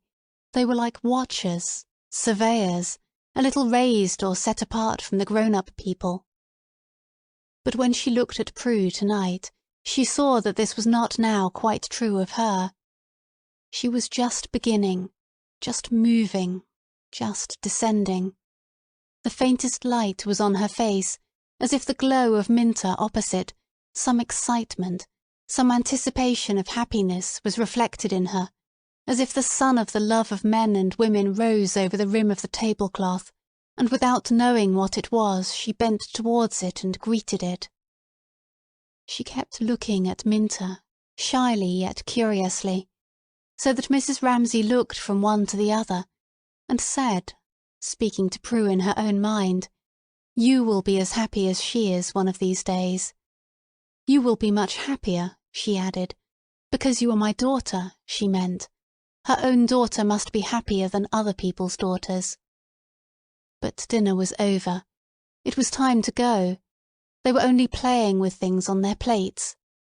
She would wait until they had done laughing at some story her husband was telling. He was having a joke with Minter about a bet. Then she would get up. She liked Charles Tansley, she thought suddenly. She liked his laugh. She liked him for being so angry with Paul and Minter. She liked his awkwardness. There was a lot in that young man after all. And Lily, she thought, putting her napkin beside her plate, she always has some joke of her own. One need never bother about Lily. She waited. She tucked her napkin under the edge of her plate. Well, were they done now? No. That story had led to another story.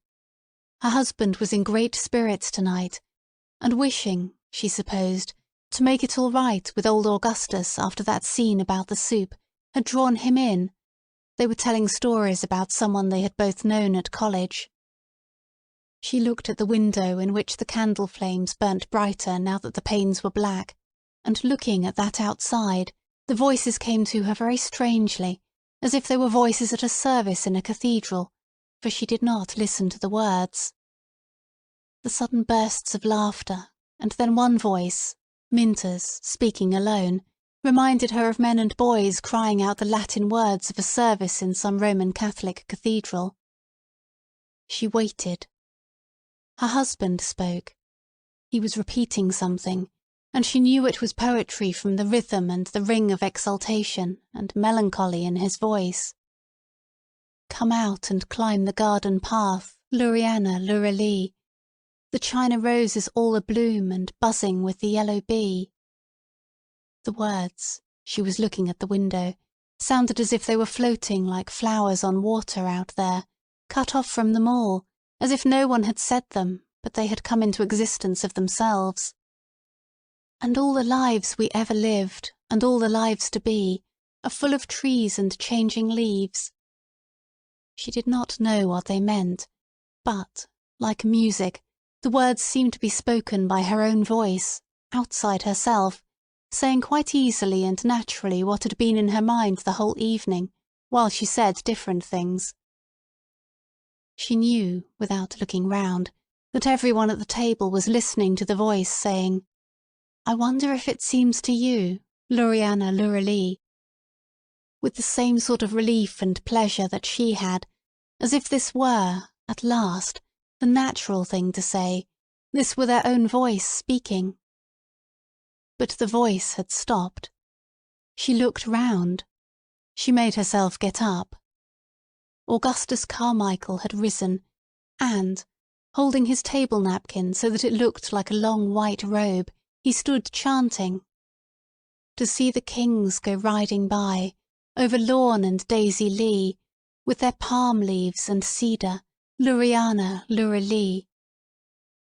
And as she passed him, he turned slightly towards her, repeating the last words, Luriana, Lurali, and bowed to her as if he did her homage. Without knowing why, she felt that he liked her better than he had ever done before, and with a feeling of relief and gratitude, she returned his bow and passed through the door which he held open for her. It was necessary now to carry everything a step further. With her foot on the threshold, she waited a moment longer, in a scene which was vanishing even as she looked. And then, as she moved and took Minta's arm and left the room, it changed, it shaped itself differently. It had become, she knew, giving one last look at it over her shoulder, already the past. Chapter 18. As usual, Lily thought, there was always something that had to be done at that precise moment, something that Mrs. Ramsay had decided for reasons of her own to do instantly. It might be with everyone standing about making jokes, as now, not being able to decide whether they were going into the smoking room, into the drawing room, up to the attics. Then one saw Mrs. Ramsay in the midst of this hubbub, standing there with Minta's arm in hers, bethink her, yes, it is time for that now, and so make off at once with an air of secrecy to do something alone. And directly she went, a sort of disintegration set in. They wavered about, went different ways. Mr. Banks took Charles Tansley by the arm and went off to finish on the terrace the discussion they had begun at dinner about politics, thus giving a turn to the whole poise of the evening, making the weight fall in a different direction, as if, Lily thought, seeing them go, and hearing a word or two about the policy of the Labour Party, they had gone up onto the bridge of the ship and were taking their bearings, The change from poetry to politics struck her like that. So Mr. Banks and Charles, Mrs. Ramsay going upstairs in the lamplight alone. Where, Lily wondered, was she going so quickly? Not that she did, in fact, run or hurry. She went indeed rather slowly. She felt rather inclined, just for a moment, to stand still after all that chatter, and pick out one particular thing, the thing that mattered, to detach it, separate it off, clean it of all the emotions and odds and ends of things, and so hold it before her, and bring it to the tribunal, where, ranged about in conclave, sat the judges she had set up to decide these things. Is it good? Is it bad? Is it right or wrong? Where are we all going to? And so on. So she righted herself after the shock of the event, and quite unconsciously and incongruously used the branches of the elm trees outside to help her stabilize her position. Her world was changing. They were still. The event had given her a sense of movement. All must be in order. She must get that right and that right, she thought, insensibly approving of the dignity of the tree's stillness, and now again of the superb upward rise, like the beak of a ship up a wave, of the elm branches as the wind raised them. For it was windy. She stood a moment to look out. It was windy, so that the leaves now and then brushed open a star, and the stars themselves seemed to be shaking and darting light, and trying to flash out between the edges of the leaves. Yes, that was done then, accomplished, and as with all things done, became solemn. Now one thought of it, cleared of chatter and emotion, it seemed always to have been, only was shown now, and so, being shown, struck everything into stability. They would, she thought, going on again, however long they lived, come back to this night, this moon, this wind, this house, and to her too. It flattered her, where she was most susceptible of flattery, to think how, wound about in their hearts, however long they lived, she would be woven. And this, and this, and this, she thought, going upstairs laughing, but affectionately, at the sofa on the landing, her mother's, at the rocking-chair, her father's, at the map of the Hebrides. All that would be revived again in the lives of Paul and Minta, the Rayleys, she tried the new name over, and she felt, with her hand on the nursery door, that community of feeling with other people which emotion gives, as if the walls of partition had become so thin that practically the feeling was one of relief and happiness. It was all one stream, and chairs, tables, maps, were hers, were theirs. It did not matter whose, and Paul and Minta would carry it on when she was dead. She turned the handle firmly, lest it should squeak, and went in, pursing her lips slightly, as if to remind herself that she must not speak aloud. But directly she came in she saw, with annoyance, that the precaution was not needed. The children were not asleep. It was most annoying. Mildred should be more careful. There was James wide awake, and Cam sitting bolt upright, and Mildred out of bed in her bare feet, and it was almost 11, and they were all talking. What was the matter? It was that horrid skull again. She had told Mildred to move it, but Mildred, of course, had forgotten, and now there was Cam wide awake, and James wide awake, quarrelling when they ought to have been asleep hours ago. What had possessed Edward to send them this horrid skull? She had been so foolish as to let them nail it up there. It was nailed fast, Mildred said, and Cam couldn't go to sleep with it in the room, and James screamed if she touched it. Then Cam must go to sleep. It had great horns, said Cam. Must go to sleep and dream of lovely palaces, said Mrs. Ramsay, sitting down on the bed by her side. She could see the horns, Cam said, all over the room. It was true. Wherever they put the light, and James could not sleep without a light, there was always a shadow somewhere. "But think, Cam, it's only an old pig," said Mrs. Ramsay. "A nice black pig like the pigs at the farm." But Cam thought it was a horrid thing, branching at her all over the room.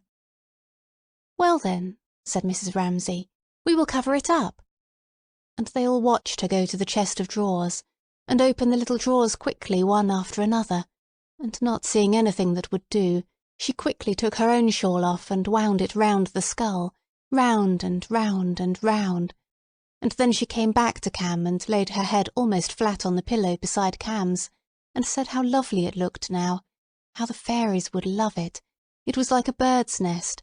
It was like a beautiful mountain such as she had seen abroad, with valleys and flowers and bells ringing and birds singing and little goats and antelopes and— She could see the words echoing as she spoke them rhythmically in Cam's mind, and Cam was repeating after her how it was like a mountain, a bird's nest, a garden, and there were little antelopes, and her eyes were opening and shutting, and Mrs. Ramsay went on speaking still more monotonously, and more rhythmically, and more nonsensically, how she must shut her eyes and go to sleep, and dream of mountains and valleys and stars falling and parrots and antelopes and gardens and everything lovely, she said, raising her head very slowly and speaking more and more mechanically until she sat upright and saw that Cam was asleep.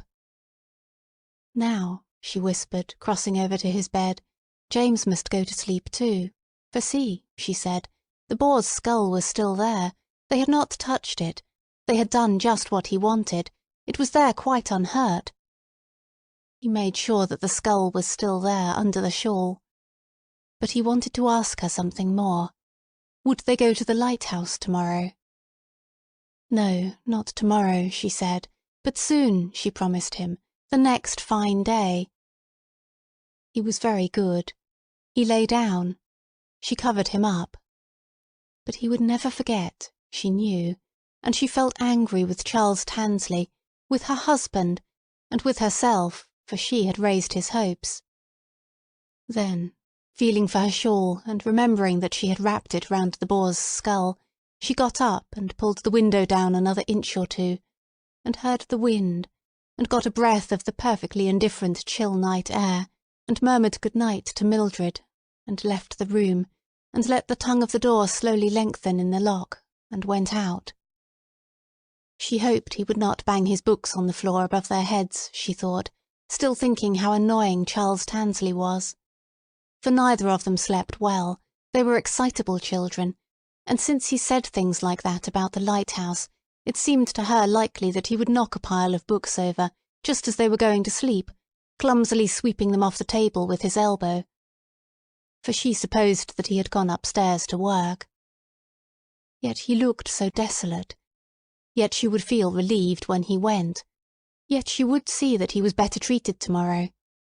Yet he was admirable with her husband. Yet his manners certainly wanted improving. Yet she liked his laugh. Thinking this, as she came downstairs, she noticed that she could now see the moon itself through the staircase window, the yellow harvest moon, and turned, and they saw her standing above them on the stairs. "That's my mother," thought Prue. Yes, Minta should look at her, Paul Rayleigh should look at her. That is the thing itself, she felt, as if there were only one person like that in the world, her mother. And, from having been quite grown up a moment before, talking with the others, she became a child again, and what they had been doing was a game, and would her mother sanction their game or condemn it, she wondered.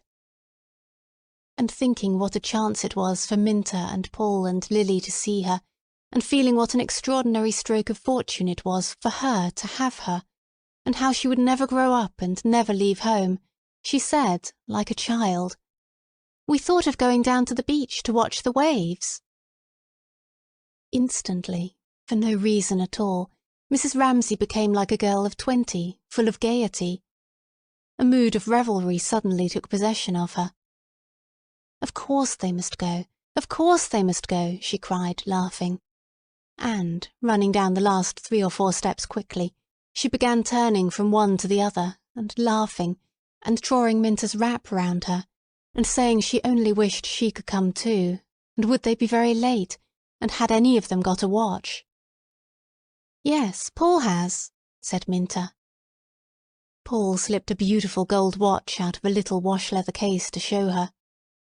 And as he held it in the palm of his hand before her, he felt, "She knows all about it, I need not say anything." He was saying to her, as he showed her the watch, "I've done it, Mrs. Ramsay, I owe it all to you."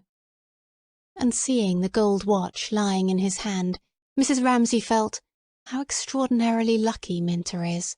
She is marrying a man who has a gold watch in a wash-leather bag. "How I wish I could come with you," she cried. But she was withheld by something so strong that she never even thought of asking herself what it was.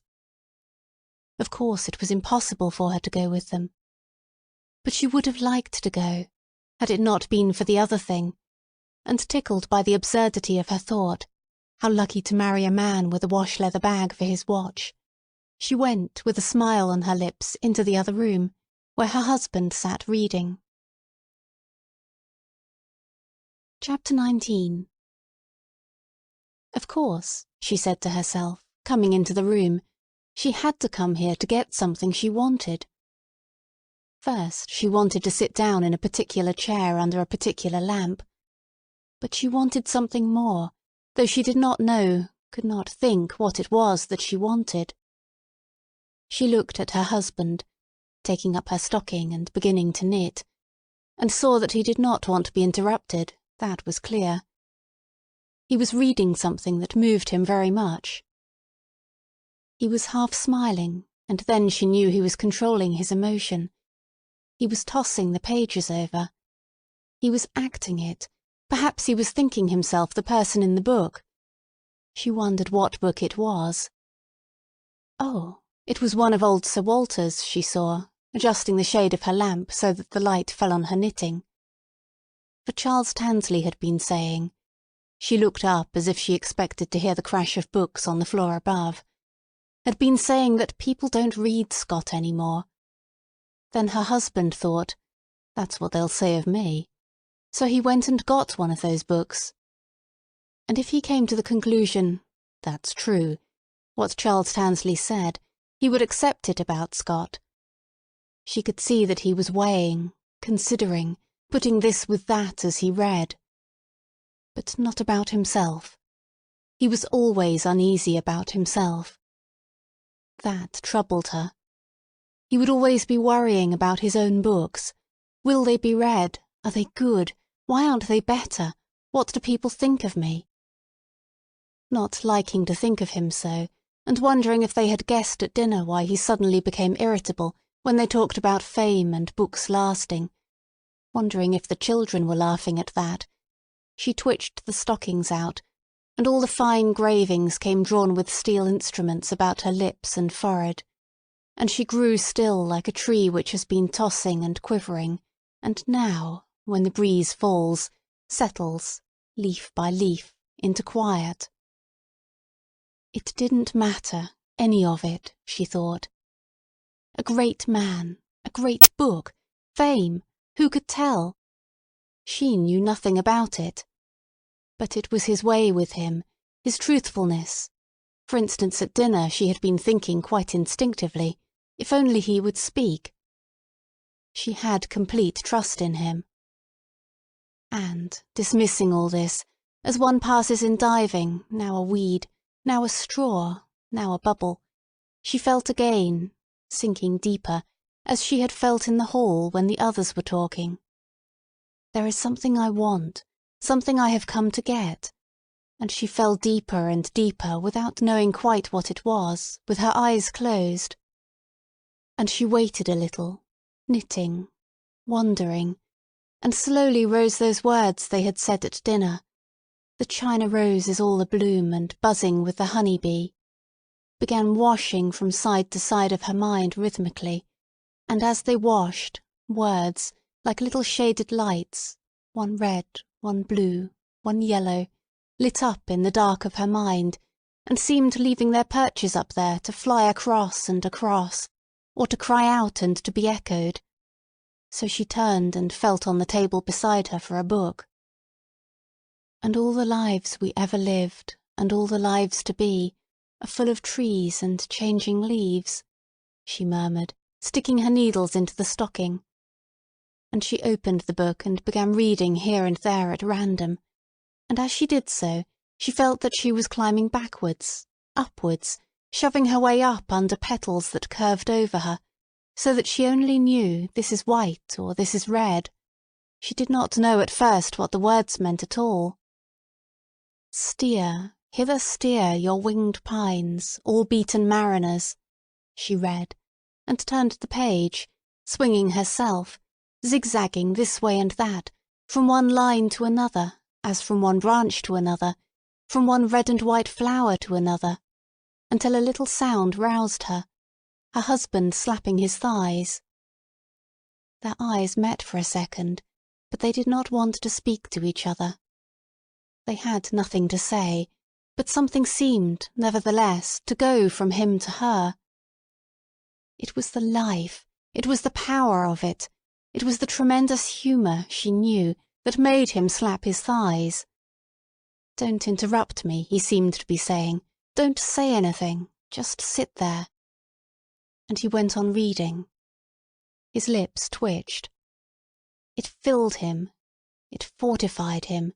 He clean forgot all the little rubs and digs of the evening, and how it bored him unutterably to sit still while people ate and drank interminably, and his being so irritable with his wife, and so touchy, and minding when they passed his books over as if they didn't exist at all.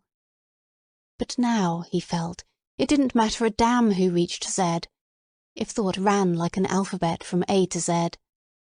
Somebody would reach it, if not he, then another. This man's strength and sanity, his feeling for straightforward, simple things, these fishermen, the poor old crazed creature in Mucklebacket's cottage made him feel so vigorous, so relieved of something that he felt roused and triumphant and could not choke back his tears. Raising the book a little to hide his face, he let them fall, and shook his head from side to side, and forgot himself completely. But not one or two reflections about morality and French novels and English novels, and Scott's hands being tied, but his own view perhaps being as true as the other view. Forgot his own bothers and failures completely in poor Steenie's drowning, and Mucklebacket's sorrow. That was Scott at his best. And the astonishing delight and feeling of vigour that it gave him. Well, let them improve upon that, he thought, as he finished the chapter. He felt that he had been arguing with somebody and had got the better of him. They could not improve upon that, whatever they might say, and his own position became more secure. The lovers were fiddlesticks, he thought, collecting it all in his mind again. That's fiddlesticks, that's first rate, he thought, putting one thing beside another. But he must read it again. He could not remember the whole shape of the thing. He had to keep his judgment in suspense. So he returned to the other thought. If young men did not care for this, naturally they did not care for him either. One ought not to complain, thought Mr. Ramsay, trying to stifle his desire to complain to his wife that young men did not admire him. But he was determined he would not bother her again. Here he looked at her reading. She looked very peaceful reading. He liked to think that everyone had taken themselves off and that he and she were alone. The whole of life did not consist in going to bed with a woman, he thought, returning to Scott and Balzac, to the English novel and the French novel. Mrs. Ramsay raised her head, and like a person in a light sleep, seemed to say that if he wanted her to wake she would, she really would, but otherwise might she go on sleeping just a little longer, just a little longer. She was climbing up those branches, this way and that, laying hands on one flower and then another. Nor praise the deep vermilion in the rose, she read, and so reading she was ascending, she felt, on to the top, on to the summit.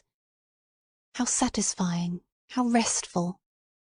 All the odds and ends of the day stuck to this magnet, Her mind felt swept, felt clean. And then there it was, suddenly entire. She held it in her hands, beautiful and reasonable, clear and complete. Here, the sonnet. But she was becoming conscious of her husband looking at her. He was smiling at her, quizzically, as if he were ridiculing her gently for being asleep in broad daylight. But at the same time he was thinking, "Go on reading. You don't look sad now," he thought. And he wondered what she was reading, and exaggerated her ignorance, her simplicity, for he liked to think that she was not clever, not book-learned at all. He wondered if she understood what she was reading. Probably not, he thought. She was astonishingly beautiful. Her beauty seemed to him, if that were possible, to increase.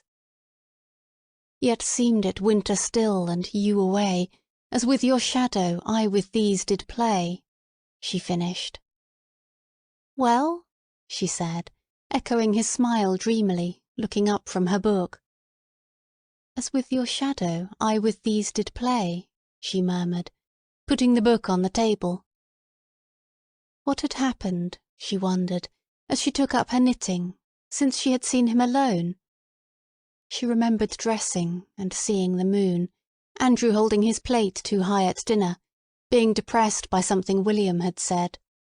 The birds in the trees, the sofa on the landing, the children being awake, Charles Tansley waking them with his books falling. Oh, no, that she had invented. And Paul having a wash-leather case for his watch. Which should he tell him about? "They're engaged," she said, beginning to knit. "Paul and Minta." "So I guessed," he said. There was nothing very much to be said about it. Her mind was still going up and down with the poetry. He was still feeling very vigorous, very forthright, after reading about Steenie's funeral. So they sat silent. Then she became aware that she wanted him to say something. Anything, she thought, going on with her knitting.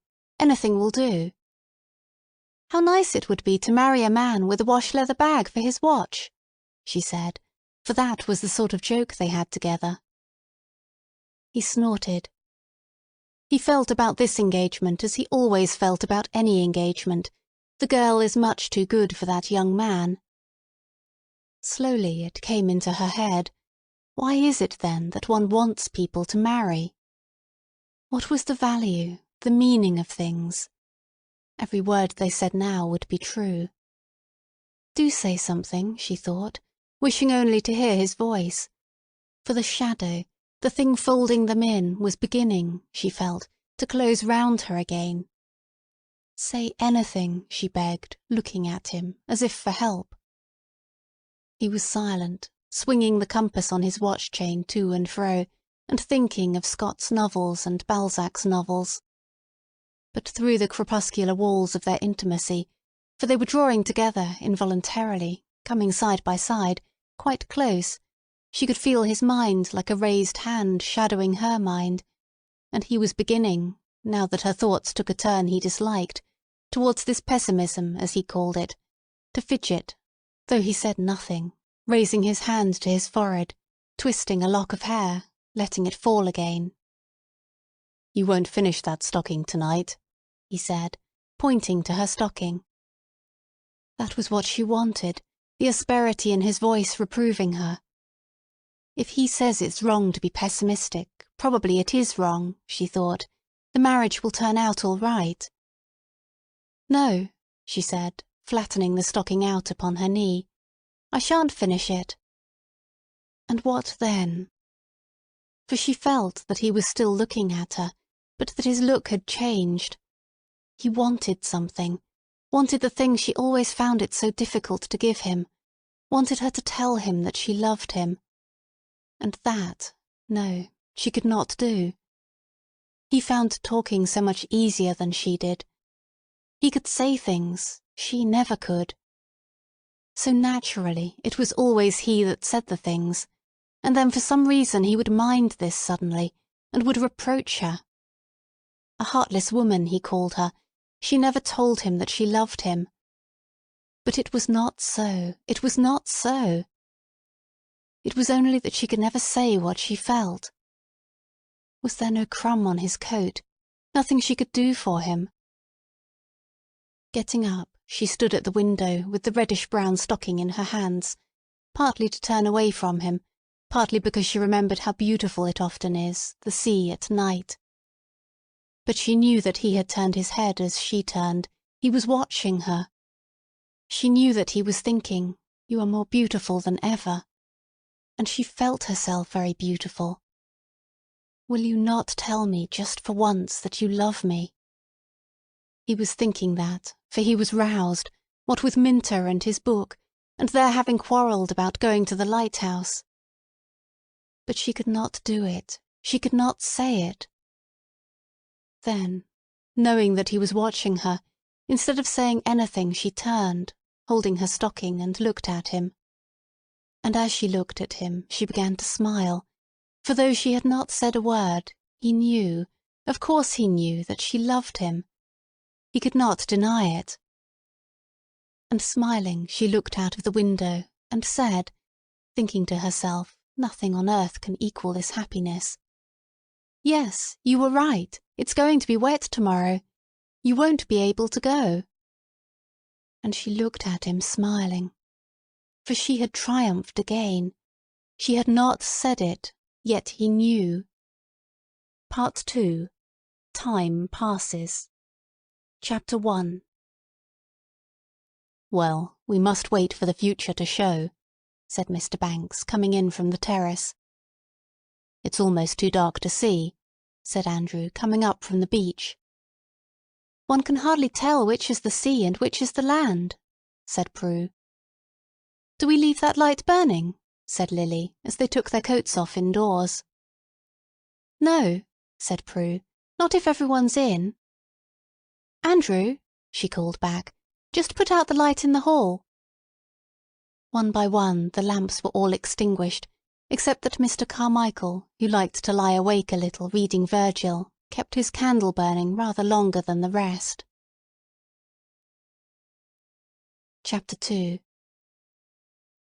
So with the lamps all put out, the moon sunk, and a thin rain drumming on the roof, a downpouring of immense darkness began.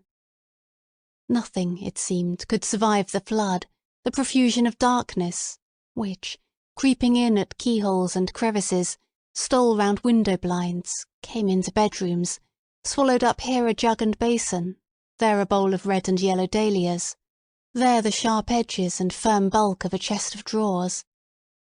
Not only was furniture confounded, there was scarcely anything left of body or mind by which one could say, "This is he," or "This is she." Sometimes a hand was raised as if to clutch something or ward something off, or somebody groaned, or somebody laughed aloud as if sharing a joke with nothingness. Nothing stirred in the drawing-room, or in the dining-room, or on the staircase.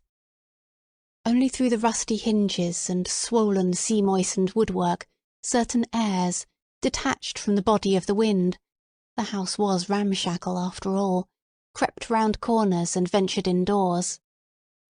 Almost one might imagine them, as they entered the drawing-room, questioning and wondering, toying with the flap of hanging wallpaper, asking, would it hang much longer? When would it fall? Then, smoothly brushing the walls, they passed on musingly, as if asking the red and yellow roses on the wallpaper whether they would fade, and questioning, gently, for there was time at their disposal, the torn letters in the waste-paper basket, the flowers, the books, all of which were now open to them, and asking, were they allies? Were they enemies? How long would they endure? So some random light directing them with its pale footfall upon stair and mat, from some uncovered star, or wandering ship, or the lighthouse even, with its pale footfall upon stair and mat, the little heirs mounted the staircase and nosed round bedroom doors. But here, surely, they must cease. Whatever else may perish and disappear, what lies here is steadfast. Here one might say to those sliding lights, those fumbling airs that breathe and bend over the bed itself.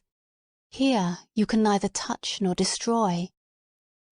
Upon which, wearily, ghostlily, as if they had feather-light fingers and the light persistency of feathers, they would look, once, on the shut eyes, and the loosely clasping fingers, and fold their garments wearily and disappear.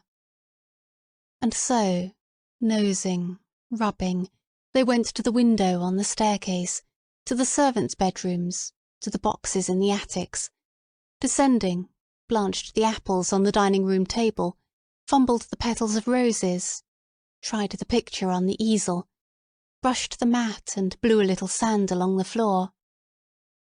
At length, desisting, all ceased together, gathered together, all sighed together, all together gave off an aimless gust of lamentation to which some door in the kitchen replied, swung wide, admitted nothing, and slammed to.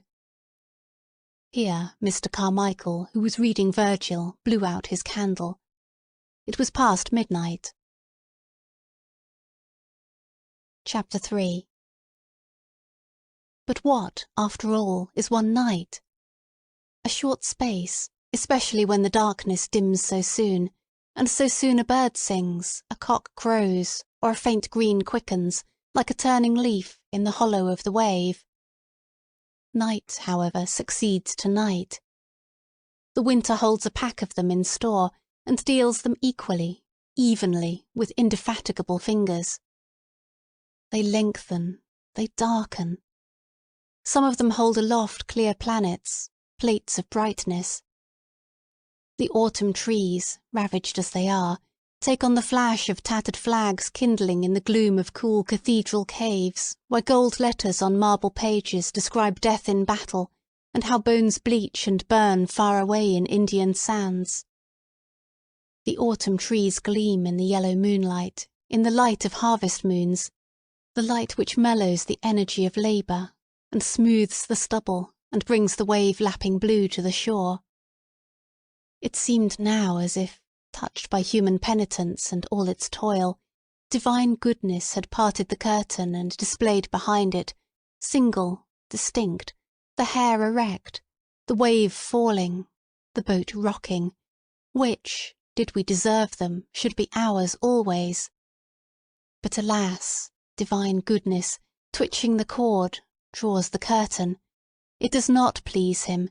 He covers his treasures in a drench of hail, and so breaks them, so confuses them, that it seems impossible that their calm should ever return, or that we should ever compose from their fragments a perfect whole, or read in the littered pieces the clear words of truth. For our penitence deserves a glimpse only, our toil respite only. The nights now are full of wind and destruction. The trees plunge and bend, and their leaves fly helter-skelter until the lawn is plastered with them, and they lie packed in gutters and choke drain-pipes and scatter damp paths. Also the sea tosses itself and breaks itself, and should any sleeper fancying that he might find on the beach an answer to his doubts, a sharer of his solitude, throw off his bedclothes and go down by himself to walk on the sand, no image with semblance of serving and divine promptitude comes readily to hand, bringing the night to order and making the world reflect the compass of the soul. The hand dwindles in his hand, the voice bellows in his ear. Almost it would appear that it is useless in such confusion to ask the night those questions as to what, and why, and wherefore, which tempt the sleeper from his bed to seek an answer. Mr. Ramsay, stumbling along a passage one dark morning, stretched his arms out, but Mrs. Ramsay having died rather suddenly the night before, his arms, though stretched out, remained empty. Chapter 4. So with the house empty, and the doors locked, and the mattresses rolled round, those stray heirs, advance guards of great armies, blustered in, brushed bare boards, nibbled and fanned, met nothing in bedroom or drawing-room that wholly resisted them, but only hangings that flapped, wood that creaked, the bare legs of tables, saucepans and china already furred, tarnished, cracked. What people had shed and left, a pair of shoes, a shooting cap, some faded skirts and coats in wardrobes, those alone kept the human shape, and in the emptiness indicated how once they were filled and animated, how once hands were busy with hooks and buttons, how once the looking-glass had held a face, had held a world hollowed out in which a figure turned, a hand flashed, the door opened, in came children rushing and tumbling, and went out again. Now, day after day, light turned, like a flower reflected in water, its sharp image on the wall opposite. Only the shadows of the trees, flourishing in the wind, made obeisance on the wall, and for a moment darkened the pool in which light reflected itself, or birds, flying, made a soft spot flutter slowly across the bedroom floor. So loveliness reigned, and stillness, and together made the shape of loveliness itself, a form from which life had parted, solitary like a pool at evening, far distant, seen from a train window, vanishing so quickly that the pool, pale in the evening, is scarcely robbed of its solitude, though once seen. Loveliness and stillness clasped hands in the bedroom, and among the shrouded jugs and sheeted chairs, even the prying of the wind and the soft nose of the clammy sea airs, rubbing, sniffing, iterating and reiterating their questions. Will you fade? Will you perish? Scarcely disturbed the peace, the indifference, the air of pure integrity, as if the question they asked scarcely needed that they should answer. We remain.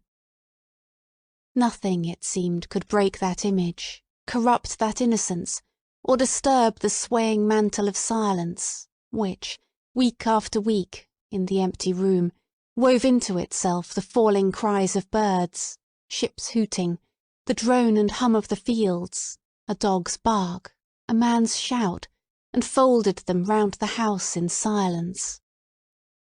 Once only a board sprang on the landing.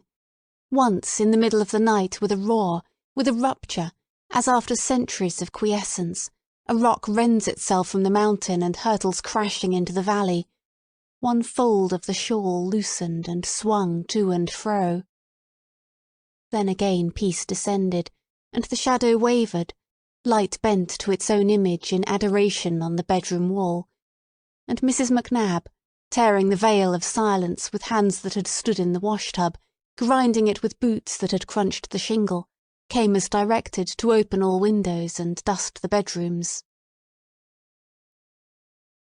Chapter 5. As she lurched, for she rolled like a ship at sea, and leered, for her eyes fell on nothing directly, but with a sidelong glance that deprecated the scorn and anger of the world, she was witless, she knew it.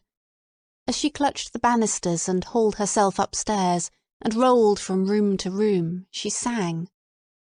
Rubbing the glass of the long looking-glass and leering sideways at her swinging figure, a sound issued from her lips, something that had been gay 20 years before on the stage perhaps, had been hummed and danced to, but now, coming from the toothless, bonneted, caretaking woman, was robbed of meaning, was like the voice of witlessness, humour, persistency itself, trodden down but springing up again, so that as she lurched, dusting, wiping, she seemed to say how it was one long sorrow and trouble, how it was getting up and going to bed again, and bringing things out and putting them away again. It was not easy or snug, this world she had known for close on 70 years. Bowed down she was with weariness.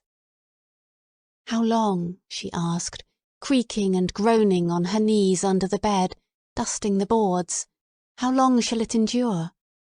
But hobbled to her feet again, pulled herself up, and again with her sidelong leer which slipped and turned aside even from her own face and her own sorrows, stood and gaped in the glass, aimlessly smiling, and began again the old amble and hobble, taking up mats, putting down china, looking sideways in the glass, as if, after all, she had her consolations, as if indeed there twined about her dirge some incorrigible hope. Visions of joy there must have been at the wash-tub, say with her children, yet 2 had been base-born and 1 had deserted her. At the public house, drinking, turning over scraps in her drawers. Some cleavage of the dark there must have been, some channel in the depths of obscurity, through which light enough issued to twist her face grinning in the glass and make her, turning to her job again, mumble out the old music-hall song. The mystic, the visionary, walking the beach on a fine night, stirring a puddle, looking at a stone, asking themselves, "What am I? What is this?" had suddenly an answer vouchsafed them. They could not say what it was, so that they were warm in the frost and had comfort in the desert. But Mrs. McNab continued to drink and gossip as before. Chapter 6. The spring, without a leaf to toss, bare and bright like a virgin fierce in her chastity, scornful in her purity, was laid out on fields wide-eyed and watchful, and entirely careless of what was done or thought by the beholders. Prue Ramsay, leaning on her father's arm, was given in marriage. What, people said, could have been more fitting? And, they added, how beautiful she looked. As summer neared, as the evenings lengthened, there came to the wakeful, the hopeful, walking the beach, stirring the pool, imaginations of the strangest kind, of flesh turned to atoms which drove before the wind, of stars flashing in their hearts, of cliff, sea, cloud and sky brought purposely together to assemble outwardly the scattered parts of the vision within.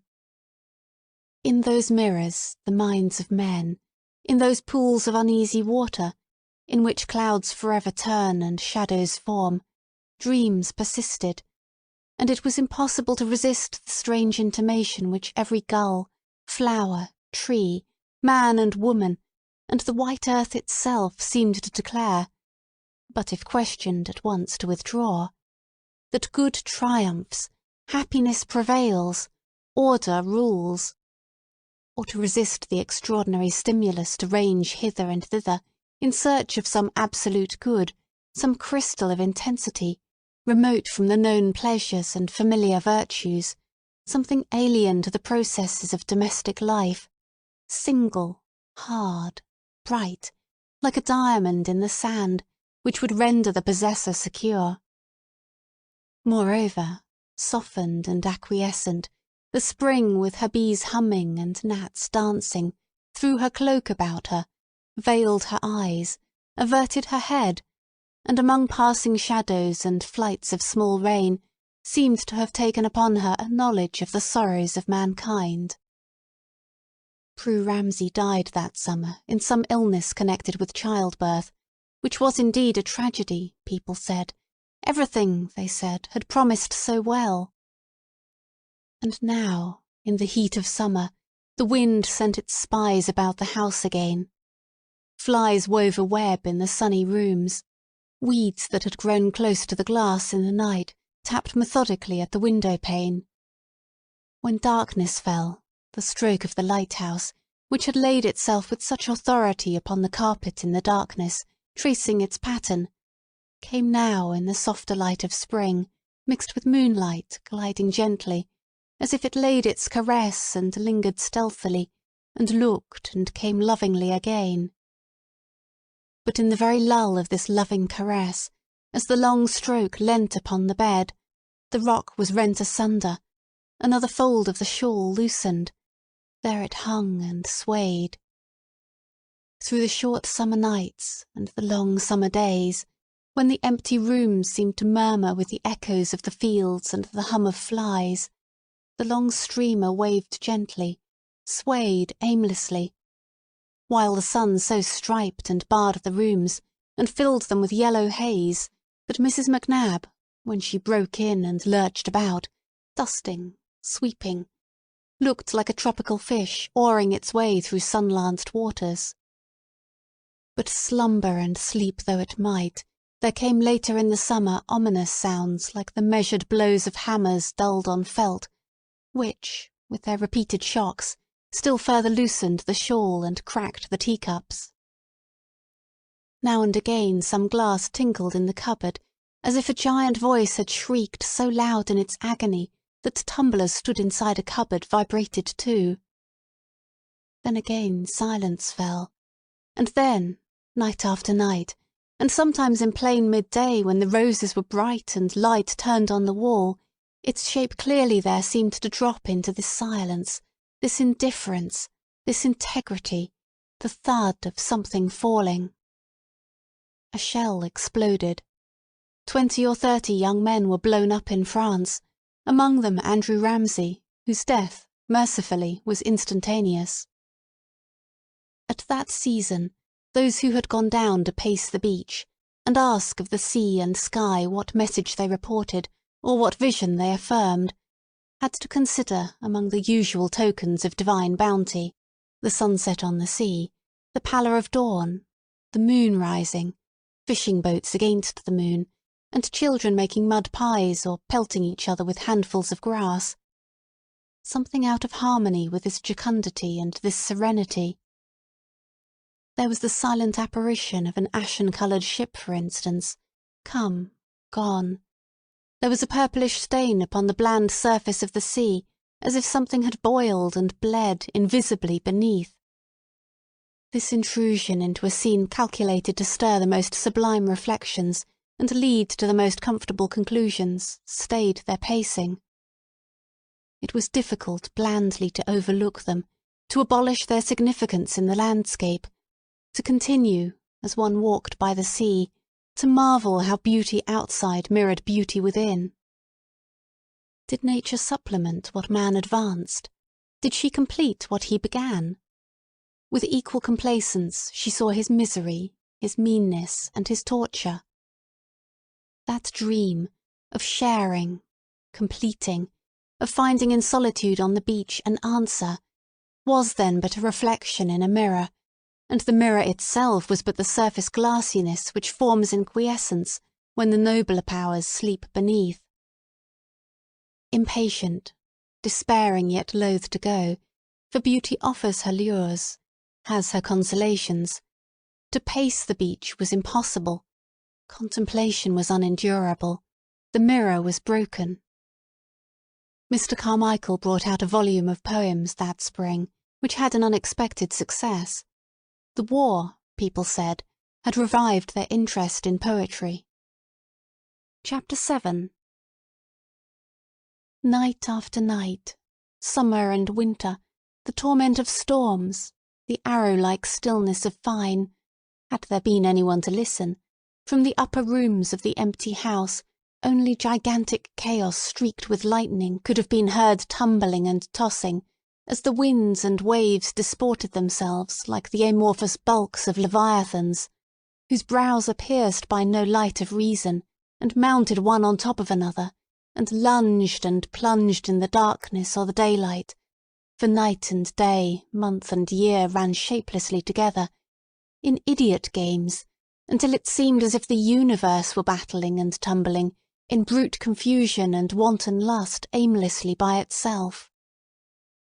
In spring the garden urns, casually filled with wind-blown plants, were gay as ever.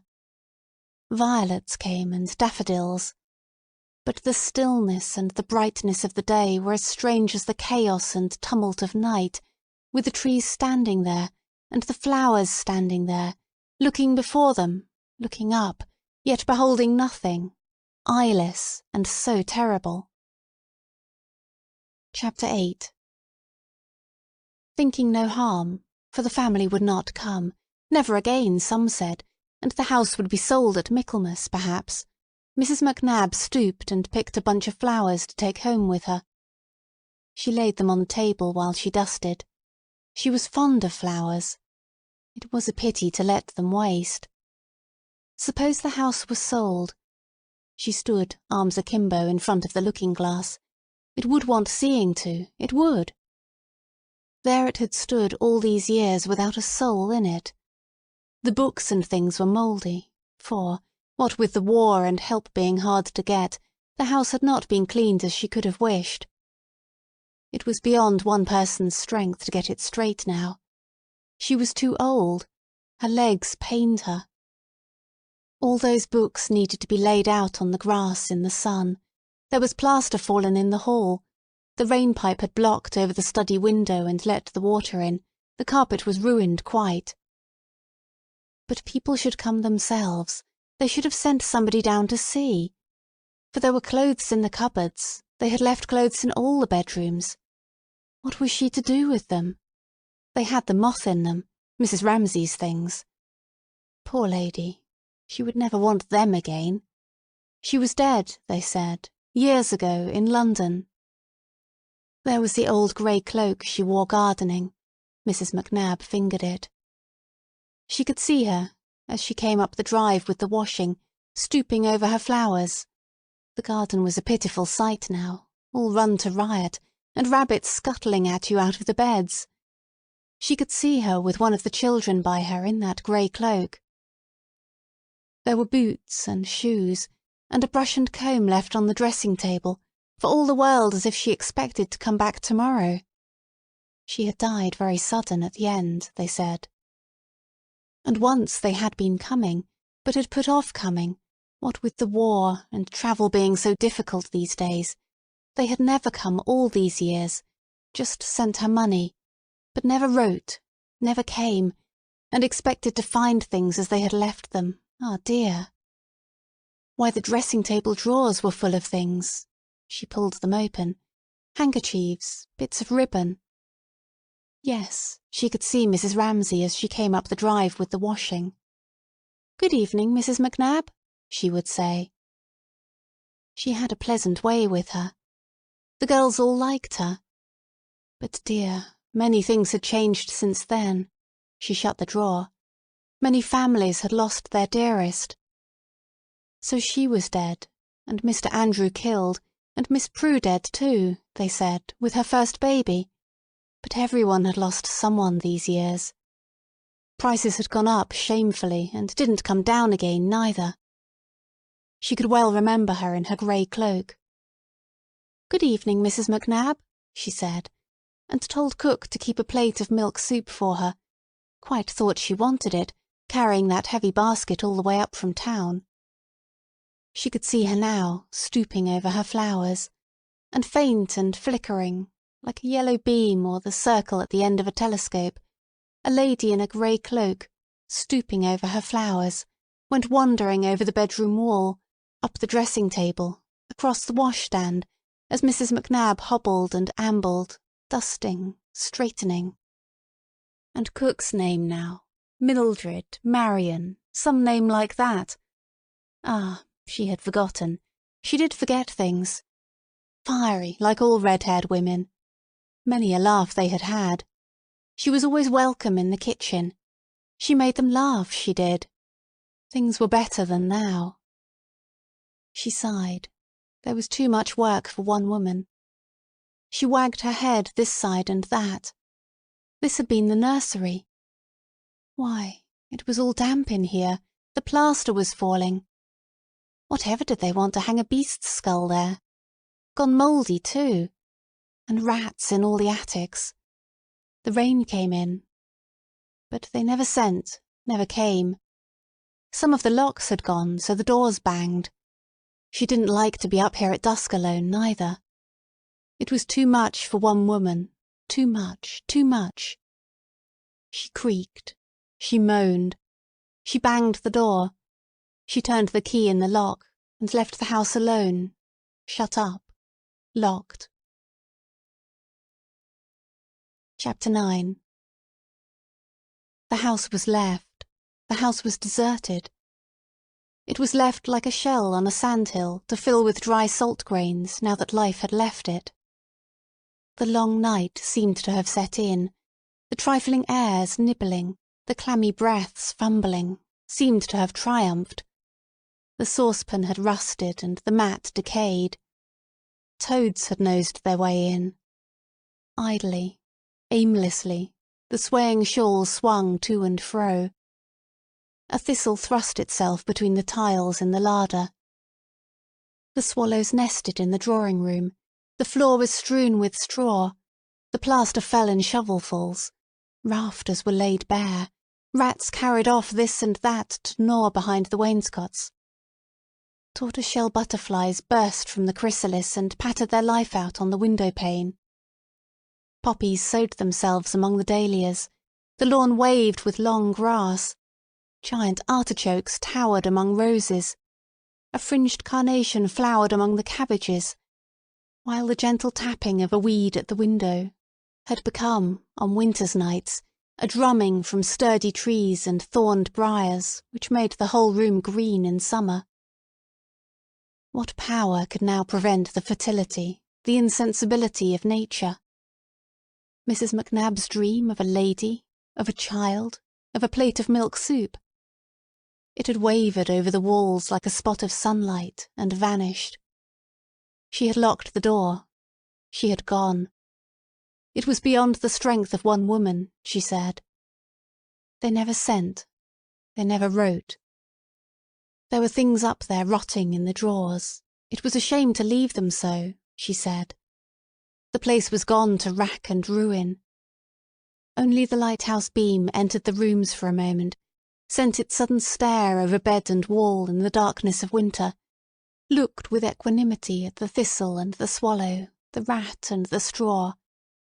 Nothing now withstood them, nothing said no to them. Let the wind blow, let the poppy seed itself and the carnation mate with the cabbage, let the swallow build in the drawing-room, and the thistle thrust aside the tiles, and the butterfly sun itself on the faded chintz of the armchairs. Let the broken glass and the china lie out on the lawn and be tangled over with grass and wild berries. For now had come that moment, that hesitation when dawn trembles and night pauses, when, if a feather alight in the scale, it will be weighed down. One feather, and the house, sinking, falling, would have turned and pitched downwards to the depths of darkness. In the ruined room, picnickers would have lit their kettles, lovers sought shelter there, lying on the bare boards, and the shepherd stored his dinner on the bricks, and the tramp slept with his coat round him to ward off the cold. Then the roof would have fallen, briars and hemlocks would have blotted out path, step, and window, would have grown unequally but lustily over the mound, until some trespasser, losing his way, could have told only by a red-hot poker among the nettles, or a scrap of china in the hemlock, that here once someone had lived, there had been a house. If the feather had fallen, if it had tipped the scale downwards, the whole house would have plunged to the depths to lie upon the sands of oblivion. But there was a force working, something not highly conscious, something that leered, something that lurched, something not inspired to go about its work with dignified ritual or solemn chanting. Mrs. McNab groaned. Mrs. Bast creaked. They were old, they were stiff, their legs ached. They came with their brooms and pails at last. They got to work. All of a sudden, would Mrs. McNab see that the house was ready, one of the young ladies wrote. Would she get this done? Would she get that done? All in a hurry. They might be coming for the summer, had left everything to the last, expected to find things as they had left them. Slowly and painfully, with broom and pail, mopping, scouring, Mrs. McNab, Mrs. Bast, stayed the corruption and the rot, rescued from the pool of time that was fast closing over them, now a basin, now a cupboard, fetched up from oblivion all the Waverley novels and a tea-set one morning, in the afternoon restored to sun and air a brass fender and a set of steel fire-irons. George, Mrs. Bast's son, caught the rats and cut the grass. They had the builders. Attended with the creaking of hinges and the screeching of bolts, the slamming and banging of damp-swollen woodwork, some rusty, laborious birth seemed to be taking place, as the women, stooping, rising, groaning, singing, slapped and slammed, upstairs now, now down in the cellars. Oh, they said, the work. They drank their tea in the bedroom sometimes, or in the study, breaking off work at midday with the smudge on their faces and their old hands clasped and cramped with the broom handles. Flopped on chairs, they contemplated, now the magnificent conquest over taps and bath, now the more arduous, more partial triumph over long rows of books, black as ravens once, now white-stained, breeding pale mushrooms and secreting furtive spiders. Once more, as she felt the tea warm in her, the telescope fitted itself to Mrs. McNab's eyes, and in a ring of light she saw the old gentleman, lean as a rake, wagging his head, as she came up with the washing. Talking to himself, she supposed, on the lawn. He never noticed her. Some said he was dead, some said she was dead. Which was it? Mrs. Bast didn't know for certain either. The young gentleman was dead. That she was sure. She had read his name in the papers. There was the cook now, Mildred, Marion, some such name as that, a red-headed woman, quick-tempered like all her sort, but kind too, if you knew the way with her. Many a laugh they had had together. She saved a plate of soup for Maggie, a bite of ham sometimes, whatever was over. They lived well in those days. They had everything they wanted. Glibly, jovially, with the tea hot in her, she unwound her ball of memories, sitting in the wicker armchair by the nursery fender. There was always plenty doing, people in the house, 20 staying sometimes, and washing up till long past midnight. Mrs. Bast, she had never known them, had lived in Glasgow at that time, wondered, putting her cup down, whatever they hung that beast's skull there for, shot in foreign parts no doubt. It might well be, said Mrs. McNab, wantoning on with her memories. They had friends in eastern countries, gentlemen staying there, ladies in evening dress. She had seen them once through the dining-room door, all sitting at dinner. 20, she dared say, all in their jewellery, and she asked to stay help wash up, might be till after midnight. Ah, said Mrs. Bast, they'd find it changed. She leant out of the window. She watched her son George scything the grass. They might well ask what had been done to it, seeing how old Kennedy was supposed to have charge of it, and then his leg got so bad after he fell from the cart, and then perhaps no one for a year, or the better part of one, and then Davy MacDonald, and seeds might be sent, but who should say if they were ever planted? They'd find it changed. She watched her son scything. He was a great one for work, one of those quiet ones. Well, they must be getting along with the cupboards, she supposed. They hauled themselves up. At last, after days of labour within, of cutting and digging without, dusters were flicked from the windows were shut too, keys were turned all over the house, the front door was banged. It was finished.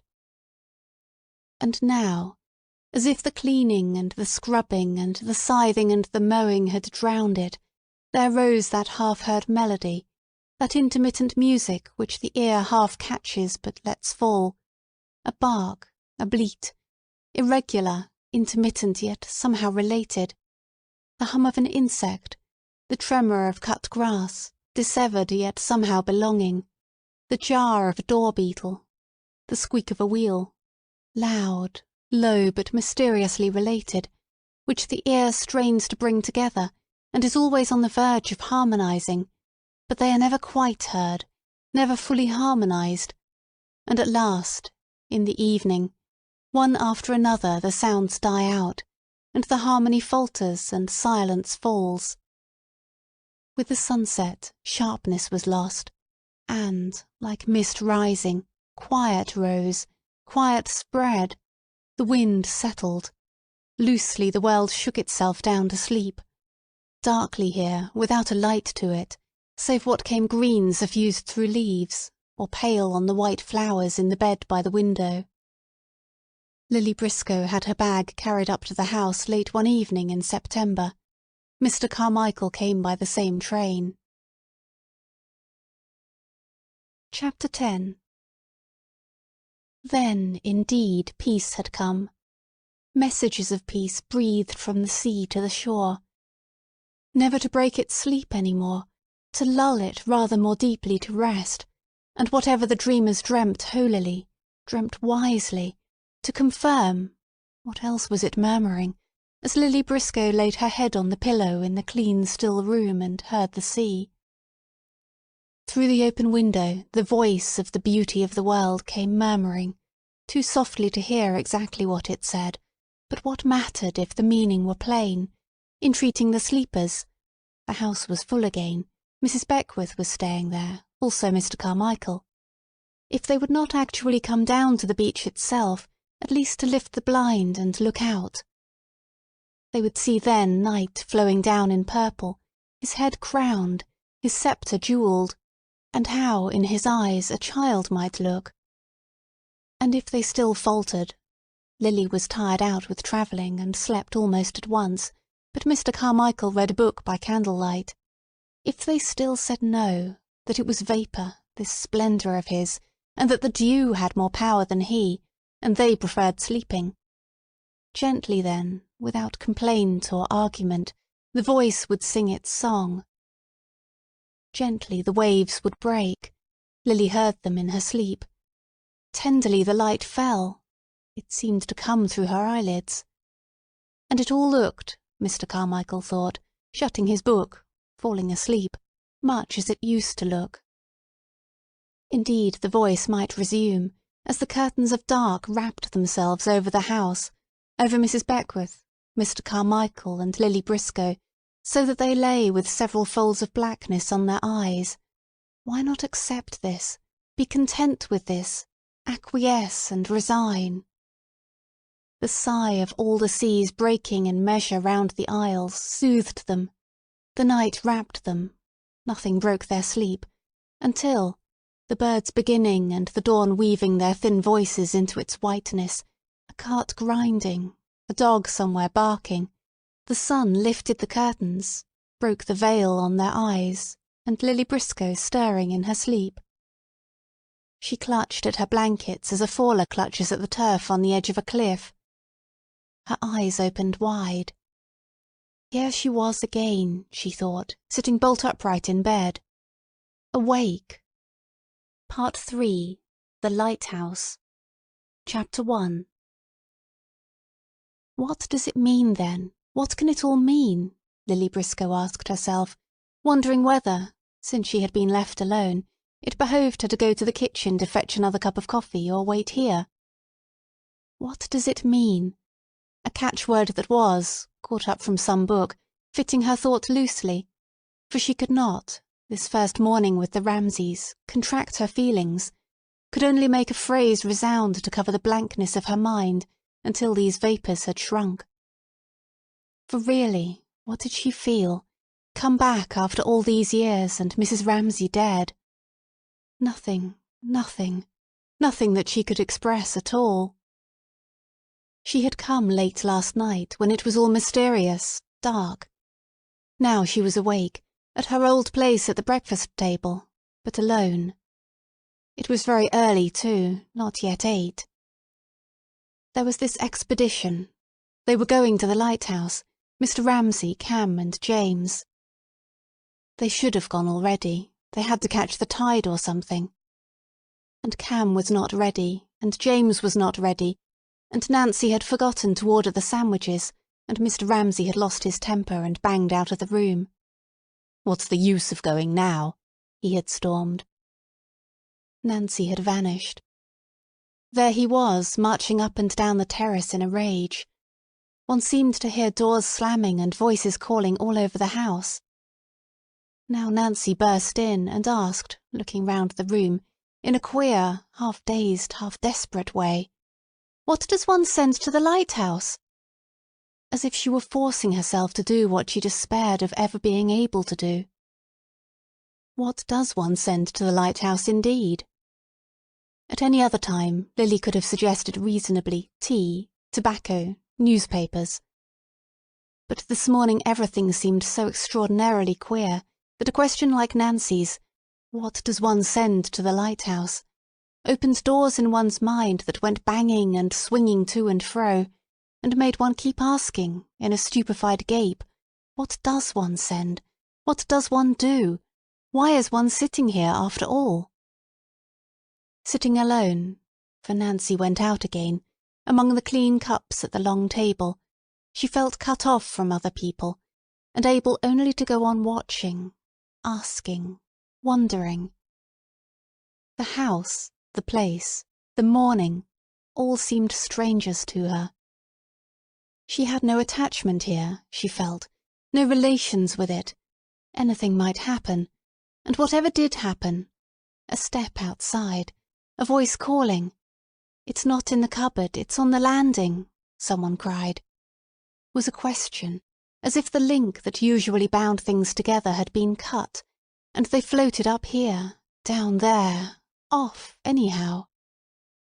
How aimless it was, how chaotic, how unreal it was, she thought, looking at her empty coffee cup. Mrs. Ramsay dead. Andrew killed. Prue dead too. Repeat it as she might, it roused no feeling in her. And we all get together in a house like this on a morning like this, she said, looking out of the window. It was a beautiful still day. Chapter 2. Suddenly Mr. Ramsay raised his head as he passed and looked straight at her, with his distraught, wild gaze which was yet so penetrating, as if he saw you, for 1 second, for the first time, for ever. And she pretended to drink out of her empty coffee cup so as to escape him, to escape his demand on her, to put aside a moment longer that imperious need. And he shook his head at her and strode on. "Alone," she heard him say. "Perished," she heard him say. And like everything else this strange morning, the words became symbols, wrote themselves all over the grey-green walls. If only she could put them together, she felt, write them out in some sentence, then she would have got at the truth of things. Old Mr. Carmichael came padding softly in, fetched his coffee, took his cup and made off to sit in the sun. The extraordinary unreality was frightening, but it was also exciting. Going to the lighthouse. But what does one send to the lighthouse? Perished. Alone. The grey-green light on the wall opposite.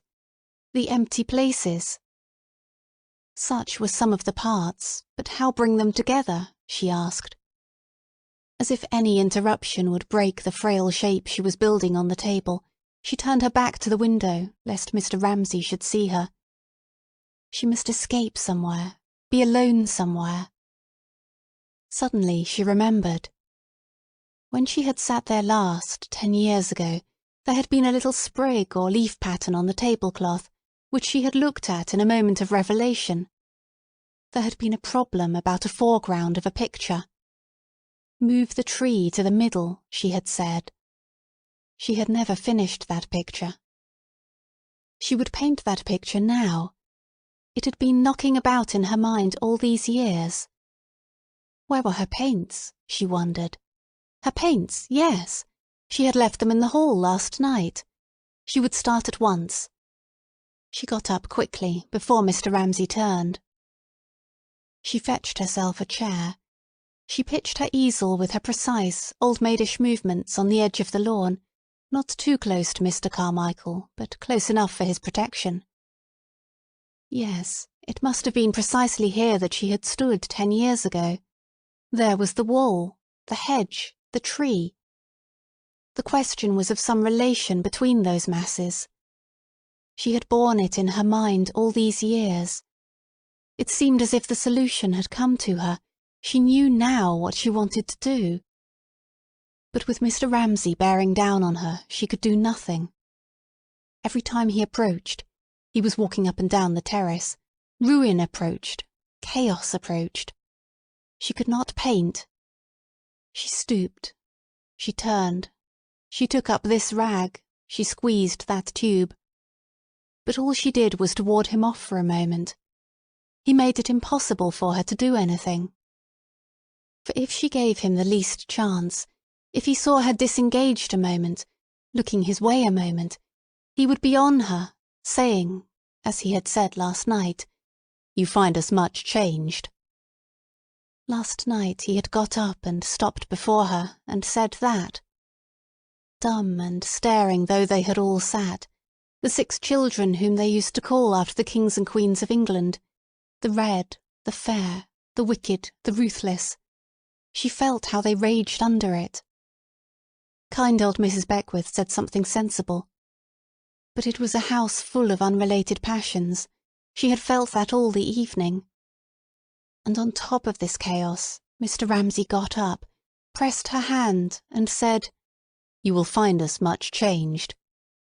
And none of them had moved or had spoken, but had sat there as if they were forced to let him say it. Only James, certainly the sullen, scowled at the lamp, and Cam screwed her handkerchief round her finger. Then he reminded them that they were going to the Lighthouse tomorrow. They must be ready, in the hall, on the stroke of 7:30. Then, with his hand on the door, he stopped. He turned upon them. Did they not want to go? He demanded. Had they dared say no, he had some reason for wanting it, he would have flung himself tragically backwards into the bitter waters of despair. Such a gift he had for gesture.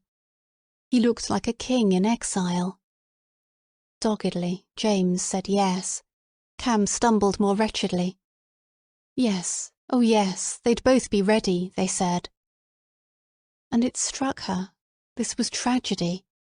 Not Paul's, dust and the shroud, but children coerced, their spirits subdued. James was 16, Cam 17 perhaps. She had looked round for someone who was not there, for Mrs. Ramsay presumably. But there was only kind Mrs. Beckwith turning over her sketches under the lamp. Then, being tired, her mind still rising and falling with the sea, the taste and smell that places have after long absence possessing her, the candles wavering in her eyes, she had lost herself and gone under. It was a wonderful night, starlit. The waves sounded as they went upstairs. The moon surprised them, enormous, pale, as they passed the staircase window. She had slept at once. She set her clean canvas firmly upon the easel, as a barrier, frail, but she hoped sufficiently substantial to ward off Mr. Ramsay and his exactingness. She did her best to look, when his back was turned, at her picture, that line there, that mass there. But it was out of the question. Let him be 50 feet away, let him not even speak to you, let him not even see you. He permeated, he prevailed, he imposed himself. He changed everything. She could not see the colour, she could not see the lines. Even with his back turned to her, she could only think, but he'll be down on me in a moment, demanding something she felt she could not give him. She rejected one brush, she chose another. When would those children come? When would they all be off? She fidgeted. That man, she thought, her anger rising in her, never gave. That man took. She, on the other hand, would be forced to give. Mrs. Ramsay had given. Giving, giving, giving, she had died, and had left all this. Really, she was angry with Mrs. Ramsay. With the brush slightly trembling in her fingers, she looked at the hedge, the step, the wall. It was all Mrs. Ramsay's doing. She was dead. Here was Lily at 44, wasting her time, unable to do a thing, standing there, playing at painting, playing at the one thing one did not play at, and it was all Mrs. Ramsay's fault. She was dead. The step where she used to sit was empty. She was dead. But why repeat this over and over again? Why be always trying to bring up some feeling she had not got? There was a kind of blasphemy in it. It was all dry, all withered, all spent.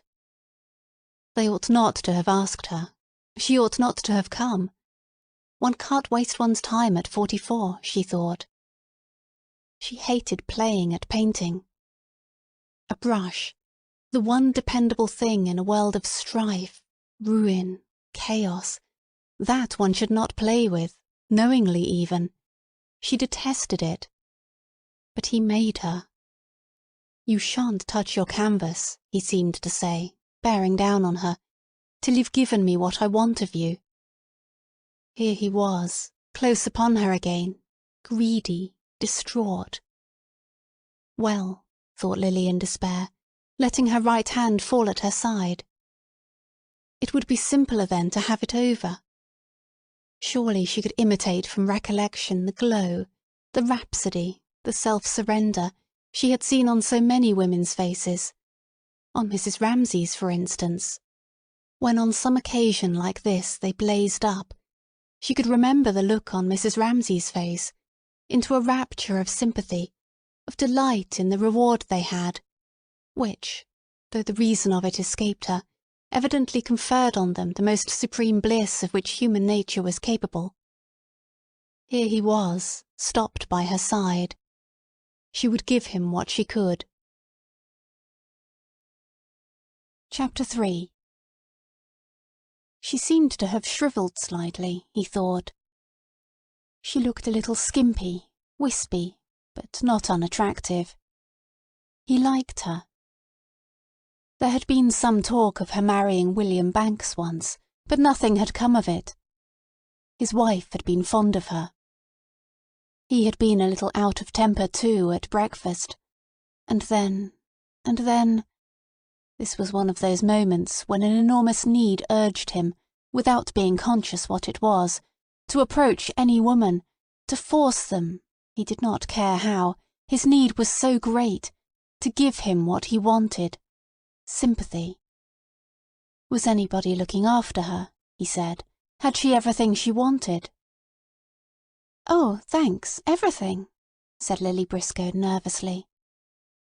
No, she could not do it. She ought to have floated off instantly upon some wave of sympathetic expansion. The pressure on her was tremendous. But she remained stuck. There was an awful pause. They both looked at the sea. Why, thought Mr. Ramsay, should she look at the sea when I am here?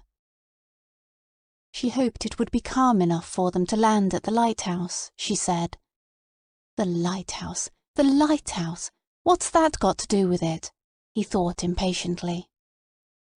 Instantly, with the force of some primeval gust, but really he could not restrain himself any longer, there issued from him such a groan that any other woman in the whole world would have done something, said something. All except myself, thought Lily, girding at herself bitterly, who am not a woman, but a peevish, ill-tempered, dried-up old maid, presumably. Mr. Ramsay sighed to the full. He waited.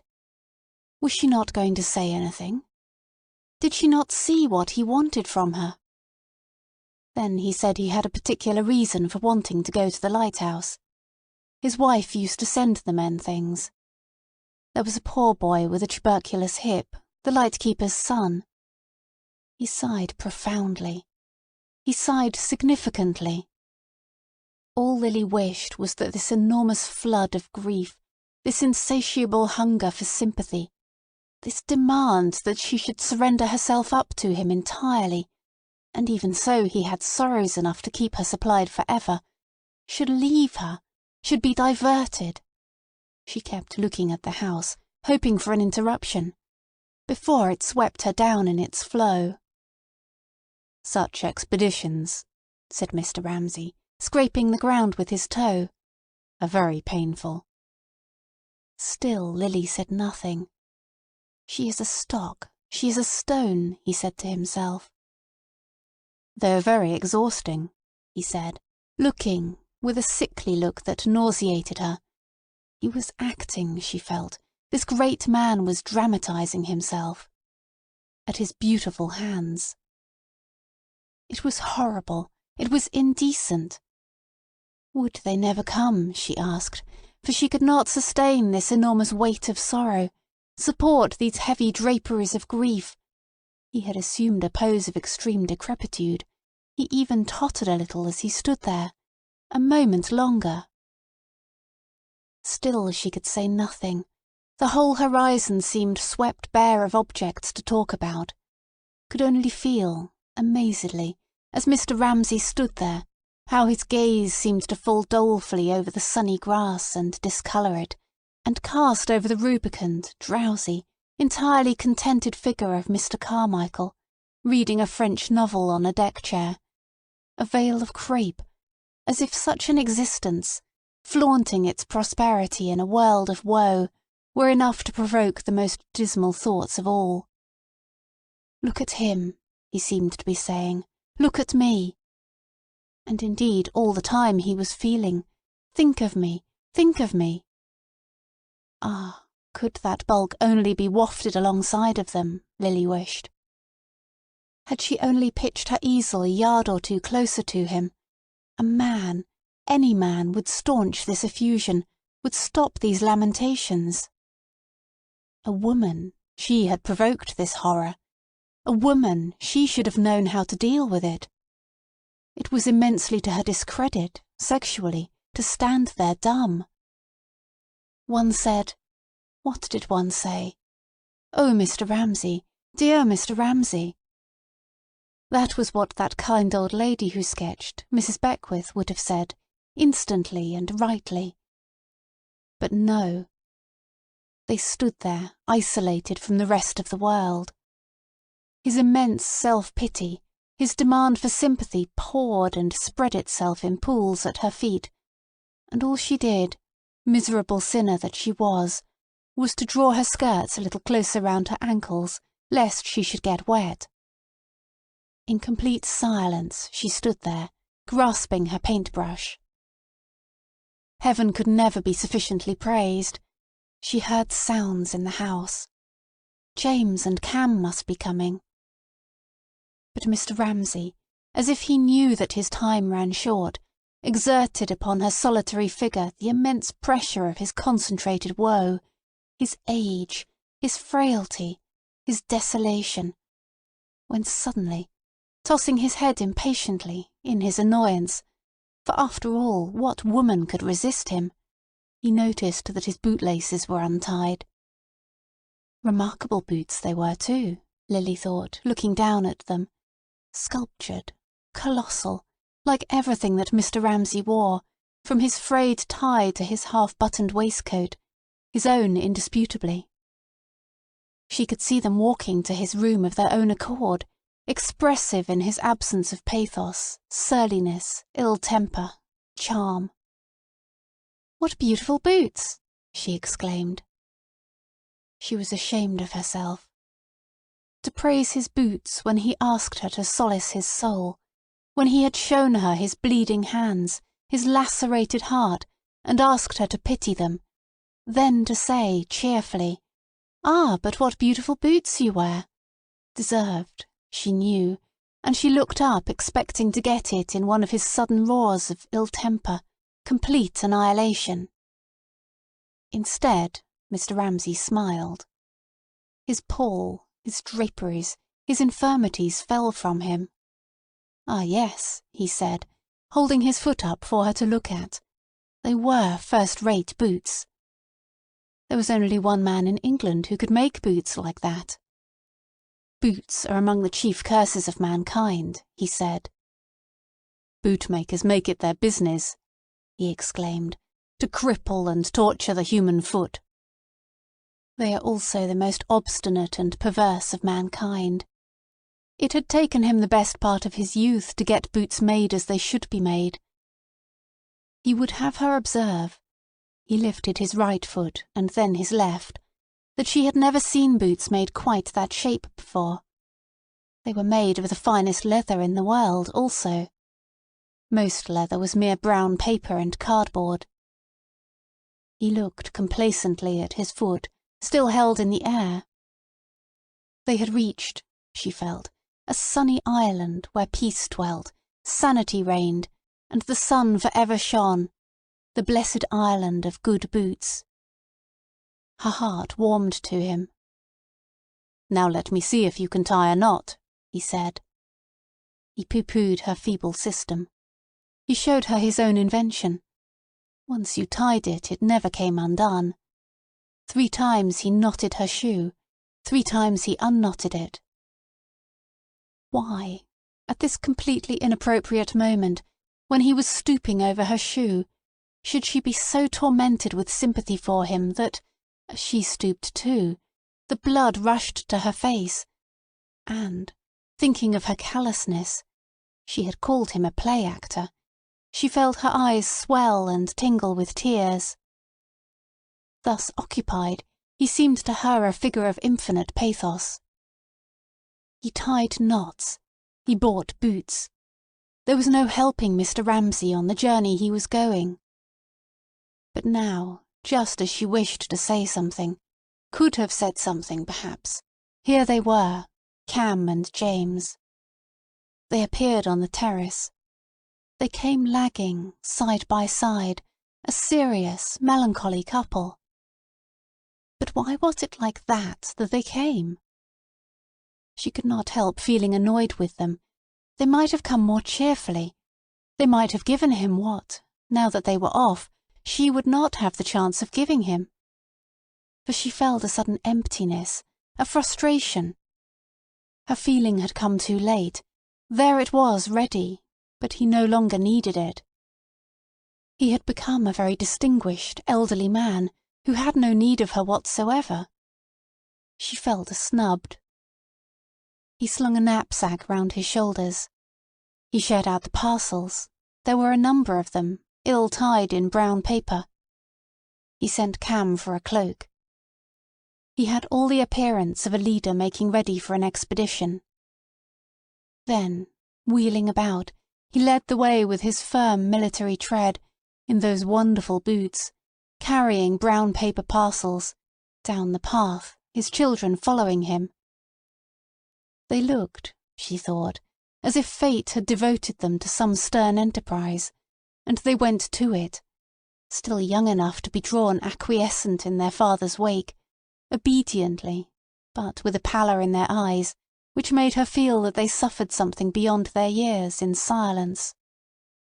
So they passed the edge of the lawn, and it seemed to Lily that she watched a procession go by, drawn on by some stress of common feeling, which made it, faltering and flagging as it was, a little company bound together, and strangely impressive to her. Politely, but very distantly, Mr. Ramsay raised his hand and saluted her as they passed.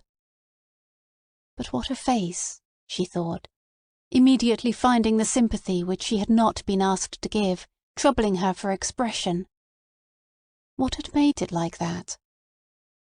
Thinking, night after night, she supposed, about the reality of kitchen tables, she added, remembering the symbol which in her vagueness as to what Mr. Ramsay did think about, Andrew had given her. He had been killed by the splinter of a shell instantly, she bethought her. The kitchen table was something visionary, austere, something bare, hard, not ornamental. There was no colour to it. It was all edges and angles. It was uncompromisingly plain. But Mr. Ramsay kept always his eyes fixed upon it, never allowed himself to be distracted or deluded, until his face became worn too, and ascetic, and partook of this unornamented beauty which so deeply impressed her. Then she recalled, standing where he had left her, holding her brush, worries had fretted it, not so nobly. He must have had his doubts about that table, she supposed, whether the table was a real table, whether it was worth the time he gave to it, whether he was able after all to find it. He had had doubts, she felt, or he would have asked less of people. That was what they talked about late at night sometimes, she suspected, and then next day Mrs. Ramsay looked tired, and Lily flew into a rage with him over some absurd little thing. But now he had nobody to talk to about that table, or his boots, or his knots. And he was like a lion seeking whom he could devour, and his face had that touch of desperation, of exaggeration in it which alarmed her and made her pull her skirts about her. And then, she recalled, there was that sudden revivification, that sudden flare, when she praised his boots, that sudden recovery of vitality and interest in ordinary human things, which too passed and changed, for he was always changing and hid nothing, into that other final phase which was new to her, and had, she owned, made herself ashamed of her own irritability, when it seemed as if he had shed worries and ambitions, and the hope of sympathy and the desire for praise, had entered some other region, was drawn on, as if by curiosity, in dumb colloquy, whether with himself or another, at the head of that little procession out of one's range. An extraordinary face. The gate banged. Chapter 4. So they're gone, she thought, sighing with relief and disappointment. Her sympathy seemed to be cast back on her, like a bramble sprung across her face. She felt curiously divided, as if one part of her were drawn out there. It was a still day, hazy. The lighthouse looked this morning at an immense distance. The other had fixed itself doggedly, solidly, here on the lawn. She saw her canvas as if it had floated up and placed itself, white and uncompromising, directly before her. It seemed to rebuke her with its cold stare for all this hurry and agitation, this folly and waste of emotion. It drastically recalled her, and spread through her mind, first a peace, as her disorderly sensations. He had gone, and she had been so sorry for him, and she had said nothing. Trooped off the field. And then emptiness. She looked blankly at the canvas, with its uncompromising white stare, from the canvas to the garden. There was something. She stood screwing up her little Chinese eyes in her small puckered face.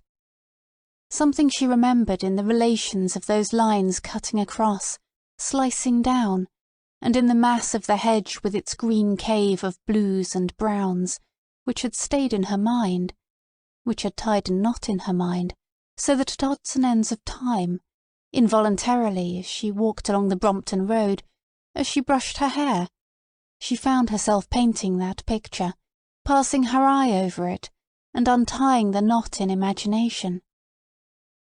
But there was all the difference in the world between this planning airily away from the canvas, and actually taking her brush and making the first mark.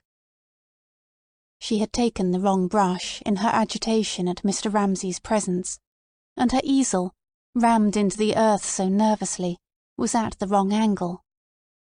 And now that she had put that right, and in so doing had subdued the impertinences and irrelevances that plucked her attention, and made her remember how she was such and such a person, had such and such relations to people, she took her hand and raised her brush. For a moment it stayed trembling in a painful but exciting ecstasy in the air. Where to begin?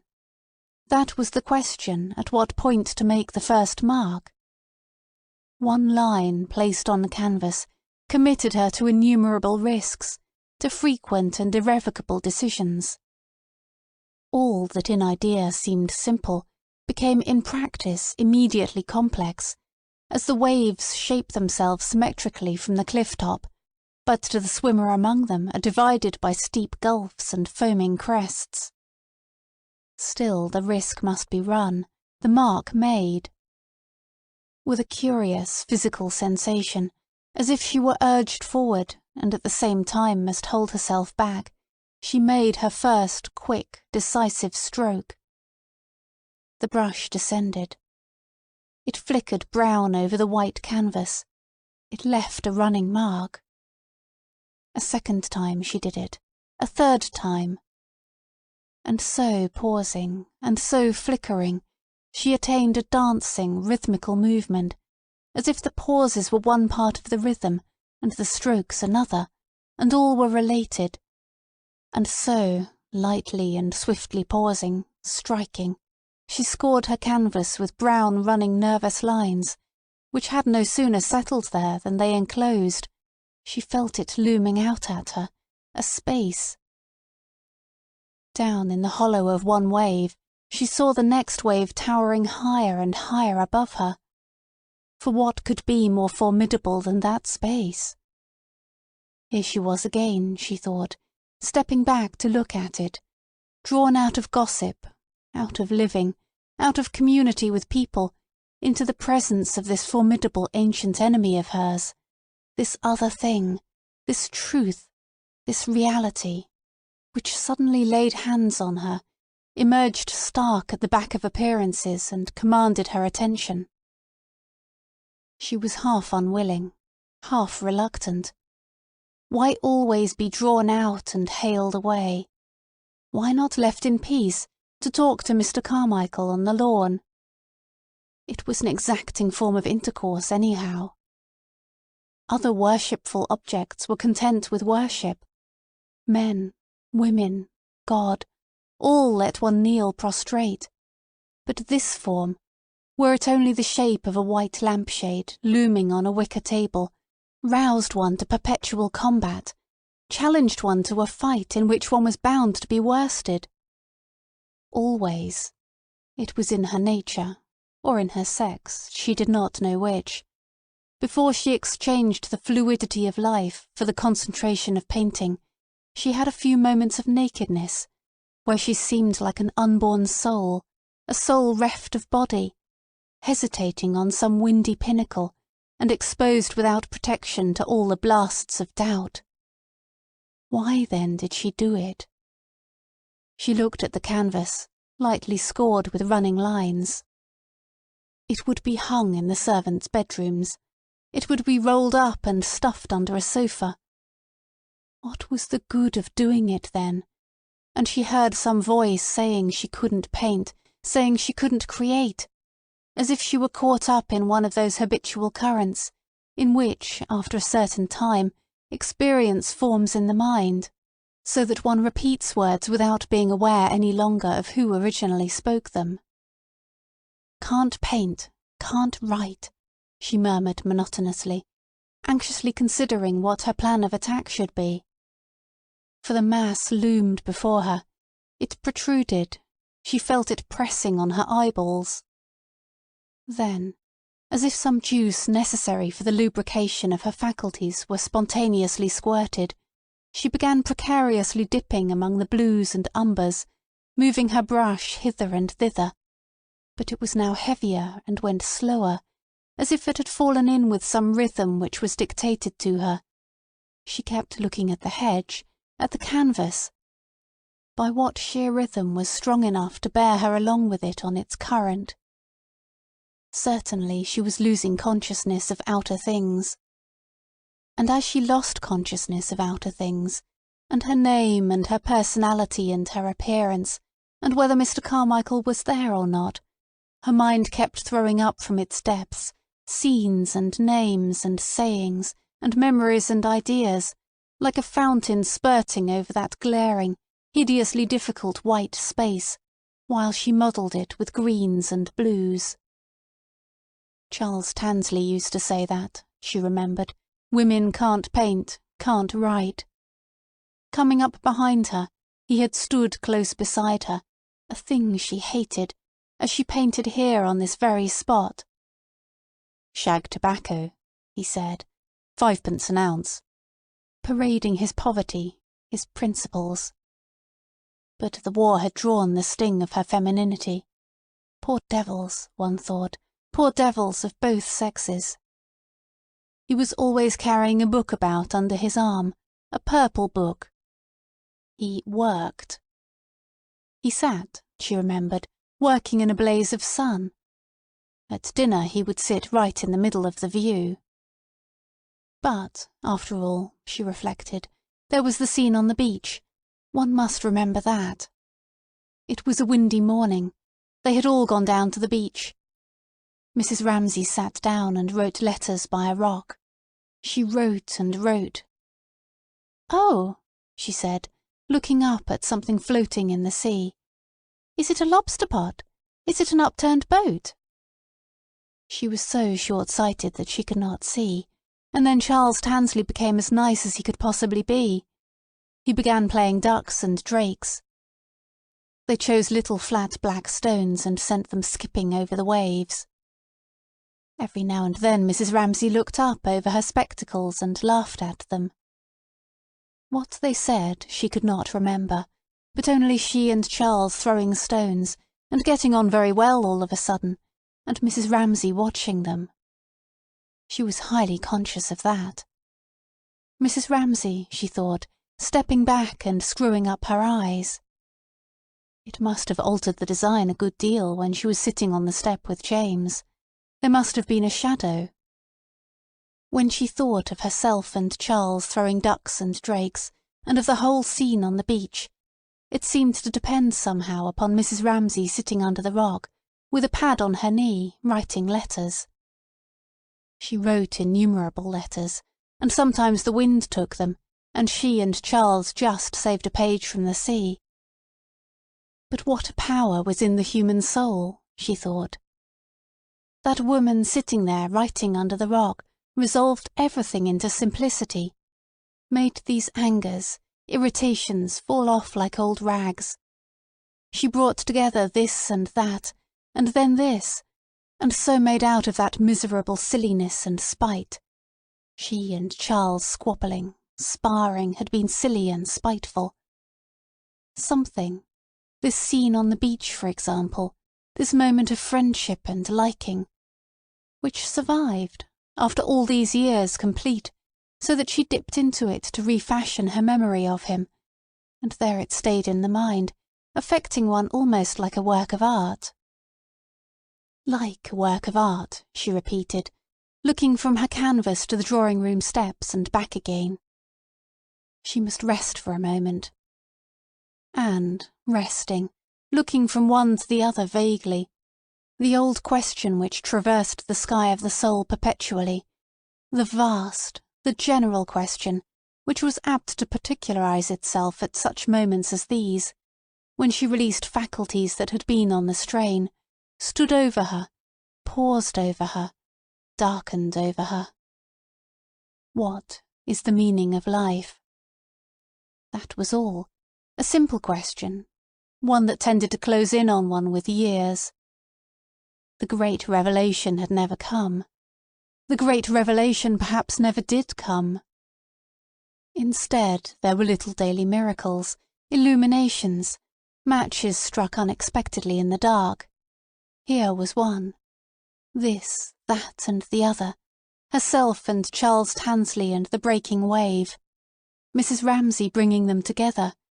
Mrs. Ramsay saying, "Life stands still here." Mrs. Ramsay making of the moment something permanent, as in another sphere Lily herself tried to make of the moment something permanent.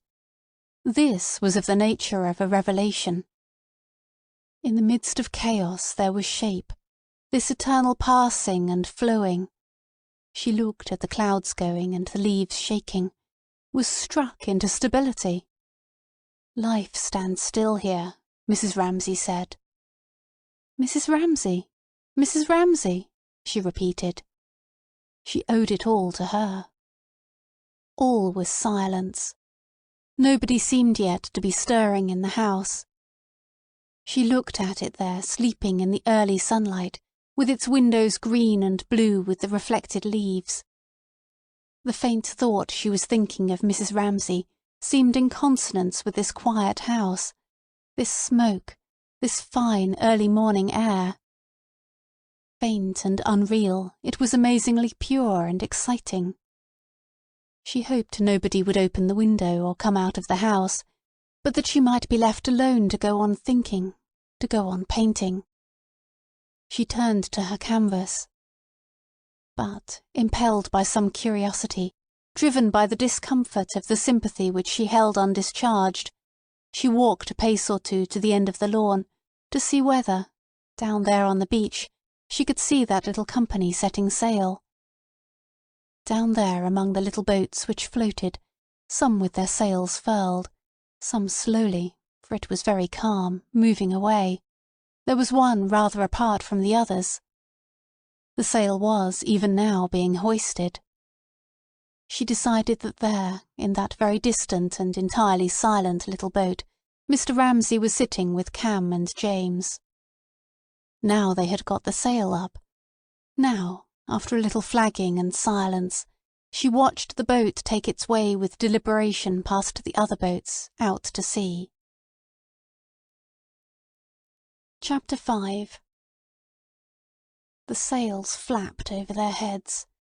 The water chuckled and slapped the sides of the boat, which drowsed motionless in the sun. Now and then the sails rippled with a little breeze in them, but the ripple ran over them and ceased. The boat made no motion at all.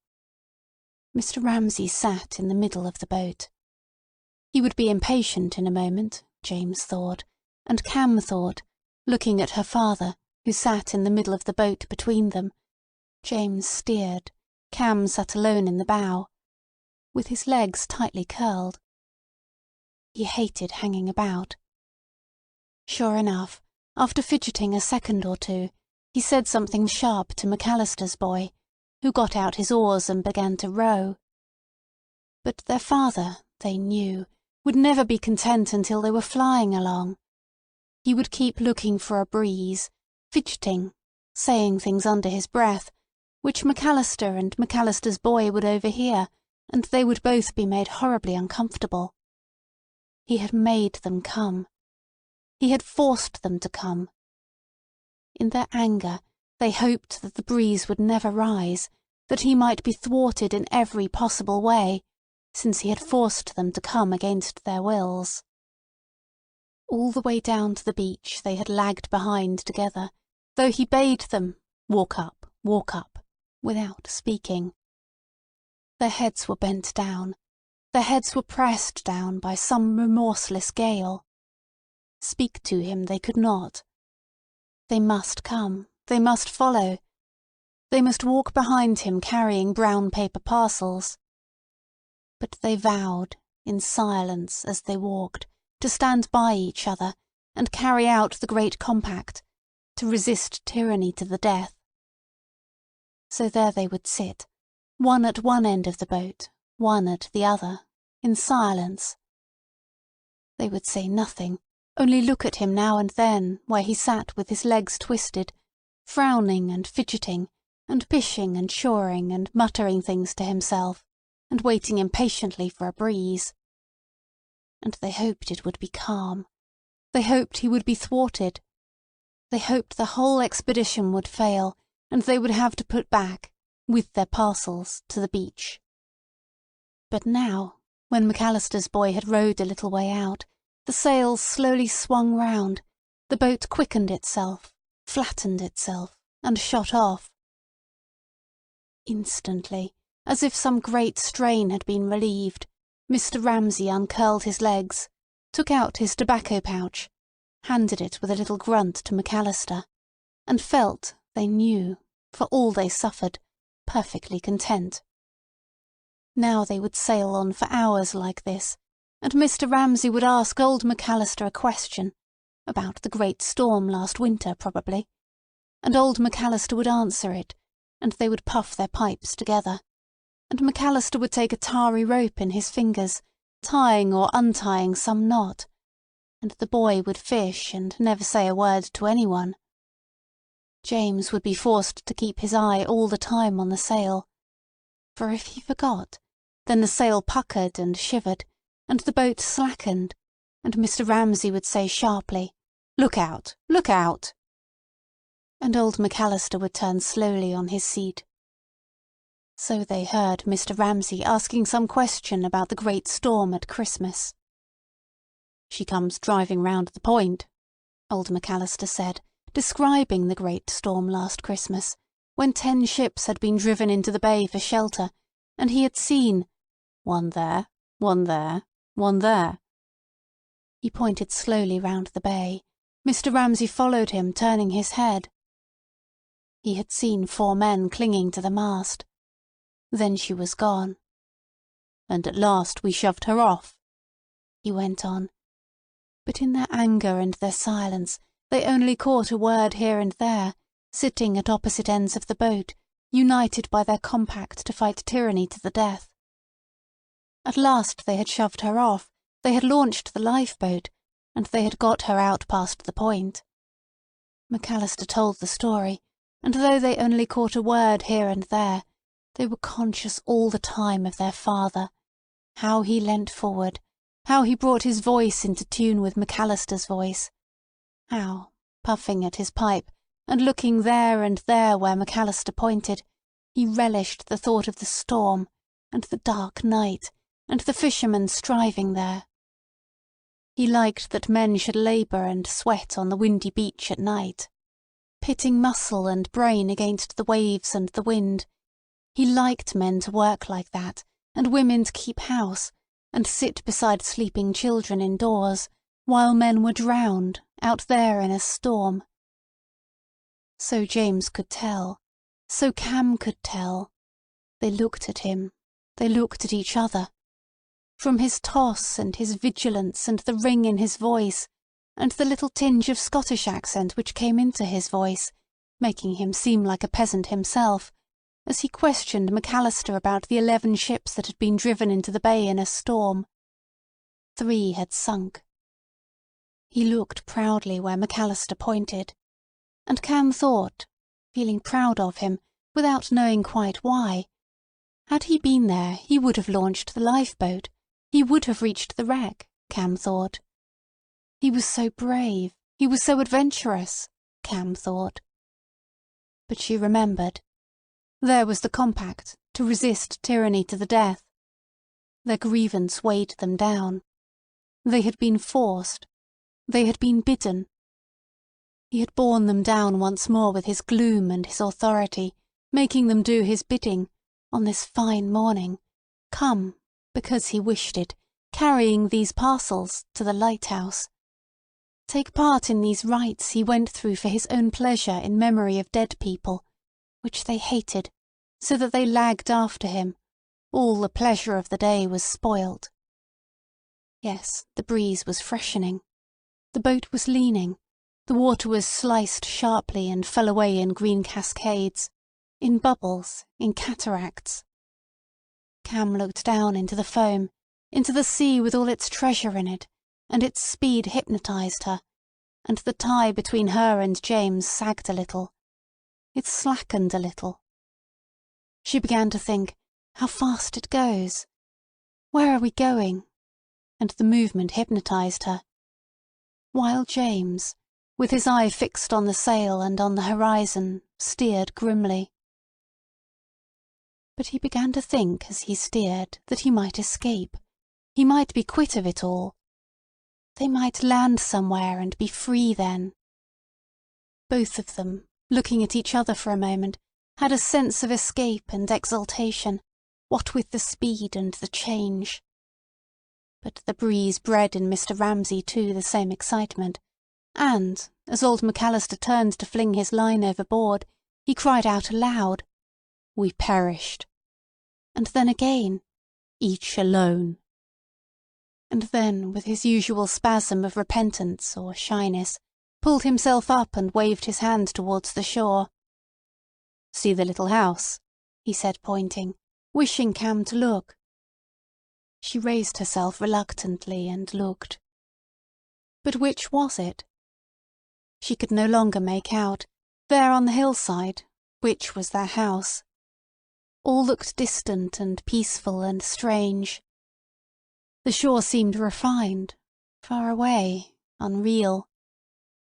Already the little distance they had sailed had put them far from it, and given it the changed look, the composed look, of something receding in which one has no longer any part. Which was their house? She could not see it. "But I beneath a rougher sea," Mr. Ramsay murmured. He had found the house, and so seeing it, he had also seen himself there. He had seen himself walking on the terrace alone. He was walking up and down between the urns, and he seemed to himself very old and bowed.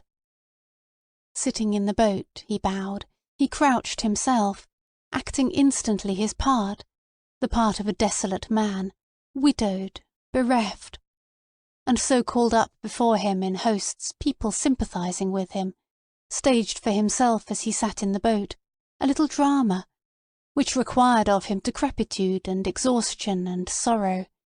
He raised his hands and looked at the thinness of them to confirm his dream. And then there was given him in abundance women's sympathy, and he imagined how they would soothe him and sympathize with him, and so getting in his dream some reflection of the exquisite pleasure women's sympathy was to him, he sighed, and said gently and mournfully, "But I beneath the rougher sea was whelmed in deeper gulfs than he," so that the mournful words were heard quite clearly by them all. Cam half started on her seat. It shocked her. It outraged her. The movement roused her father, and he shuddered and broke off, exclaiming, "Look! Look!" so urgently that James also turned his head to look over his shoulder at the island. They all looked. They looked at the island. But Cam could see nothing.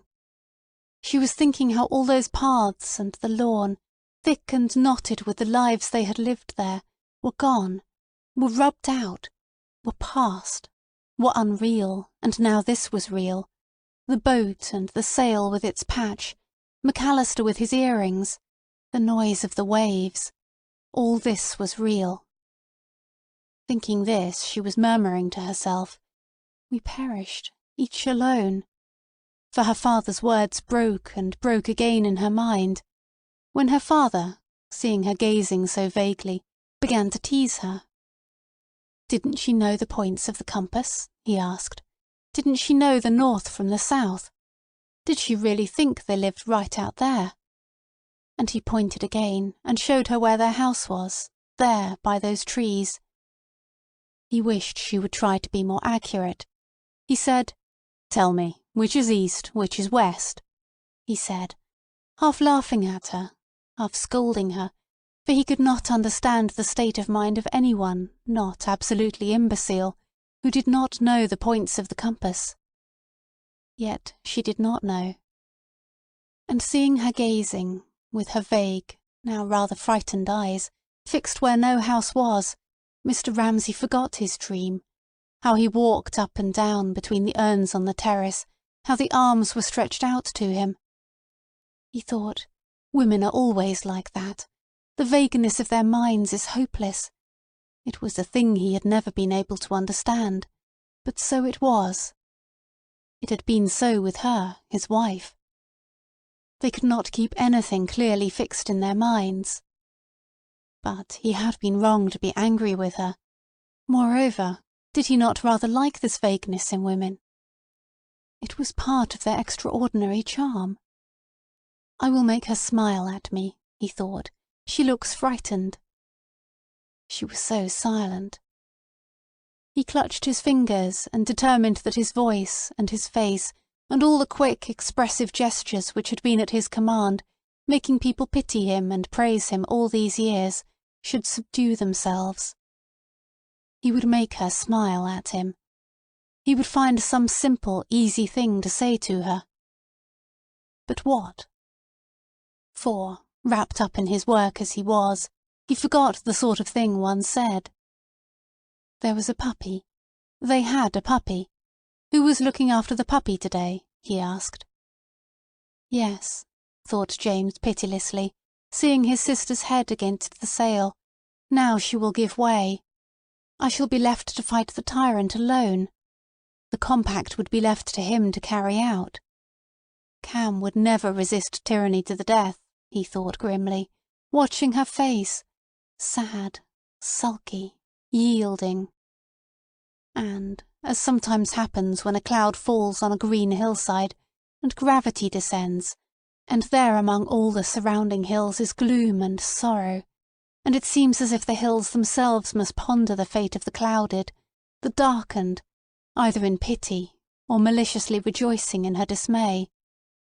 So Cam now felt herself overcast, as she sat there among calm, resolute people, and wondered how to answer her father about the puppy, how to resist his entreaty, "Forgive me, care for me," while James the lawgiver, with the tablets of eternal wisdom laid open on his knee, his hand on the tiller had become symbolical to her, said resist him, fight him. He said so rightly, justly, for they must fight tyranny to the death, she thought. Of all human qualities she reverenced justice most. Her brother was most godlike, her father most suppliant. And to which did she yield, she thought, sitting between them, gazing at the shore whose points were all unknown to her, and thinking how the lawn and the terrace and the house were smoothed away now, and peace dwelt there. "Jasper," she said sullenly. "He'd look after the puppy." And what was she going to call him? Her father persisted. He had had a dog when he was a little boy, called Frisk. She'll give way, James thought, as he watched a look come upon her face, a look he remembered. They look down, he thought, at their knitting or something. Then suddenly they look up. There was a flash of blue, he remembered, and then somebody sitting with him laughed, surrendered, and he was very angry. It must have been his mother, he thought, sitting on a low chair, with his father standing over her. He began to search among the infinite series of impressions which time had laid down, leaf upon leaf, fold upon fold softly, incessantly upon his brain, among scents, sounds, voices harsh, hollow, sweet, and lights passing, and brooms tapping, and the wash and hush of the sea, how a man had marched up and down and stopped dead, upright, over them. Meanwhile, he noticed, Cam dabbled her fingers in the water, and stared at the shore and said nothing. No, she won't give way, he thought. She's different, he thought. Well, if Cam would not answer him, he would not bother her, Mr. Ramsay decided, feeling in his pocket for a book. But she would answer him. She wished passionately to move some obstacle that lay upon her tongue, and to say, "Oh yes, Frisk, I'll call him Frisk." She wanted even to say, "Was that the dog that found its way over the moor alone?" But try as she might, she could think of nothing to say like that, fierce and loyal to the compact, yet passing on to her father, unsuspected by James, a private token of the love she felt for him. For, she thought, dabbling her hand, and now McAllister's boy had caught a mackerel, and it lay kicking on the floor with blood on its gills. For she thought, looking at James who kept his eyes dispassionately on the sail, or glanced now and then for a second at the horizon, "You're not exposed to it, to this pressure and division of feeling, this extraordinary temptation." Her father was feeling in his pockets. In another second he would have found his book. For no one attracted her more. His hands were beautiful, and his feet, and his voice, and his words, and his haste, and his temper, and his oddity, and his passion, and his saying straight out before everyone, "We perish, each alone," and his remoteness. He had opened his book. But what remained intolerable, she thought, sitting upright, and watching McAllister's boy tug the hook out of the gills of another fish, was that crass blindness and tyranny of his which had poisoned her childhood and raised bitter storms, so that even now she woke in the night trembling with rage, and remembered some command of his, some insolence. Do this, do that. His dominance, his "submit to me." So she said nothing, but looked doggedly and sadly at the shore, wrapped in its mantle of peace, as if the people there had fallen asleep, she thought, were free like smoke, were free to come and go like ghosts. They have no suffering there, she thought. Chapter 6. Yes, that is their boat, Lily Briscoe decided, standing on the edge of the lawn. It was the boat with greyish-brown sails, which she saw now flatten itself upon the water, and shoot off across the bay. There he sits, she thought, and the children are quite silent still. And she could not reach him either. The sympathy she had not given him weighed her down.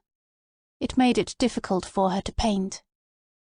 She had always found him difficult.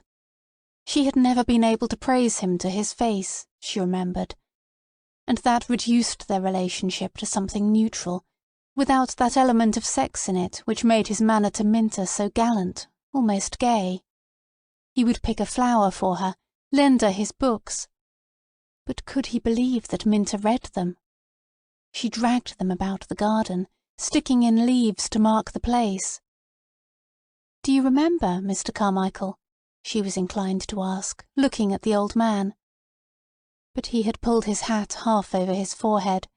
He was asleep, or he was dreaming, or he was lying there catching words, she supposed. "Do you remember?" she felt inclined to ask him as she passed him, thinking again of Mrs. Ramsay on the beach, the cask bobbing up and down, and the pages flying. Why, after all these years, had that survived, ringed round, lit up, visible to the last detail, with all before it blank and all after it blank, for miles and miles? "Is it a boat? Is it a cork?" she would say, Lily repeated, turning back, reluctantly again, to her canvas. Heaven be praised for it, the problem of space remained, she thought, taking up her brush again. It glared at her. The whole mass of the picture was poised upon that weight. Beautiful and bright it should be on the surface, feathery and evanescent, one colour melting into another like the colours on a butterfly's wing, but beneath the fabric must be clamped together with bolts of iron. It was to be a thing you could ruffle with your breath, and a thing you could not dislodge with a team of horses. And she began to lay on a red, a grey, and she began to model her way into the hollow there. At the same time, she seemed to be sitting beside Mrs. Ramsay on the beach. "Is it a boat? Is it a cask?" Mrs. Ramsay said, and she began hunting round for her spectacles. And she sat, having found them, silent, looking out to sea. And Lily, painting steadily, felt as if a door had opened, and one went in and stood gazing silently about in a high cathedral-like place, very dark, very solemn. Shouts came from a world far away. Steamers vanished in stalks of smoke on the horizon. Charles threw stones and sent them skipping. Mrs. Ramsay sat silent. She was glad, Lily thought, to rest in silence, uncommunicative, to rest in the extreme obscurity of human relationships. Who knows what we are, what we feel? Who knows even at the moment of intimacy? This is knowledge. Aren't things spoiled, then? Mrs. Ramsay may have asked. It seemed to have happened so often, this silence by her side. By saying them. Aren't we more expressive thus? The moment at least seemed extraordinarily fertile. She rammed a little hole in the sand and covered it up, by way of burying in it the perfection of the moment. It was like a drop of silver in which one dipped and illumined the darkness of the past. Lily stepped back to get her canvas, so, into perspective. It was an odd road to be walking, this of painting. Out and out one went, further, until at last one seemed to be on a narrow plank, perfectly alone over the sea. And, as she dipped into the blue paint, she dipped too into the past there. Now Mrs. Ramsay got up, she remembered. It was time to go back to the house, time for luncheon. And they all walked up from the beach together, she walking behind with William Banks, and there was Minta in front of them with a hole in her stocking. How that little round hole of pink heel seemed to flaunt itself before them. How William Banks deplored it, without, so far as she could remember, saying anything about it. It meant to him the annihilation of womanhood, and dirt and disorder, and servants leaving and beds not made at midday, all the things he most abhorred. He had a way of shuddering and spreading his fingers out, as if to cover an unsightly object, which he did now, holding his hand in front of him. And Minta walked on ahead, and presumably Paul met her, and she went off with Paul in the garden. The Rayleys, thought Lily Briscoe, squeezing her tube of green paint. She collected her impressions of the Rayleys. Their lives appeared to her in a series of scenes. One on the staircase at dawn. Paul had come in and gone to bed early. Minta was late. There was Minta, wreathed, tinted, garish on the stairs about 3 o'clock in the morning. Paul came out in his pyjamas carrying a poker in case of burglars. Minta was eating a sandwich, standing halfway up by a window, in the cadaverous early morning light, and the carpet had a hole in it. But what did they say? Lily asked herself, as if by looking she could hear them. Minta went on eating her sandwich, annoyingly, while he spoke something violent, abusing her, in a mutter so as not to wake the children, the 2 little boys. He was withered, drawn, she flamboyant, careless. For things had worked loose after the first year or so. The marriage had turned out rather badly. And this, Lily thought, taking the green paint on her brush, this making up scenes about them, is what we call knowing people, thinking of them, being fond of them. Not a word of it was true. She had made it up, but it was what she knew them by all the same. She went on tunnelling her way into her picture, into the past. Another time Paul said he played chess in coffee-houses. She had built up a whole structure of imagination on that saying too. She remembered how, as he said it, she thought how he rang up the servant, and she said, "Mrs. Rayley's out, sir," and he decided that he would not come home either.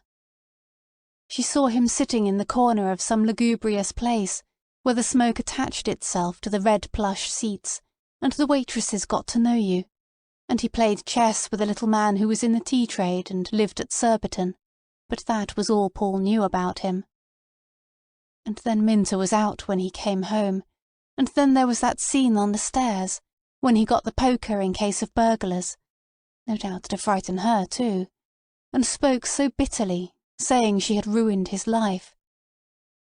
At any rate, when she went down to see them at a cottage near Rickmansworth, things were horribly strained. Paul took her down the garden to look at the Belgian hares which he bred, and Minta followed them, singing, and put her bare arm on his shoulder, lest he should tell her anything. Minta was bored by hares, Lily thought, but Minta never gave herself away. She never said things like that about playing chess in coffee shops. She was far too conscious, far too wary.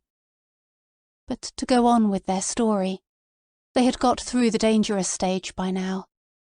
She had been staying with them last summer sometime, and the car broke down, and Minta had to hand him his tools.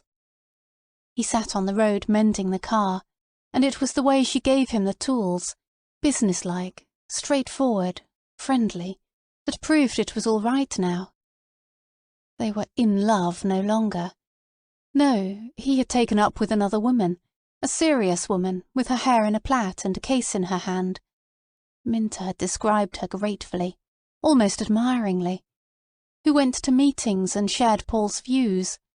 They had got more and more pronounced, about the taxation of land values and a capital levy. Far from breaking up the marriage, that alliance had righted it.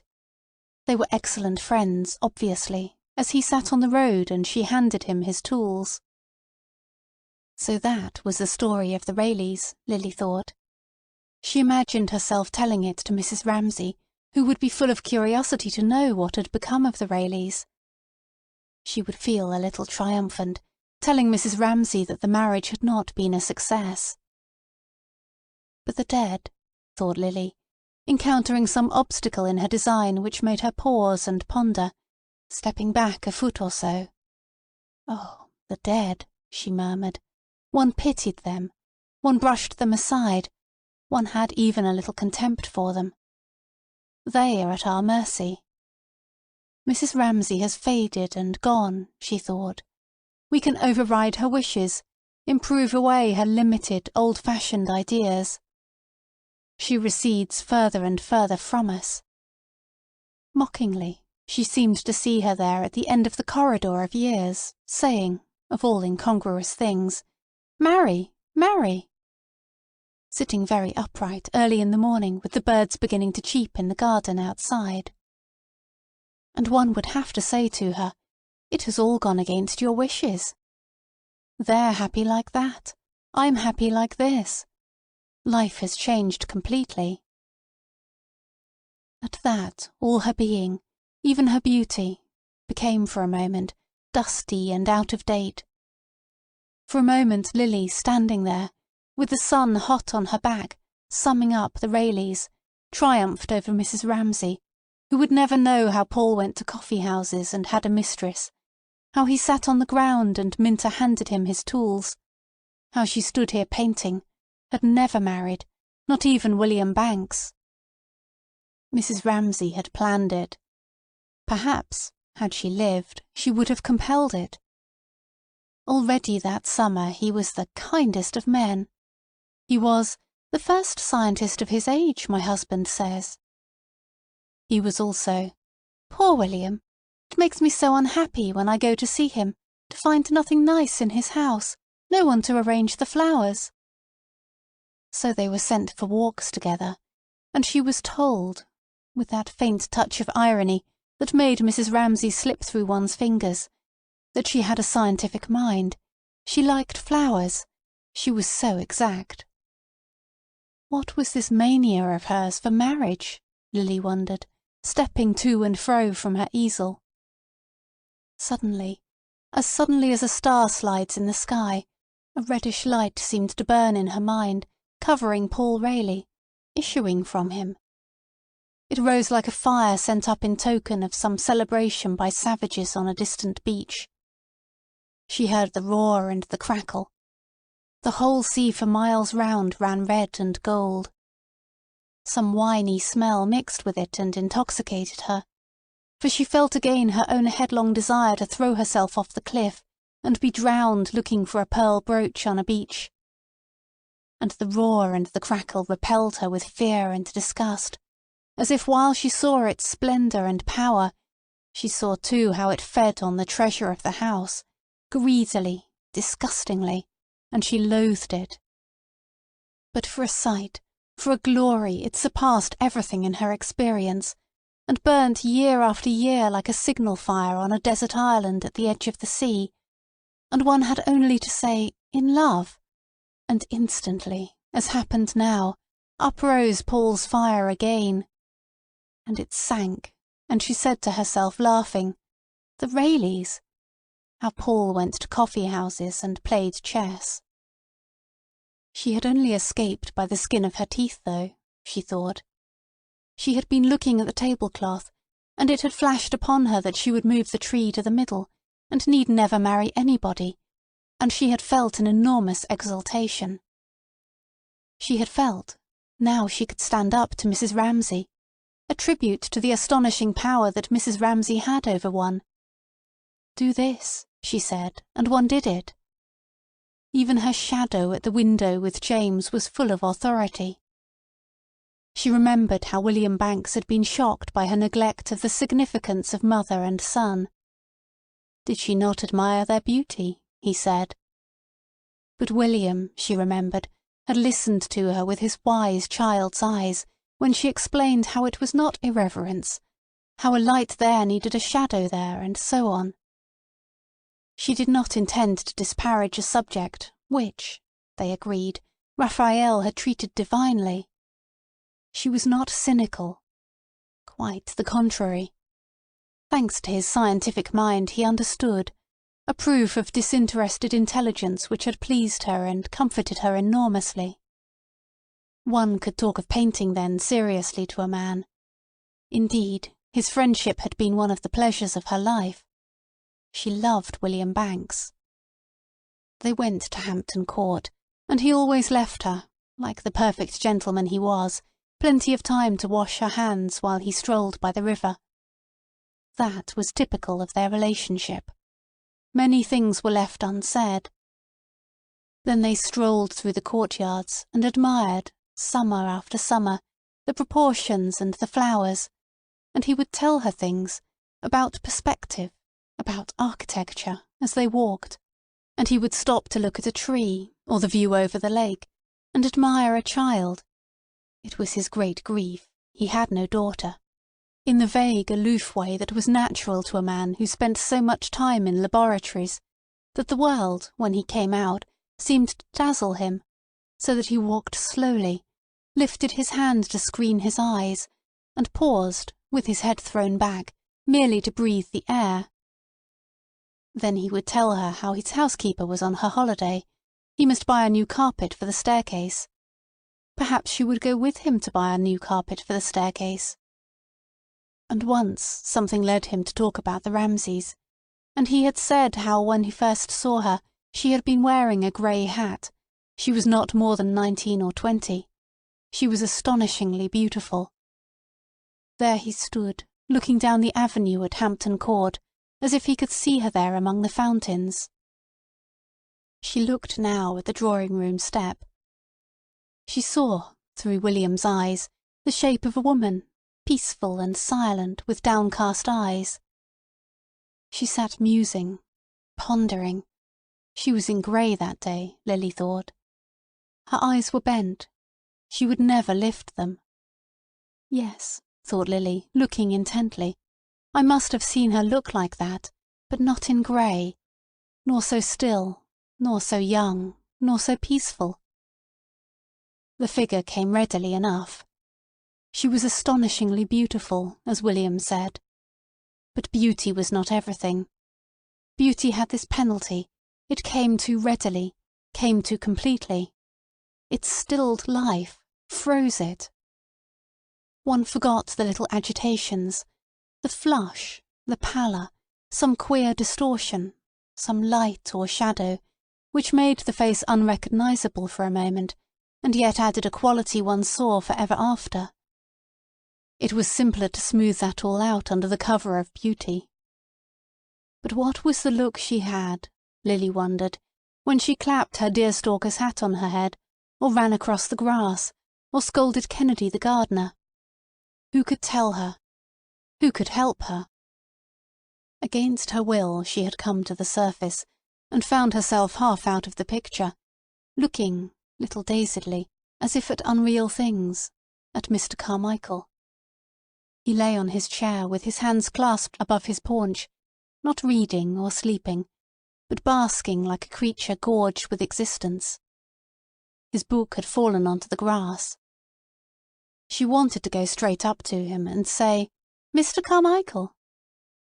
Then he would look up benevolently as always, from his smoky, vague green eyes. But one only woke people if one knew what one wanted to say to them. And she wanted to say not one thing, but everything. Little words that broke up the thought and dismembered it said nothing. About life, about death, about Mrs. Ramsay. No, she thought, one could say nothing to nobody. The urgency of the moment always missed its mark. Words fluttered sideways and struck the object inches too low. Then one gave it up. Then the idea sunk back again. Then one became like most middle-aged people, cautious, furtive, with wrinkles between the eyes and a look of perpetual apprehension. For how could one express in words these emotions of the body, express that emptiness there? She was looking at the drawing-room steps. They looked extraordinarily empty.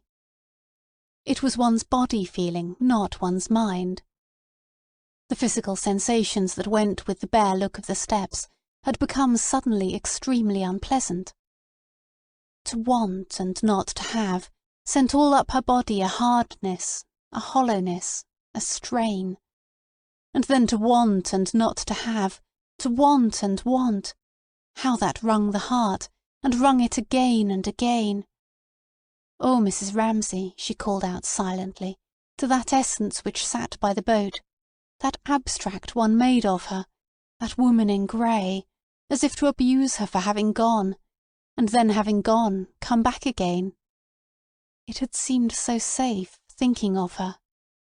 Ghost, air, nothingness, a thing you could play with easily and safely at any time of day or night. She had been that, and then suddenly she put her hand out and wrung the heart thus. Suddenly the empty drawing-room steps, the frill of the chair inside, the puppy tumbling on the terrace, the whole wave and whisper of the garden, became like curves and arabesques flourishing round a centre of complete emptiness. "What does it mean? How do you explain it all?" she wanted to say, turning to Mr. Carmichael again. For the whole world seemed to have dissolved in this early morning hour into a pool of thought, a deep basin of reality, and one could almost fancy that had Mr. Carmichael spoken, for instance, a little tear would have rent the surface pool. And then?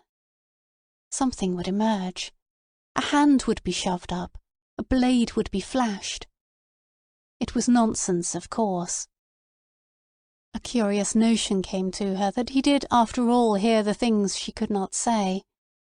He was an inscrutable old man, with the yellow stain on his beard, and his poetry and his puzzles, sailing serenely through a world which satisfied all his wants, so that she thought he only had to put down his hand where he lay on the lawn to fish up anything he wanted.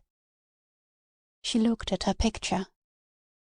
That would have been his answer, presumably. How you and I and she pass and vanish. Nothing stays. All changes. But not words, not paint. Yet it would be hung in the attics, she thought. It would be rolled up and flung under a sofa. Yet even so, even of a picture like that, it was true. One might say, even of this scrawl, not of that actual picture perhaps, but of what it attempted, that it remained forever, she was going to say. Or, for the words spoken sounded even to herself too boastful, to hint wordlessly. When, looking at the picture, she was surprised to find that she could not see it. Her eyes were full of a hot liquid, she did not think of tears at first, which, without disturbing the firmness of her lips, made the air thick, rolled down her cheeks. She had perfect control of herself. Oh yes, in every other way. Was she crying then for Mrs. Ramsay, without being aware of any unhappiness? She addressed old Mr. Carmichael again. What was it then? What did it mean? Could things thrust their hands up and grip one?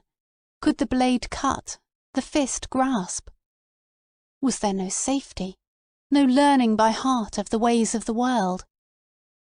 No guide, no shelter, but all was miracle and leaping from the pinnacle of a tower into the air.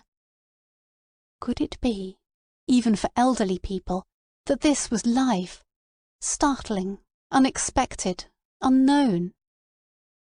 For one moment she felt that if they both got up, here, now, on the lawn, and demanded an explanation, why was it so short, why was it so inexplicable, said it with violence, as two fully equipped human beings from which nothing should be hid might speak, then beauty would roll itself up, the space would fill, those empty flourishes would form into shape.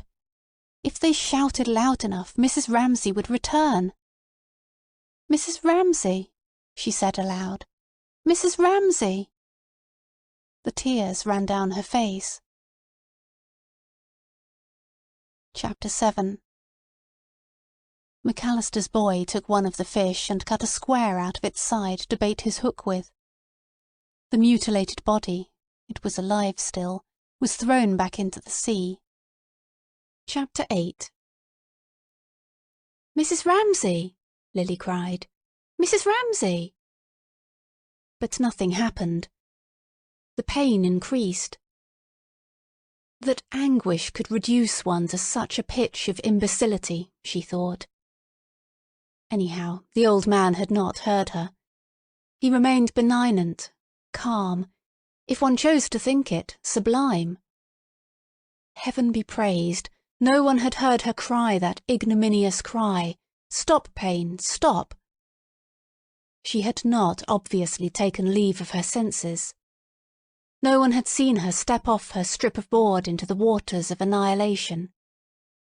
She remained a skimpy old maid, holding a paintbrush. And now, slowly, the pain of the want, and the bitter anger, to be called back, just as she thought she would never feel sorrow for Mrs. Ramsay again. Had she missed her among the coffee cups at breakfast? Not in the least. Lessened, and of their anguish left, as an antidote, a relief that was balm in itself, and also, but more mysteriously, a sense of someone there, of Mrs. Ramsay, relieved for a moment of the weight that the world had put on her, staying lightly by her side, and then, for this was Mrs. Ramsay in all her beauty, raising to her forehead a wreath of white flowers with which she went. Lily squeezed her tubes again. She attacked that problem of the hedge. It was strange how clearly she saw her, stepping with her usual quickness across fields, among whose folds, purplish and soft, among whose flowers, hyacinths or lilies, she vanished. It was some trick of the painter's eye. For days after she had heard of her death, she had seen her thus, putting her wreath to her forehead and going unquestioningly with her companion, a shade across the fields. The sight, the phrase, had its power to console. Wherever she happened to be, painting, here, in the country or in London, the vision would come to her, and her eyes, half closing, sought something to base her vision on. She looked down the railway carriage, the omnibus, took a line from shoulder or cheek, looked at the windows opposite, at Piccadilly lamp-strung in the evening. All had been part of the fields of death. But always something, it might be a face, a voice, a paper boy crying, "Standard News!" thrust through, snubbed her, waked her, required and got in the end an effort of attention, so that the vision must be perpetually remade. Now again, moved as she was by some instinctive need of distance and blue, she looked at the bay beneath her, making hillocks of the blue bars of the waves, and stony fields of the purpler spaces. Again she was roused as usual by something incongruous. There was a brown spot in the middle of the bay. It was a boat. Yes, she realized that after a second. But whose boat? Mr. Ramsay's boat, she replied. Mr. Ramsay, the man who had marched past her, with his hand raised, aloof at the head of a procession, in his beautiful boots, asking her for sympathy, which she had refused. The boat was now halfway across the bay. So fine was the morning, except for a streak of wind here and there, that the sea and sky looked all one fabric, as if sails were stuck high up in the sky, or the clouds had dropped down into the sea. A steamer far out at sea had drawn in the air a great scroll of smoke, which stayed there curving and circling decoratively, as if the air were a fine gauze which held things and kept them softly in its mesh, only gently swaying them this way and that. And, as happens sometimes when the weather is very fine, the cliffs looked as if they were conscious of the ships, and the ships looked as if they were conscious of the cliffs, as if they signalled to each other some message of their own. For sometimes quite close to the shore, the lighthouse looked this morning in the haze an enormous distance away. Where are they now? Lily thought, looking out to sea. Where was he, that very old man who had gone past her silently, holding a brown paper parcel under his arm? The boat was in the middle of the bay. Chapter 9. They don't feel a thing there, Cam thought, looking at the shore, which, rising and falling, became steadily more distant and more peaceful. Her hand cut a trail in the sea as her mind made the green swirls and streaks into patterns, and, numbed and shrouded, wandered in imagination in that underworld of waters where the pearls stuck in clusters to white sprays. A change came over one's entire mind, and one's body shone half-transparent, enveloped in a green cloak. Then the eddy slackened round her hand. The rush of the water ceased. The world became full of little creaking and squeaking sounds. One heard the waves breaking and flapping against the side of the boat as if they were anchored in harbour. Everything became very close to one. For the sail, upon which James had his eyes fixed until it had become to him like a person whom he knew, sagged entirely. There they came to a stop, flapping about waiting for a breeze, in the hot sun, miles from shore, miles from the lighthouse. Everything in the whole world seemed to stand still. The lighthouse became immovable, and the line of the distant shore became fixed. The sun grew hotter, and everybody seemed to come very close together and to feel each other's presence, which they had almost forgotten. McAllister's fishing line went plumb down into the sea. But Mr. Ramsay went on reading with his legs curled under him. He was reading a little shiny book with covers mottled like a plover's egg. Now and again, as they hung about in that horrid calm, he turned a page. And James felt that each page was turned with a peculiar gesture aimed at him, now assertively, now commandingly, now with the intention of making people pity him. And all the time, as his father read and turned one after another of those little pages, James kept dreading the moment when he would look up and speak sharply to him about something or other. Why were they lagging about here, he would demand, or something quite unreasonable like that. And if he does, James thought, then I shall take a knife and strike him to the heart. He had always kept this old symbol of taking a knife and striking his father to the heart. Only now, as he grew older, and sat staring at his father in an impotent rage, it was not him, that old man reading, whom he wanted to kill, but it was the thing that descended on him, without his knowing it, perhaps, that fierce, sudden, black-winged harpy, with its talons and its beak all cold and hard, that struck and struck at you. He could feel the beak on his bare legs, where it had struck when he was a child, and then made off, and there he was again, an old man, very sad, reading his book. That he would kill, that he would strike to the heart. Whatever he did, and he might do anything, he felt, looking at the lighthouse and the distant shore, whether he was in a business, in a bank, a barrister, a man at the head of some enterprise, that he would fight, that he would track down and stamp out. Tyranny, despotism, he called it, making people do what they did not want to do, cutting off their right to speak. How could any of them say, "But I won't," when he said, "Come to the lighthouse, do this, fetch me that"? The black wings spread and the hard beak tore. And then, next moment, there he sat reading his book, and he might look up, one never knew, quite reasonably. He might talk to the McAllisters. He might be pressing a sovereign into some frozen old woman's hand in the street, James thought, and he might be shouting out at some fisherman's sports. He might be waving his arms in the air with excitement. Or he might sit at the head of the table, dead silent, from one end of dinner to the other. Yes, thought James, while the boat slapped and dawdled there in the hot sun.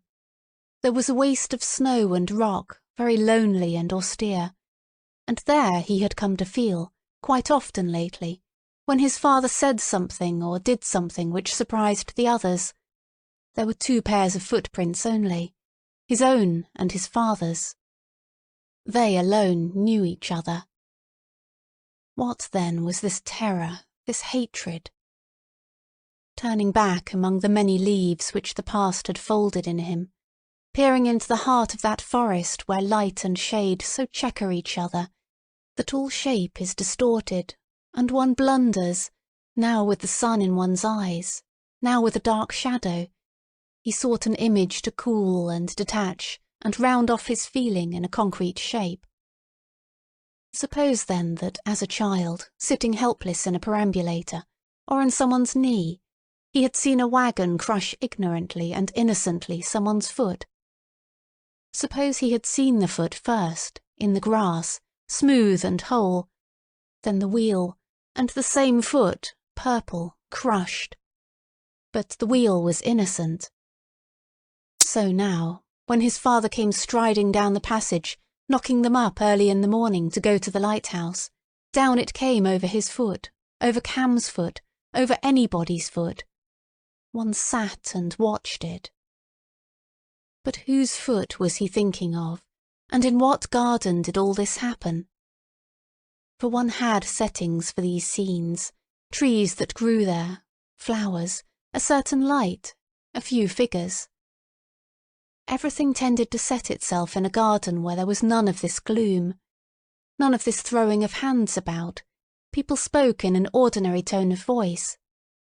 They went in and out all day long. There was an old woman gossiping in the kitchen, and the blinds were sucked in and out by the breeze. All was blowing, all was growing, and over all those plates and bowls and tall brandishing red and yellow flowers, a very thin yellow veil would be drawn, like a vine leaf at night. Things became stiller and darker at night. But the leaf-like veil was so fine that lights lifted it, voices crinkled it.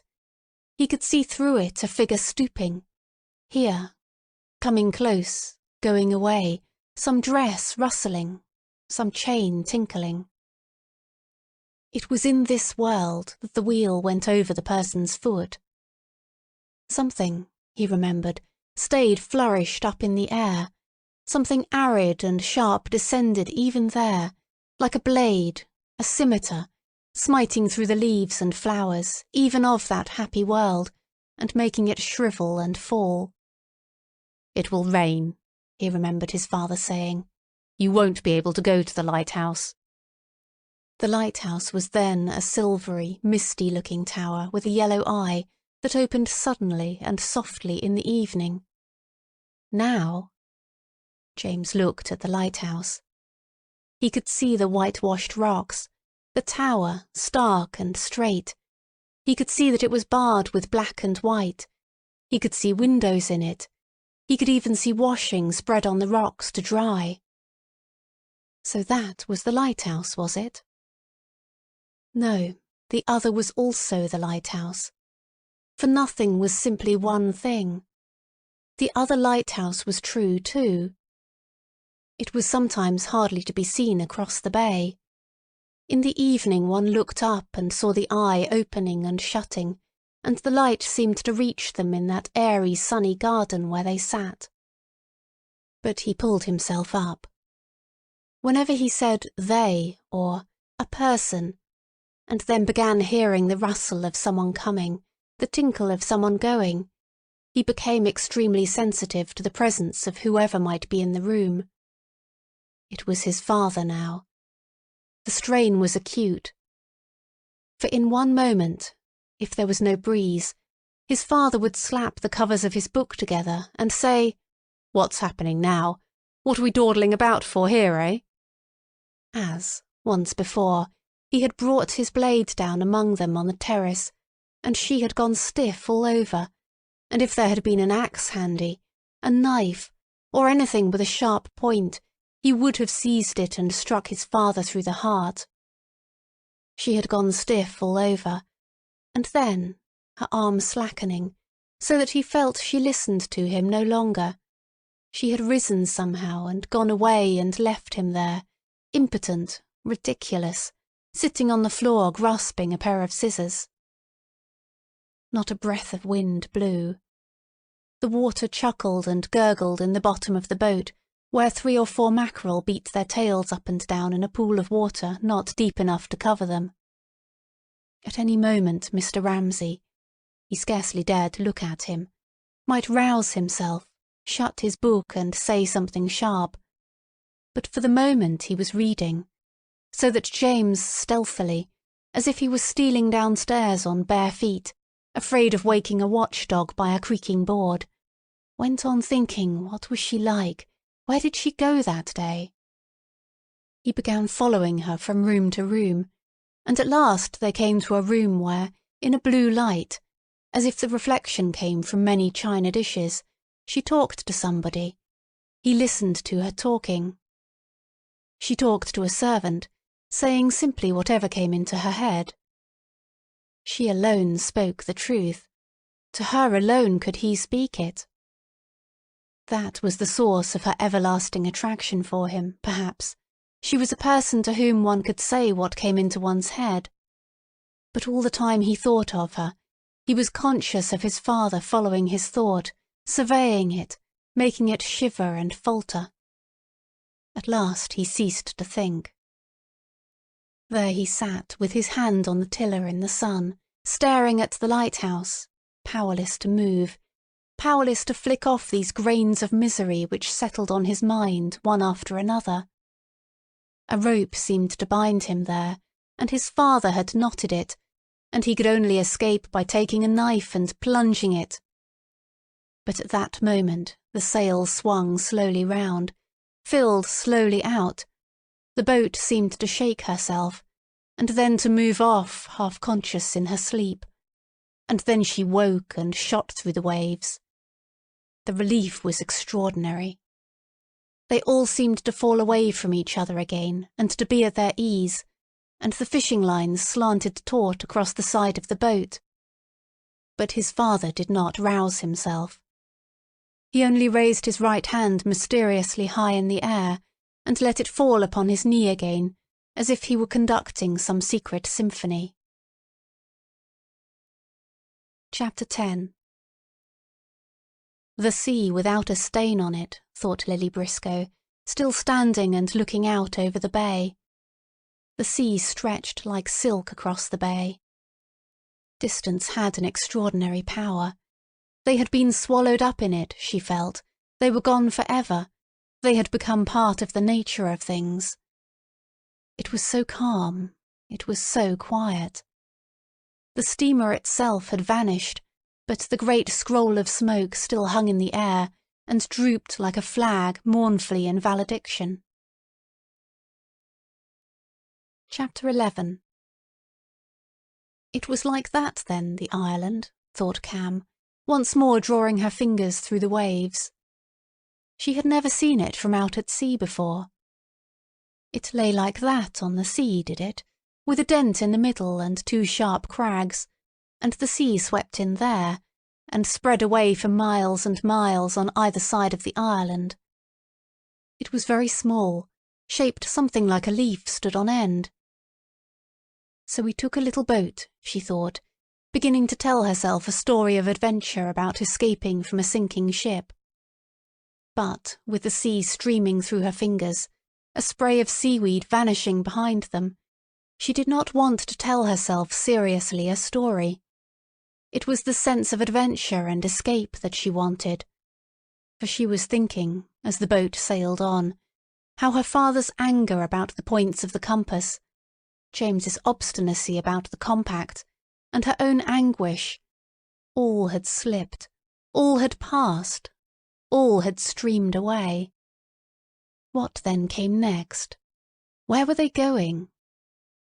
From her hand, ice-cold, held deep in the sea, there spurted up a fountain of joy at the change, at the escape, at the adventure, that she should be alive, that she should be there. And the drops falling from this sudden and unthinking fountain of joy fell here and there on the dark, the slumberous shapes in her mind, shapes of a world not realized but turning in their darkness, catching here and there a spark of light.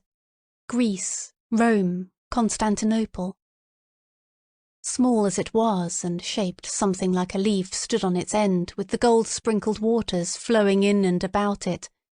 It had, she supposed, a place in the universe, even that little Ireland. The old gentleman in the study, she thought, could have told her. Sometimes she strayed in from the garden purposely to catch them at it. There they were. It might be Mr. Carmichael or Mr. Banks who was sitting with her father, sitting opposite each other in their low armchairs. They were crackling in front of them the pages of the Times when she came in from the garden, all in a muddle, about something someone had said about Christ, or hearing that a mammoth had been dug up in a London street, or wondering what Napoleon was like. Then they took all this with their clean hands. They wore grey-coloured clothes, they smelt of heather, and they brushed the scraps together, turning the paper, crossing their knees, and said something now and then very brief. Just to please herself, she would take a book from the shelf and stand there, watching her father write, so equally, so neatly from one side of the page to another, with a little cough now and then, or something said briefly to the other old gentleman opposite. And she thought, standing there with her book open, one could let whatever one thought expand here like a leaf in water, and if it did well here, among the old gentlemen smoking and the Times crackling, then it was right. And watching her father as he wrote in his study, she thought, now sitting in the boat, he was not vain, nor a tyrant, and did not wish to make you pity him. Indeed, if he saw she was there, reading a book, he would ask her, as gently as anyone could, was there nothing he could give her? Lest this should be wrong, she looked at him reading the little book with the shiny cover mottled like a plover's egg. No, it was right. Look at him now, she wanted to say aloud to James. But James had his eye on the sail. He is a sarcastic brute, James would say. He brings the talk round to himself and his books, James would say. He is intolerably egotistical. Worst of all, he is a tyrant. But look, she said, looking at him. Look at him now. She looked at him reading the little book with his legs curled, the little book whose yellowish pages she knew, without knowing what was written on them. It was small. It was closely printed. On the flyleaf, she knew, he had written that he had spent 15 francs on dinner. The wine had been so much. He had given so much to the waiter. All was added up neatly at the bottom of the page. But what might be written in the book which had rounded its edges off in his pocket, she did not know. What he thought they none of them knew. But he was absorbed in it, so that when he looked up, as he did now for an instant, it was not to see anything, it was to pin down some thought more exactly. That done, his mind flew back again, and he plunged into his reading. He read, she thought, as if he were guiding something, or wheedling a large flock of sheep, or pushing his way up and up a single narrow path. And sometimes he went fast and straight, and broke his way through the bramble, and sometimes it seemed a branch struck at him, a bramble blinded him, but he was not going to let himself be beaten by that. On he went, tossing over page after page. And she went on telling herself a story about escaping from a sinking ship, for she was safe while he sat there, safe as she felt herself when she crept in from the garden and took a book down, and the old gentleman, lowering the paper suddenly, said something very brief over the top of it about the character of Napoleon. She gazed back over the sea, at the Ireland. But the leaf was losing its sharpness.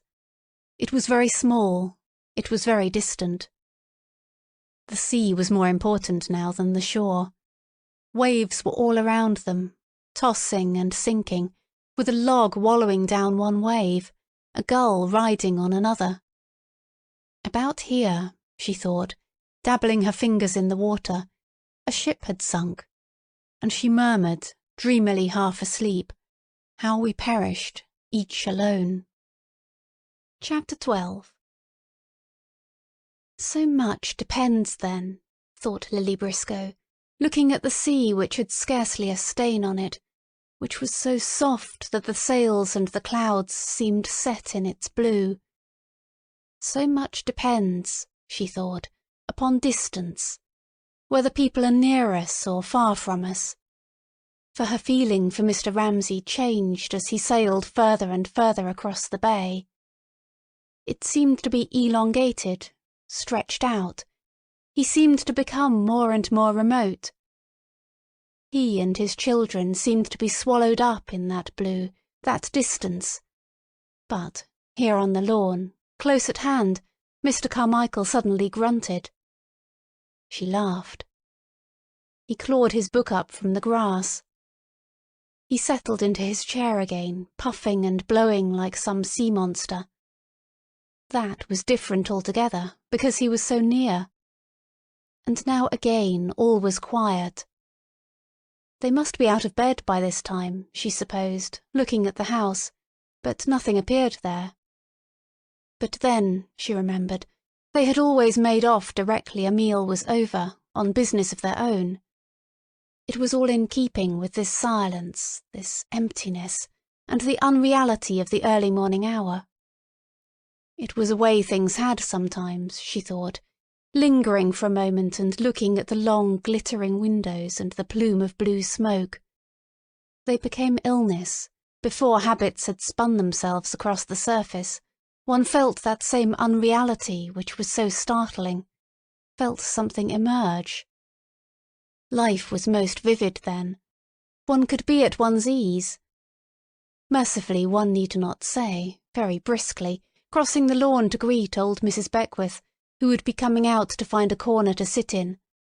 "Oh, good morning, Mrs. Beckwith. What a lovely day. Are you going to be so bold as to sit in the sun? Jasper's hidden the chairs. Do let me find you one." And all the rest of the usual chatter. One need not speak at all. One glided. One shook off one's sails. There was a good deal of movement in the bay. Boats were starting off. Between things, beyond things. Empty it was not, but full to the brim. She seemed to be standing up to the lips in some substance, to move and float and sink in it. Yes, for these waters were unfathomably deep. Into them had spilled so many lives. The Ramsays, the children's, and all sorts of waifs and strays of things besides. A washerwoman with her basket, a rook, a red-hot poker, the purples and grey-greens of flowers, some common feeling which held the whole together. It was some such feeling of completeness, perhaps, which, 10 years ago, standing almost where she stood now, had made her say that she must be in love with the place. Love had 1,000 shapes. There might be lovers whose gift it was to choose out the elements of things and place them together, and so, giving them a wholeness not theirs in life, make of some scene or meeting of people, all now gone and separate, one of those globed, compacted things over which thought lingers and love plays. Her eyes rested on the brown speck of Mr. Ramsay's sailing boat. They would be at the Lighthouse by lunchtime, she supposed. But the wind had freshened, and, as the sky changed slightly, and the sea changed slightly, and the boats altered their positions, the view, which a moment before had seemed miraculously fixed, was now unsatisfactory. The wind had blown the trail of smoke about. There was something displeasing about the placing of the ships. The disproportion there seemed to upset some harmony in her own mind. She felt an obscure distress. It was confirmed when she turned to her picture. She had been wasting her morning. For whatever reason she could not achieve that razor edge of balance between two opposite forces, Mr. Ramsay and the picture, which was necessary. There was perhaps something wrong with the design? Was it, she wondered, that the line of the wall wanted breaking? Was it that the mass of the trees was too heavy? She smiled ironically, for had she not thought, when she began, that she had solved her problem? What was the problem, then? She must try to get hold of something that evaded her. It evaded her when she thought of Mrs. Ramsay. It evaded her now when she thought of her picture. Phrases came, visions came, beautiful pictures, beautiful phrases. But what she wished to get hold of was that very jar on the nerves, the thing itself before it has been made anything. Get that and start afresh. Get that and start afresh, she said desperately, pitching herself firmly again before her easel. It was a miserable machine, an inefficient machine, she thought, the human apparatus for painting or for feeling. It always broke down at the critical moment. Heroically, one must force it on. She stared, frowning. There was the hedge, sure enough. But one got nothing by soliciting urgently. One got only a glare in the eye from looking at the line of the wall, or from thinking, she wore a grey hat, she was astonishingly beautiful. Let it come, she thought, if it will. For there are moments when one can neither think nor feel. And if one can neither think nor feel, she thought, where is one? Here on the grass, on the ground, she thought, sitting down and examining with her brush a little colony of plantains. For the lawn was very rough. Here, sitting on the world, she thought, for she could not shake herself free from the sense that everything this morning was happening for the first time, perhaps for the last time, as a traveller, even though he is half asleep, knows, looking out of the train window, that he must look now, for he will never see that town, or that mule cart, or that woman at work in the fields, again. The lawn was the world. They were up here together, on this exalted station, she thought, looking at old Mr. Carmichael, who seemed, though they had not said a word all this time, to share her thoughts. And she would never see him again, perhaps. He was growing old. Also, she remembered, smiling at the slipper that dangled from his foot, he was growing famous. People said that his poetry was so beautiful. They went and published things he had written 40 years ago. There was a famous man now called Carmichael, she smiled, thinking how many shapes one person might wear, how he was that in the newspapers, but here the same as he had always been. He looked the same, greyer rather. Yes, he looked the same, but somebody had said, she recalled, that when he had heard of Andrew Ramsay's death, he was killed in a second by a shell, he should have been a great mathematician. Mr. Carmichael had lost all interest in life. What did it mean, that? She wondered. Had he marched through Trafalgar Square grasping a big stick? Had he turned pages over and over without reading them, sitting in his room in St. John's Wood alone?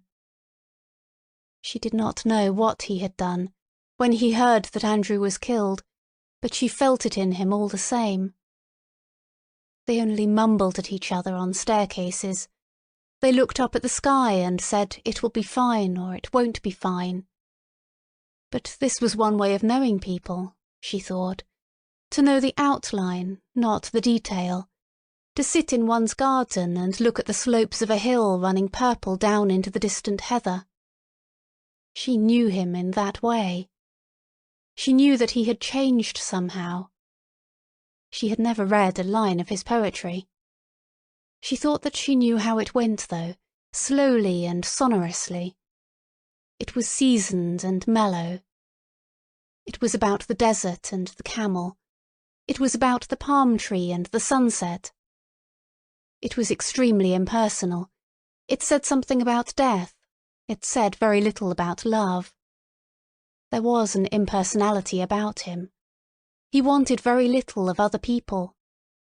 Had he not always lurched rather awkwardly past the drawing-room window with some newspaper under his arm, trying to avoid Mrs. Ramsay, whom, for some reason, he did not much like. On that account, of course, she would always try to make him stop. He would bow to her. He would halt unwillingly and bow profoundly. Annoyed that he did not want anything of her, Mrs. Ramsay would ask him— Lily could hear her— wouldn't he like a coat, a rug, a newspaper? No, he wanted nothing. Here he bowed. There was some quality in her which he did not much like. It was perhaps her masterfulness, her positiveness, something matter-of-fact in her. She was so direct.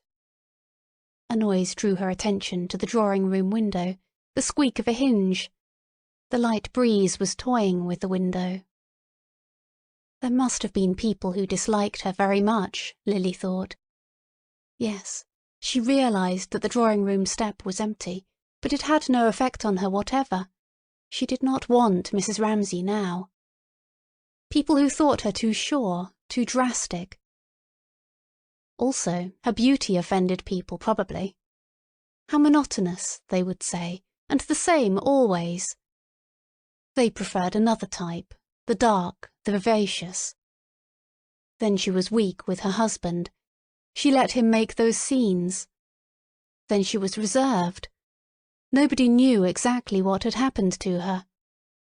And, to go back to Mr. Carmichael and his dislike, one could not imagine Mrs. Ramsay standing painting, lying reading, a whole morning on the lawn. It was unthinkable. Without saying a word, the only token of her errand, a basket on her arm, she went off to the town, to the poor, to sit in some stuffy little bedroom. Often and often Lily had seen her go silently in the midst of some game, some discussion, with her basket on her arm, very upright. She had noted her return. She had thought, half laughing, she was so methodical with the teacups, half moved. Her beauty took one's breath away. Eyes that are closing in pain have looked on you. You have been with them there. And then Mrs. Ramsay would be annoyed because somebody was late, or the butter not fresh, or the teapot chipped. And all the time she was saying that the butter was not fresh, one would be thinking of Greek temples, and how beauty had been with them there in that stuffy little room. She never talked of it. She went punctually, directly. It was her instinct to go, an instinct like the swallows for the south, the artichokes for the sun, turning her infallibly to the human race, making her nest in its heart. And this, like all instincts, was a little distressing to people who did not share it. To Mr. Carmichael, perhaps. To herself, certainly. Some notion was in both of them about the ineffectiveness of action, the supremacy of thought. Her going was a reproach to them, gave a different twist to the world, so that they were led to protest, seeing their own prepossessions disappear, and clutch at them vanishing. Charles Tansley did that too. It was part of the reason why one disliked him. He upset the proportions of one's world. And what had happened to him, she wondered, idly stirring the plantains with her brush? He had got his fellowship. He had married. He lived at Golders Green. She had gone one day into a hall and heard him speaking during the war. He was denouncing something. He was condemning somebody. He was preaching brotherly love.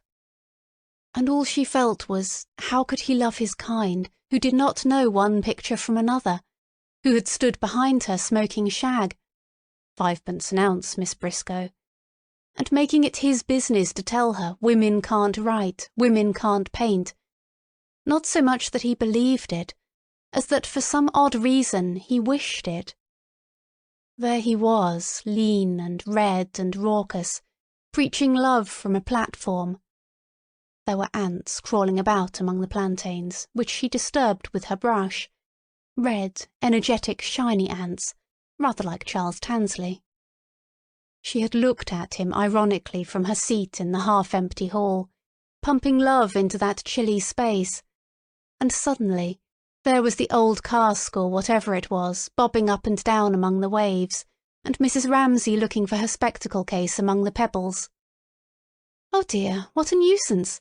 Lost again! Don't bother, Mr. Tansley, I lose thousands every summer." At which he pressed his chin back against his collar, as if afraid to sanction such exaggeration, but could stand it in her whom he liked, and smiled very charmingly. He must have confided in her on one of those long expeditions when people got separated and walked back alone. He was educating his little sister, Mrs. Ramsay had told her. It was immensely to his credit. Her own idea of him was grotesque, Lily knew well, stirring the plantains with her brush.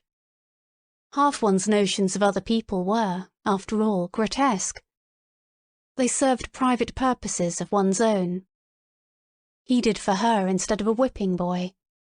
She found herself flagellating his lean flanks when she was out of temper. If she wanted to be serious about him, she had to help herself to Mrs. Ramsay's sayings, to look at him through her eyes. She raised a little mountain for the ants to climb over. She reduced them to a frenzy of indecision by this interference in their cosmogony. Some ran this way, others that. One wanted 50 pairs of eyes to see with, she reflected. 50 pairs of eyes were not enough to get round that one woman with, she thought. Among them must be one that was stone blind to her beauty. One wanted some most secret sense, fine as air, with which to steal through keyholes and surround her where she sat knitting, talking, sitting silent in the window alone, which took her to itself and treasured up like the air which held the smoke of the steamer, her thoughts, her imaginations, her desires. What did the hedge mean to her? What did the garden mean to her? What did it mean to her when a wave broke? Lily looked up, as she had seen Mrs. Ramsay look up. She too heard a wave falling on the beach. And then what stirred and trembled in her mind when the children cried, "How's that? How's that?" cricketing? She would stop knitting for a second. She would look intent. Then she would lapse again, and suddenly Mr. Ramsay stopped dead in his pacing in front of her, and some curious shock passed through her and seemed to rock her in profound agitation on its breast, when stopping there he stood over her and looked down at her. Lily could see him. He stretched out his hand and raised her from her chair. It seemed somehow as if he had done it before, as if he had once bent in the same way and raised her from a boat, which, lying a few inches off some island, had required that the ladies should thus be helped on shore by the gentlemen. An old-fashioned scene that was, which required, very nearly, crinolines and peg-top trousers.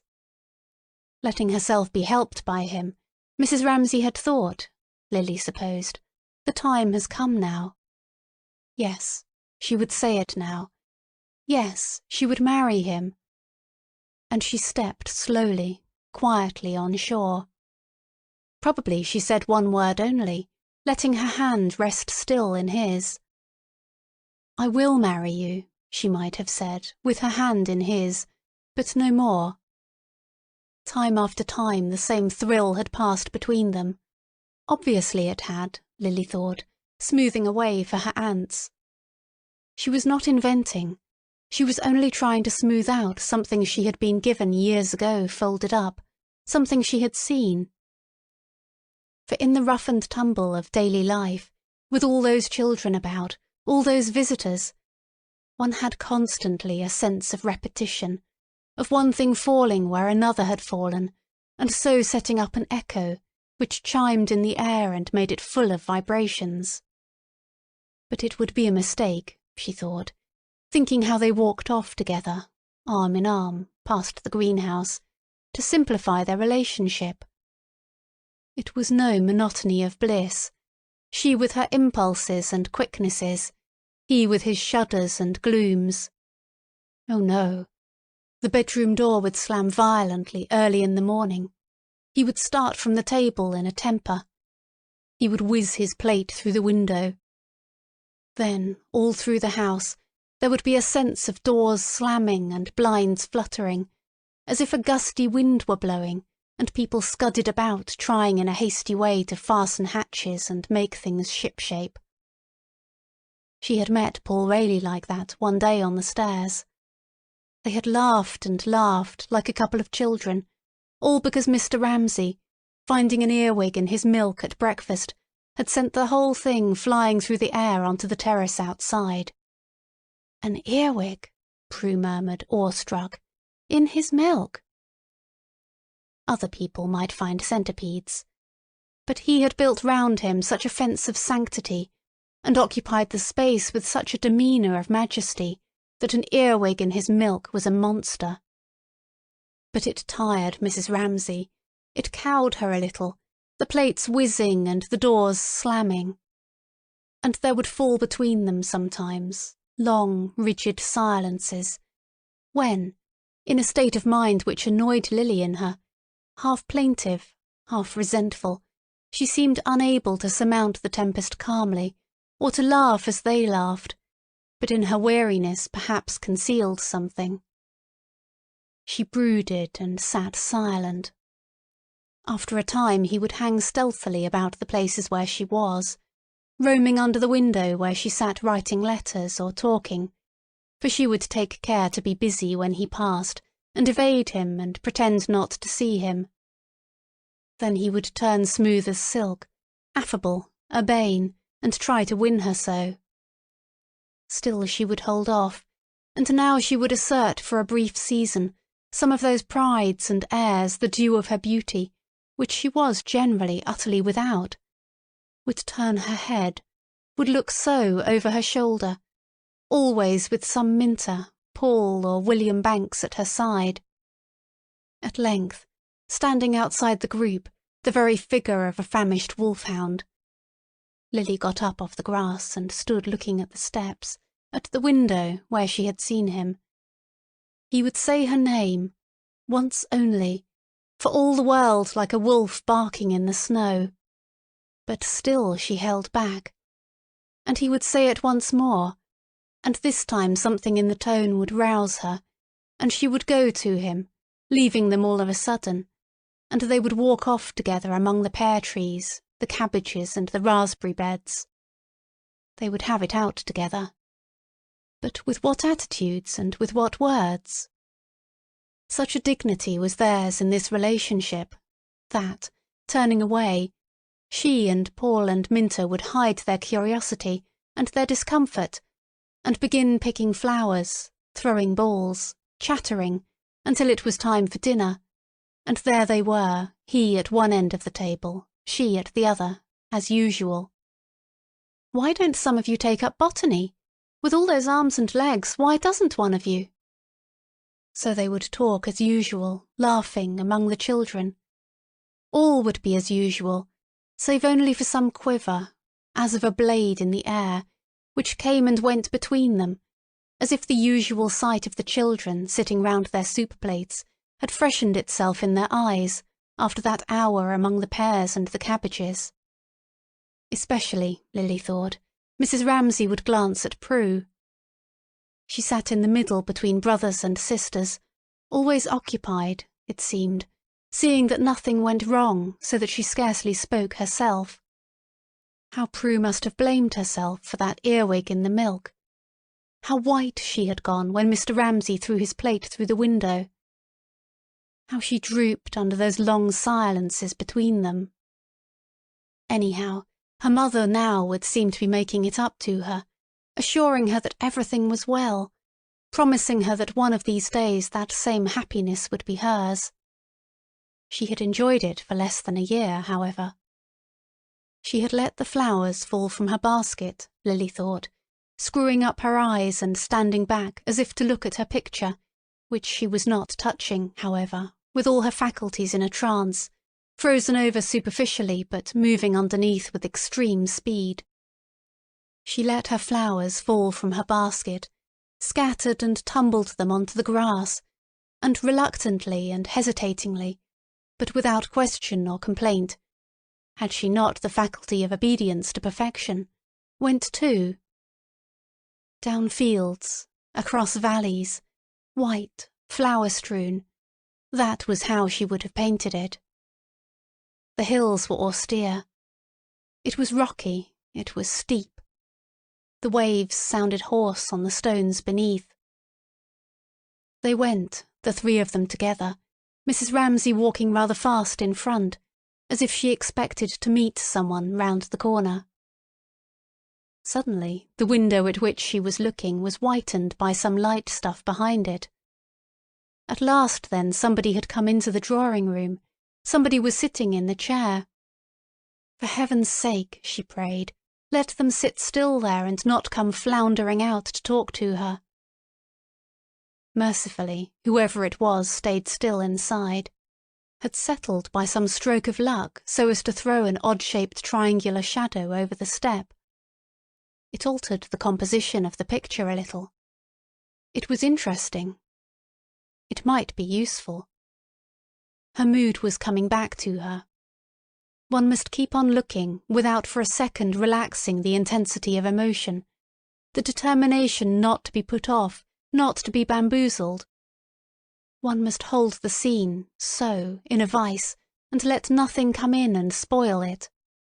One wanted, she thought, dipping her brush deliberately, to be on a level with ordinary experience, to feel simply, that's a chair, that's a table, and yet, at the same time, it's a miracle, it's an ecstasy. The problem might be solved after all. Ah, but what had happened?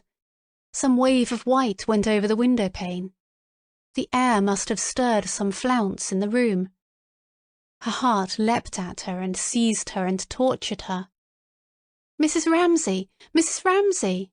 she cried, feeling the old horror come back, to want and not to have. Could she inflict that still? And then, quietly, as if she refrained, that too became part of ordinary experience, was on a level with the chair, with the table. Mrs. Ramsay, it was part of her perfect goodness, sat there quite simply, in the chair, flicked her needles to and fro, knitted her reddish-brown stocking, cast her shadow on the step. There she sat. And as if she had something she must share, yet could hardly leave her easel, so full her mind was of what she was thinking, of what she was seeing, Lily went past Mr. Carmichael, holding her brush, to the edge of the lawn. Where was that boat now? And Mr. Ramsay? She wanted him. Chapter 13. Mr. Ramsay had almost done reading. One hand hovered over the page, as if to be in readiness to turn it the very instant he had finished it. He sat there bareheaded, with the wind blowing his hair about, extraordinarily exposed to everything. He looked very old. He looked, James thought, getting his head now against the lighthouse, now against the waste of waters running away into the open, like some old stone lying on the sand. He looked as if he had become physically what was always at the back of both their minds, that loneliness which was for both of them the truth about things. He was reading very quickly now, as if he were eager to get to the end. Indeed, they were very close to the lighthouse now. There it loomed up, stark and straight, glaring white and black, and one could see the waves breaking in white splinters like smashed glass upon the rocks. One could see lines and creases in the rocks. One could see the windows clearly, a dab of white on one of them, and a little tuft of green on the rock. A man had come out and looked at them through a glass and gone in again. So it was like that, James thought, the lighthouse one had seen across the bay all these years. It was a stark tower on a bare rock. It satisfied him. It confirmed some obscure feeling of his about his own character. The old ladies, he thought, thinking of the garden at home, went dragging their chairs about on the lawn. Old Mrs. Beckwith, for example, was always saying how nice it was and how sweet it was, and how they ought to be so proud and they ought to be so happy. But as a matter of fact, James thought, looking at the lighthouse stood there on its rock, it's like that. He looked at his father reading fiercely with his legs curled tight. They shared that knowledge. "We are driving before a gale. We must sink," he began saying to himself, half aloud, exactly as his father said it. Nobody seemed to have spoken for an age. Cam was tired of looking at the sea. Little bits of black cork had floated past. The fish were dead in the bottom of the boat. Still her father read, and James looked at him, and she looked at him, and they vowed that they would fight tyranny to the death, and he went on reading quite unconscious of what they thought. It was thus that he escaped, she thought. Yes, with his great forehead and his great nose, holding his little mottled book firmly in front of him, he escaped. You might try to lay hands on him, but then, like a bird, he spread his wings, he floated off to settle out of your reach somewhere far away on some desolate stump. She gazed at the immense expanse of the sea. The island had grown so small that it scarcely looked like a leaf any longer. It looked like the top of a rock which some wave bigger than the rest would cover. Yet in its frailty were all those paths, those terraces, those bedrooms, all those innumerable things. But as, just before sleep, things simplify themselves so that only one of all the myriad details has power to assert itself, so, she felt, looking drowsily at the island, all those paths and terraces and bedrooms were fading and disappearing, and nothing was left but a pale blue censer, swinging rhythmically this way and that across her mind. It was a hanging garden. It was a valley full of birds and flowers and antelopes. She was falling asleep. "Come now," said Mr. Ramsay, suddenly shutting his book. Come where? To what extraordinary adventure? She woke with a start. To land somewhere? To climb somewhere? Where was he leading them? For after his immense silence the words startled them. But it was absurd. He was hungry, he said. It was time for lunch. Besides, look, he said. There's the lighthouse. We're almost there. He's doing very well, said McAllister, praising James. He's keeping her very steady. But his father never praised him, James thought grimly. Mr. Ramsay opened the parcel and shared out the sandwiches between them. Now he was happy, eating bread and cheese with these fishermen. He would have liked to live in a cottage and lounge about in the harbour spitting with the other old men, James thought, watching him slice his cheese into thin yellow sheets with his penknife. This is right, this is it, Cam kept feeling, as she peeled her hard-boiled egg. Now she felt as she did in the study when the old men were reading the Times. Now I can go on thinking whatever I like, and I shan't fall over a precipice or be drowned, for there he is, keeping his eye on me, she thought. At the same time they were sailing so fast along by the rocks that it was very exciting. It seemed as if they were doing two things at once. They were eating their lunch here in the sun, and they were also making for safety in a great storm after a shipwreck.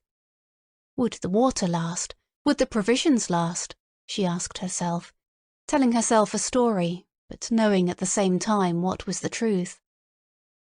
They would soon be out of it, Mr. Ramsay was saying to old McAllister, but their children would see some strange things. McAllister said he was 75 last March. Mr. Ramsay was 71.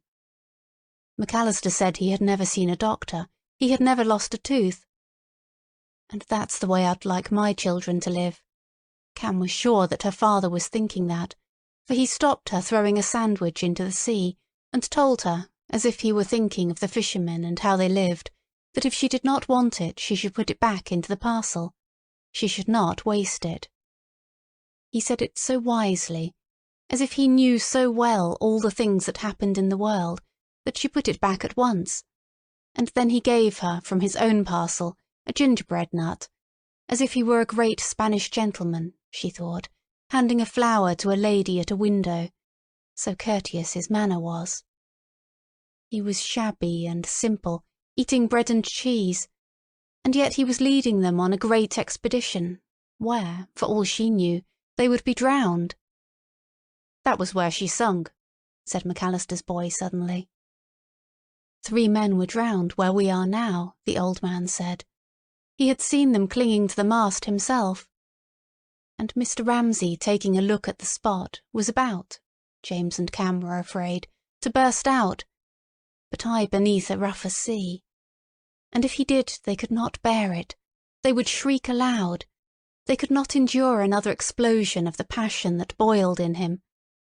But, to their surprise, all he said was, "Ah," as if he thought to himself, but why make a fuss about that? Naturally men are drowned in a storm, but it is a perfectly straightforward affair, and the depths of the sea—he sprinkled the crumbs from his sandwich paper over them—are only water after all. Then, having lighted his pipe, he took out his watch. He looked at it attentively. He made, perhaps, some mathematical calculation. At last he said triumphantly, "Well done." James had steered them like a born sailor. "There," Cam thought, addressing herself silently to James. "You've got it at last." For she knew that this was what James had been wanting, and she knew that now he had got it, he was so pleased that he would not look at her or his father or at anyone. There he sat with his hand on the tiller, sitting bolt upright, looking rather sulky and frowning slightly. He was so pleased that he was not going to let anybody share a grain of his pleasure. His father had praised him. They must think that he was perfectly indifferent. But you've got it now, Cam thought. They had tacked, and they were sailing swiftly, buoyantly, on long, rocking waves, which handed them on from one to another, with an extraordinary lilt and exhilaration beside the reef. On the left a row of rocks showed brown through the water which thinned and became greener, and on one, a higher rock, a wave incessantly broke and spurted a little column of drops which fell down in a shower. One could hear the slap of the water and the patter of falling drops, and a kind of hushing and hissing sound from the waves, rolling and gambolling and slapping the rocks, as if they were wild creatures who were perfectly free, and tossed and tumbled and sported like this for ever. Now they could see 2 men on the lighthouse, watching them and making ready to meet them. Mr. Ramsay buttoned his coat and turned up his trousers. He took the large, badly packed, brown paper parcel which Nancy had got ready, and sat with it on his knee. Thus, in complete readiness to land, he sat looking back at the Ireland. With his long-sighted eyes, perhaps he could see the dwindled leaf-like shape standing on end on a plate of gold quite clearly. What could he see? Cam wondered. It was all a blur to her. What was he thinking now? She wondered. What was it he sought so fixedly, so intently, so silently? They watched him, both of them, sitting bareheaded with his parcel on his knee, staring and staring at the frail blue shape, which seemed like the vapour of something that had burnt itself away. "What do you want?" they both wanted to ask. They both wanted to say, "Ask us anything and we will give it you." But he did not ask them anything. He sat and looked at the island, and he might be thinking, "We perished each alone," or he might be thinking, "I have reached it. I have found it." But he said nothing. Then he put on his hat. "Bring those parcels," he said, nodding his head at the things Nancy had done up for them to take to the lighthouse. "The parcels for the lighthouse men," he said. He rose and stood in the bow of the boat, very straight and tall, for all the world, James thought, as if he were saying, "There is no God." And Cam thought, as if he were leaping into space, and they both rose to follow him as he sprang, lightly like a young man, holding his parcel, onto the rock. Chapter 14. "He must have reached it," said Lily Briscoe aloud, feeling suddenly completely tired out. For the lighthouse had become almost invisible, had melted away into a blue haze, and the effort of looking at it, and the effort of thinking of him landing there, which both seemed to be one and the same effort, had stretched her body and mind to the utmost. Ah, but she was relieved. Whatever she had wanted to give him when he left her that morning, she had given him at last. "He has landed," she said aloud. "It is finished." Then, surging up, puffing slightly, old Mr. Carmichael stood beside her, looking like an old pagan god, shaggy, with weeds in his hair, and the trident—it was only a French novel—in his hand. He stood by her on the edge of the lawn, swaying a little in his bulk, and said, shading his eyes with his hand, "They will have landed." And she felt that she had been right. They had not needed to speak. They had been thinking the same things, and he had answered her without her asking him anything. He stood there as if he were spreading his hands over all the weakness and suffering of mankind. She thought he was surveying, tolerantly and compassionately, their final destiny. Now he has crowned the occasion, she thought, when his hand slowly fell, as if she had seen him let fall from his great height a wreath of violets and asphodels, which, fluttering slowly, lay at length upon the earth. Quickly, as if she were recalled by something over there, she turned to her canvas. There it was, her picture. Yes, with all its greens and blues, its lines running up and across, its attempt at something. It would be hung in the attics, she thought. It would be destroyed. But what did that matter, she asked herself, taking up her brush again. She looked at the steps. They were empty. She looked at her canvas. It was blurred. With a sudden intensity, as if she saw it clear for a second, she drew a line there, in the centre. It was done. It was finished. Yes, she thought, laying down her brush in extreme fatigue, I have had my vision. End of To the Lighthouse by Virginia Woolf. We hope you enjoyed tonight's sleep audiobook. If you liked this audiobook and want to listen to more, please check out our channel at Sleep Audiobooks. And if you prefer to listen to each story individually, they will also be uploaded to our secondary channel at Sleep Chapters.